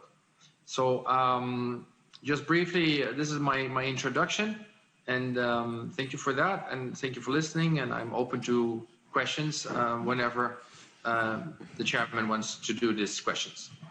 Конечно, есть. У меня есть совершенно детский вопрос. I have a childish question, actually, about, we saw this 3-storied building. Next to it is this pasture. How big is that field with the grass? Is there enough room for the cows on that floating field? What about reproduction of cows? Do they multiply there? Do they reproduce? Do you breed them? That's it, the number of childish questions. No, they're very good questions. Thank you for that. Actually, you have 3 questions.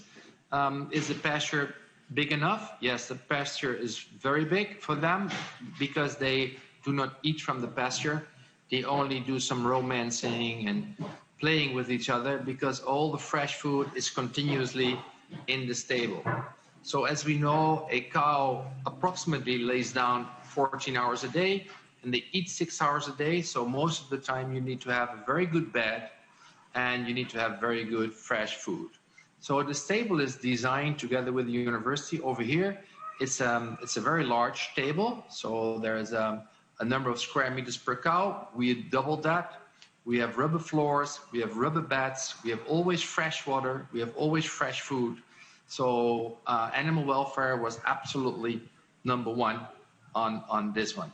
And yes, we also breed our cows ourselves. So they are born. Maybe you can see in the background some little calves. Well, no, you cannot see them. So we have our calves, and but we're only depending on the permits. We are only allowed to have 40 cows over here, and our calves also count. So they're a bit illegal, but we are collaborating with another farmer, a regular farmer, where they can grow up and then come back when they are 2 and becoming a cow and giving milk. I hope I answered your question.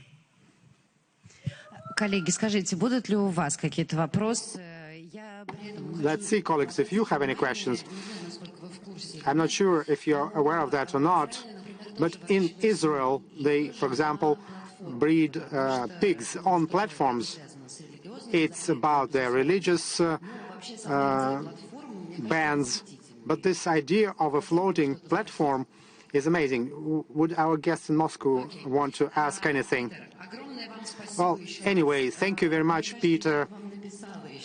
I would write to you some emails about pastures and cows and how do you collect their waste, manure and urine that you have to have on your pasture.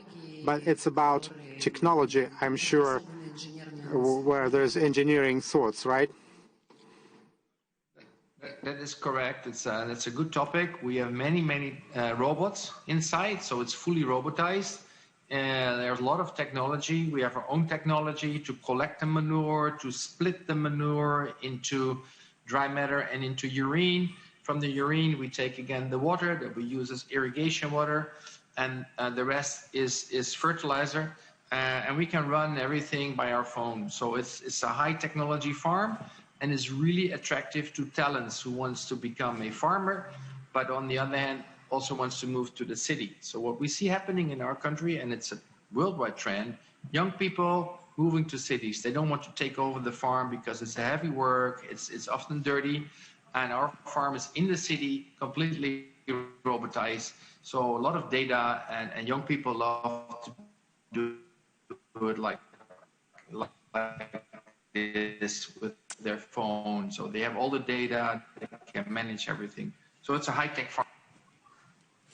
Спасибо еще раз за потрясающий. Thank you very much for this amazing presentation.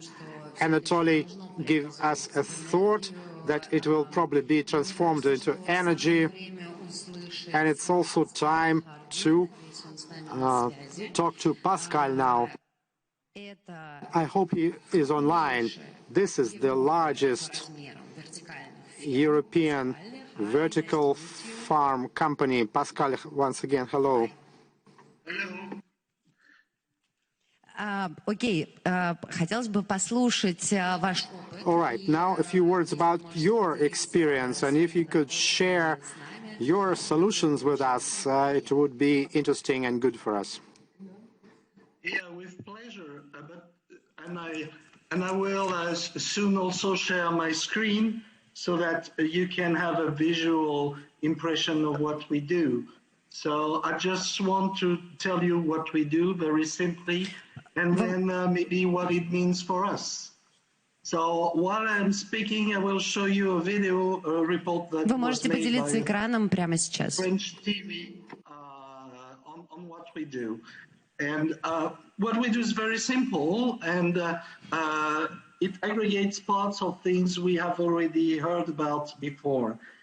We design and set urban farms that use three techniques basically.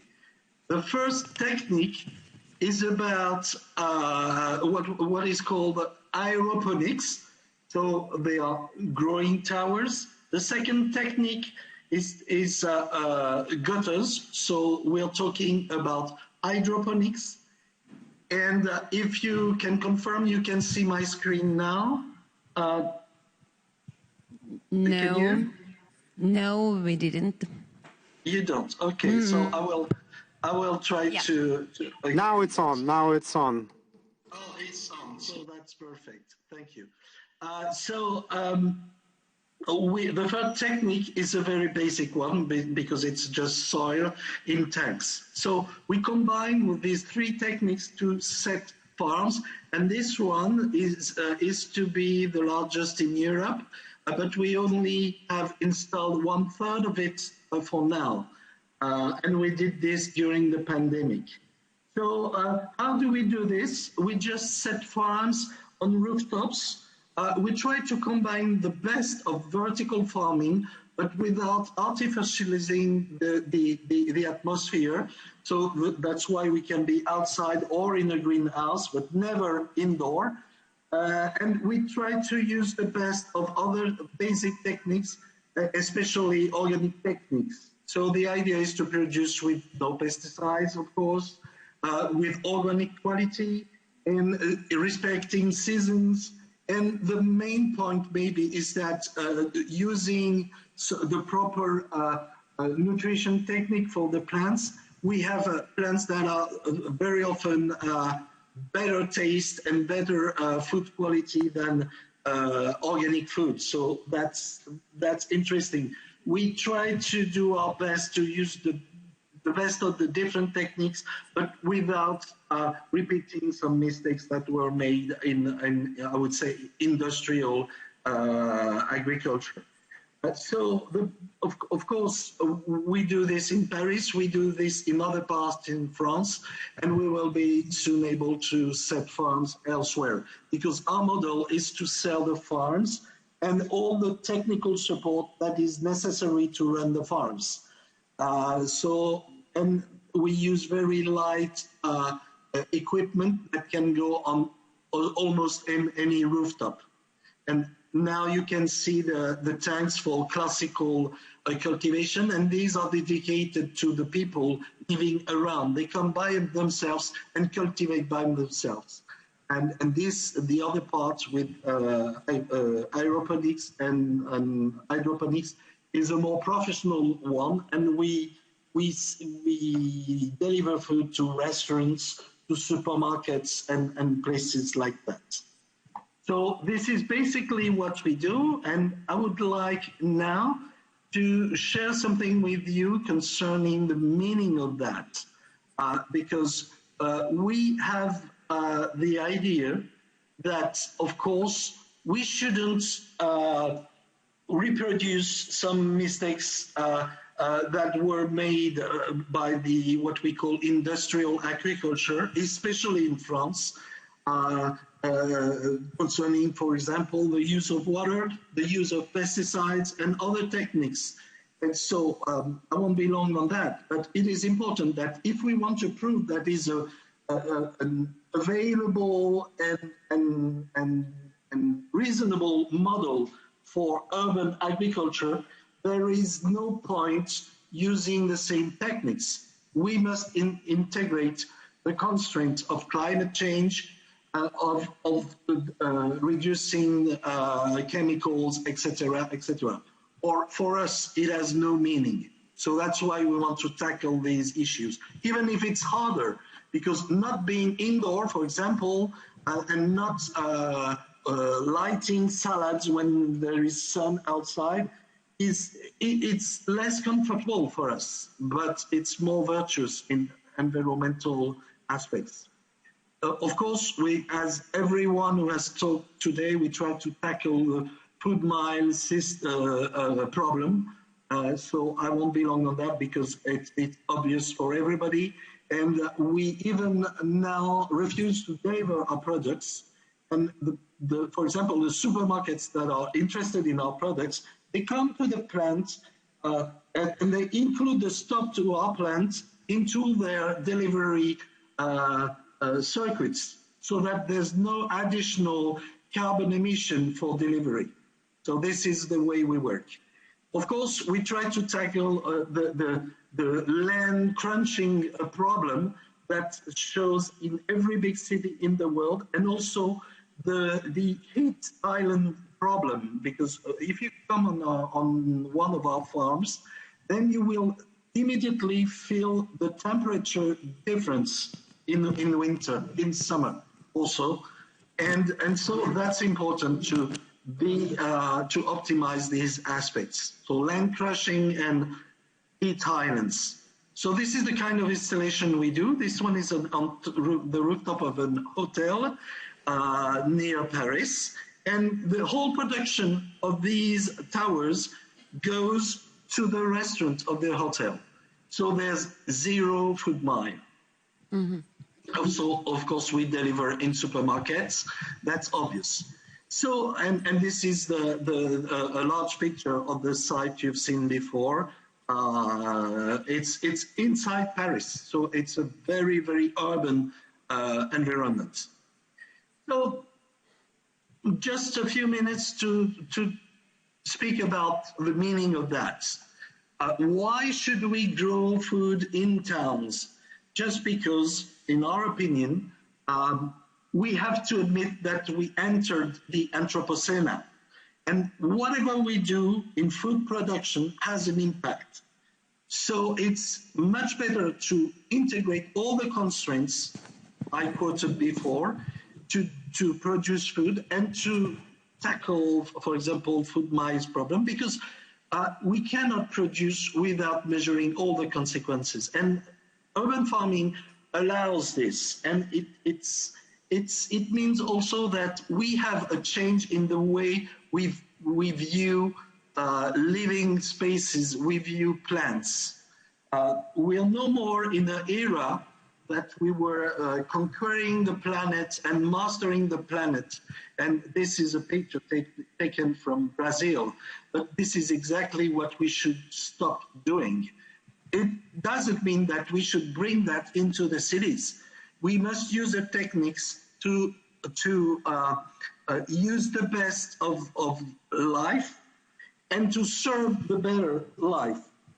So it's a two-way. It means that we integrate into ecosystems and no more in industrial view of the nature. And also it changes the way we see the cities. This is a picture of a sort of cabbage, but it's a fractal picture. A fractal is a picture, as you know, if you zoom on one part, you will have exactly the same type of image you have if you have a global view. What does it mean? It means that, for example, you have, in the classical vision of a city, you have places where you work, places where you sleep, places where you shop, for example.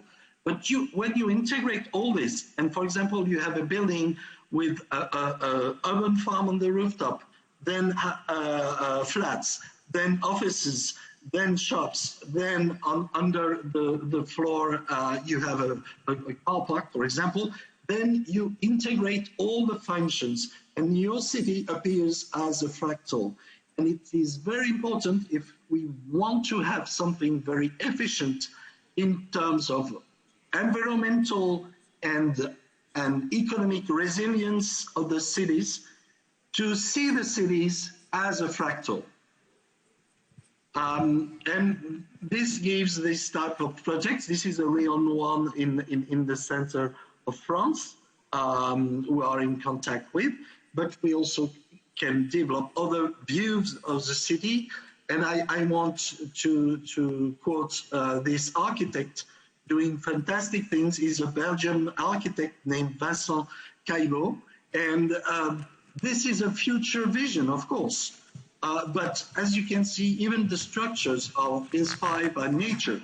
And I think that this kind of view, this one is more or less like a hive, should nourish our projects because we must now activate the way we see the future in the present, because as you know, it will be very soon too late if we don't do it. So that's the meaning of what we do in Paris. And I'm now ready to answer your questions if you have any. Конечно же, есть вопросы. Of course, we have some questions.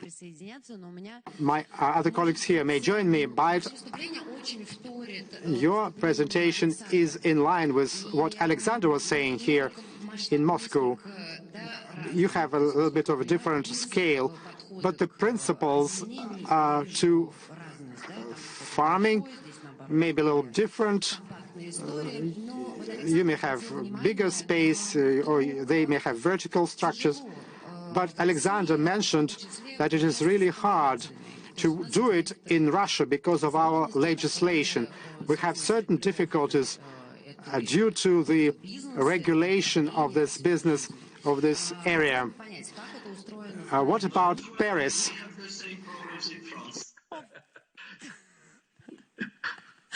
Especially concerning organics. We do not have the right to use the organic label, but doing exactly the same thing we do in France, we would have this right to use the organic label elsewhere, for example, in Denmark.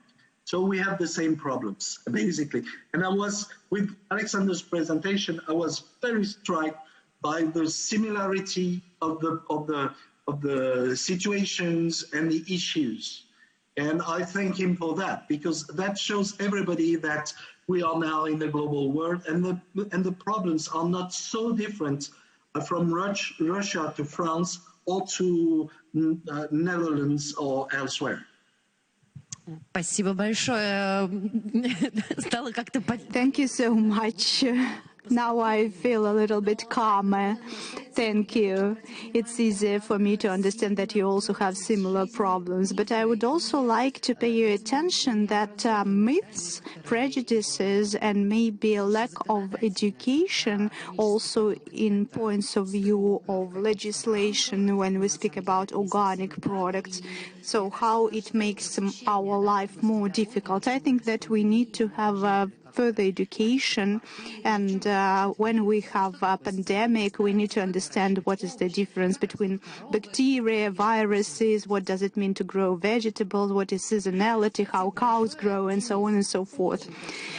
Denise, I am very eager to listen to you because you are representative of the enlightened, let's say so, minority, which allows us to regulate that market. And I would also like to understand how it works here in Moscow. And specifically, I was impressed by the story of the former tobacco plant. Thank you very much for calling me the enlightened minority. But actually, it's very nice to be the latest speaker, because you listen to the other speakers, you make some notes, for example, concerning strawberry. You said that in many countries you come and you have the strawberry festival. And as of the 1st of June, we have the festival of strawberry and garden strawberry. We have 120 locations here in Moscow, and more than 600,000 kilos of strawberry was already sold. And I think that as for the tastes of the strawberries, I think we also need to distinguish between that. Of course, I'm joking. It's again as about the vertical farm in your kitchen which you would like to purchase. But if we return back to the experience of our grandparents, you could see such minor farms on your own kitchen. And as for Moscow, which participates in development of the agriculture in general, I think it's unique because here we are in the capital, have the role of the agricultural producer, and in some areas it's not minor. And when we are having now the new territory of Moscow in the Kalushsky region, which is currently New Moscow, probably we could use those agricultural legacy, and probably that's why we decided to support agriculture, and more than 800,000 rubles were transferred to support agriculture in Moscow region. On the one hand, the amount is not very huge, but if we will look at the number of enterprises which we support, we will see that the figure is quite high. And if we get back to the previous year, it was a pretty serious amount of money, 86 million rubles, and we provided that to the company which constructed greenhouses. I'm speaking about Moskovский agricultural unity, and they do not only grow vegetables and greens and salads, but also flowers. And as for the formats, yes, we do have 8 different formats of support with which we work, and this year we have already allocated 40 million rubles for support in our budget, and for the next year I expect we will have a similar figure for our agricultural entrepreneurs. But anyway, I think that we will be able to review the parameters, and probably you will be able to apply for the public support, for the state support from the city. And again, when we start doing something new at the start, initially we face some challenges, some difficulties. Probably we'll be able to settle that a little bit later, including the regulatory framework, because it's not only the regulation on the level of Moscow city, but in general. And I would also like to note, if we're able to go to my slides, I could show what I wanted to explain. Can we run my presentation? Can we run my slides? That's good. Okay, returning back to what was said by Anatoly, it's about the culture of weekend markets, for example. And I think that here we have a lot of such types of markets. We have more than 70 sites where you can sell your produce free of charge. You may also apply for a place at such a marketplace. And also we are working on a new format, interregional marketplaces, and it's not simply the sites which are being created to ensure have more places to sell something, but it's a big job actually. I went to regions myself, and I had around 700 kilometers each trip, and I searched for farmers who can produce some specific products. And this is a great job because Moscow is really interested in the high quality food. And on our side, the city tries to create good and accessible points to make sure that everyone could come here, have a place at the marketplace and sell. We have equipment, for example, the balances are available. That's why from our side we are investing a lot of time, money and effort. And for example, my recent trip to Kursk region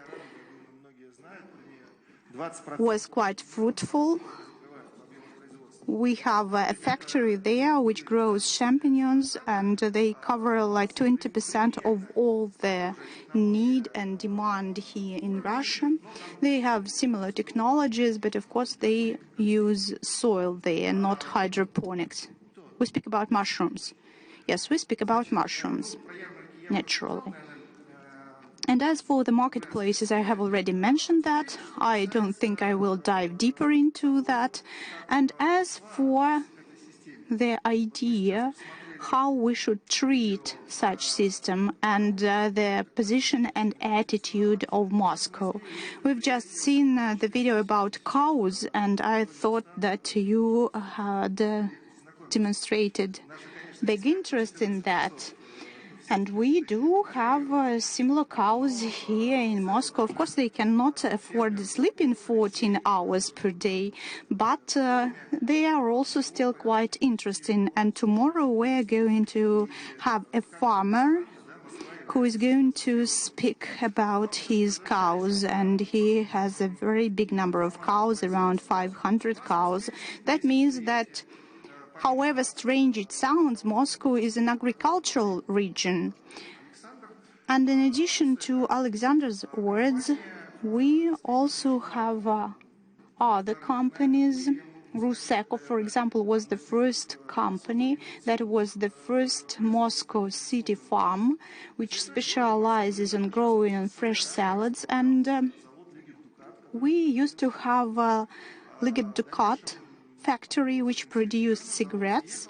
Later on it was preserved, and the tobacco company moved. And now we have Ruseco there. They invested into the equipment, and they have 6.8 hectares. And we tried to find some similar experience in Europe, but unfortunately we could not, because this is a very big area when we speak about such land in such a format. And as for the volumes of production of this particular company, then we may calculate their maximum capacity. In this case, that will cover approximately 15% of consumption for greens here in Moscow. And of course, in this case, we can speak about the food safety of our city, and this is a serious enterprise. You can see pictures on my presentation. And I would also like to mention Vnukovo. It was already mentioned by a colleague of mine. Using iFarm technologies, we had another enterprise open in February this year, and they also work. Now they have 6 tons of yield per month, and I need to say that we use a lot of Russian materials and a lot of, for example, metal structures which were manufactured here in the territory of the Russian Federation. And as for the technology, they also accepted the experience of Japan, for example, and used that. We understand that we work in the global economy, in global production, and we use the best options. There is no sense to create something which is already obsolete or outdated. Let's return back to the support. I already mentioned that we have 6 areas of support of agriculture, and in addition to that, Moscow constantly conducts tenders, and the company which we've mentioned, City Farms, greenhouses, was the laureate of Mayor of Moscow, and they received financial support. And let's return back to that tomato, which we've mentioned thousands of times today. I would say that here we consume even more tomatoes than recommended by 3%. Muscovites indeed like tomatoes, and if we speak about cucumbers, we can cover 100% of consumption with our greenhouses, and this is the most recent information which we received from our union, Greenhouses of Russia, and we are very close with that, with the tomatoes. We will be able to grow in greenhouses nearly 100% of the demand. And as for the open and growing them in fresh air, I'm afraid we do have different climate and we won't be able to do that. That's it. I'm ready to answer your question. Alexander, okay, I would ask you, when are we going to have the innovative food tech cluster open in Moscow? Was the land plot already allocated? Do you have some list of residents? And if the land plot is allocated, then where? Well, I think it's not the question to my department, but indeed that we speak about the production in the territory of Moscow. Yes, you are right. We have a solution about the creation of such a cluster. Let me clarify that with my colleagues, and as we are acquainted right now, let's call each other a little bit later and we will discuss when it's possible. But in principle, the decision was already taken. And what about the draft laws? Probably we should initiate the issue on organic fruit and vegetables. I separately did not push the GMO topic, but I actually wanted to understand your opinion and your attitude to that. It's a question for me, a big one. And they are related to fears related to GMO, and also our legislation supports that fears. I think we need some, not facilitation even, but push in that area. Okay, it's really good that we, being an agricultural area, Moscow, cooperate with the Ministry of Agriculture. And I think that such push should be initiated by the ministry. And I think that if you go to them, then you will be able to understand what is happening. And we need to understand that sometimes we have some differences in the evolution of the environment and legislation framework. Probably we are lagging behind with the legislation. Probably we go a little bit ahead of the situation. But we need to consider that. Frankly speaking, I see future in such small farms because we had some alarming conversations several, let's say, years ago that we are losing a lot of seeds. For example, that great, big, large farmers are having just one grade of tomatoes, one grade of cucumbers or carrots. And you understand that when you purchase carrots for 100 rubles, and those are the carrots which are actually the carrots grown for feed. And in this case, we do have some alarms. But I think that when we speak about new trends, we see the future. Probably we'll be able to preserve cultures, we'll be able to preserve seeds. Well, actually, everything is okay with agriculture and with carrots as well. But as our president said, we are not having our yield yet. But what we had harvested before in the previous year, it's already over. And that's why we have such drops when we have to switch to the import products. And in this case, the price is rocketing, you're right, but it's not triggering some fundamental problems. For example, potatoes and beets did not have a great yield last year. And this is the same situation with carrots. And I would like to remind you that we all live on the global international market. It's not possible that carrots in Europe costs like 3 euros and we have like 1 euro, for example.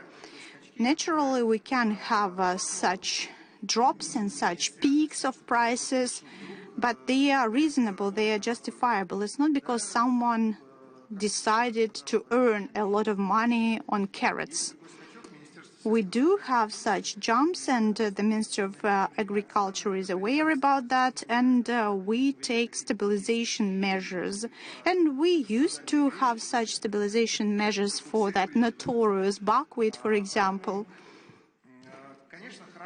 And of course, it's good when within the city we have something produced. And when you look at such business, you need to think not about the image, not only about the environment, not only about the sustainability, but also you should look at the economic component. If it is economically reasonable, then the investors will bring their money. They will create more and more such type of companies. And then, of course, we will have some balance, because if we have a lot of producers of similar products, for example, in Moscow region or in the nearby regions, they will be the backbone of our supply chain. And of course, the money will be collected by the companies, and for example, Ruseco is not working for full capacity, and currently they cover 15%. They will understand that they can earn money, and they will expand, and they will cover 100% of demand. Probably such conglomerates will have future, and if we have this in the territory of Moscow, that means it is not just an image. It means it may be economically sustainable. Dear colleagues, friends, thank you so much for such a session. For me, actually, I was interrupted because I wanted to know a lot. I have a lot of different questions. It's good that the Ministry of Agriculture was mentioned many times, and I would like to speak about our colleagues today. Denis Kosternoy, First Deputy Head, Department of Trade and Services of the City of Moscow. Alexander Lyskovsky, President and founder of iFarm Novosibirsk. not from Novosibirsk. I am from Moscow. But why do we have Novosibirsk mentioned? Yes, we have a R&D center there, but I live in Moscow, and this is the best city ever. And what about Novosibirsk? Okay. Okay, Anatoly Kazakov, chef, selfie restaurant. And we also had finally Peter van Wintergen. Thank you so much. And Pascal Hardy. My name is Ksenia Chudinova. Stay with us. See you later at Moscow Urban Forum tomorrow. Bye.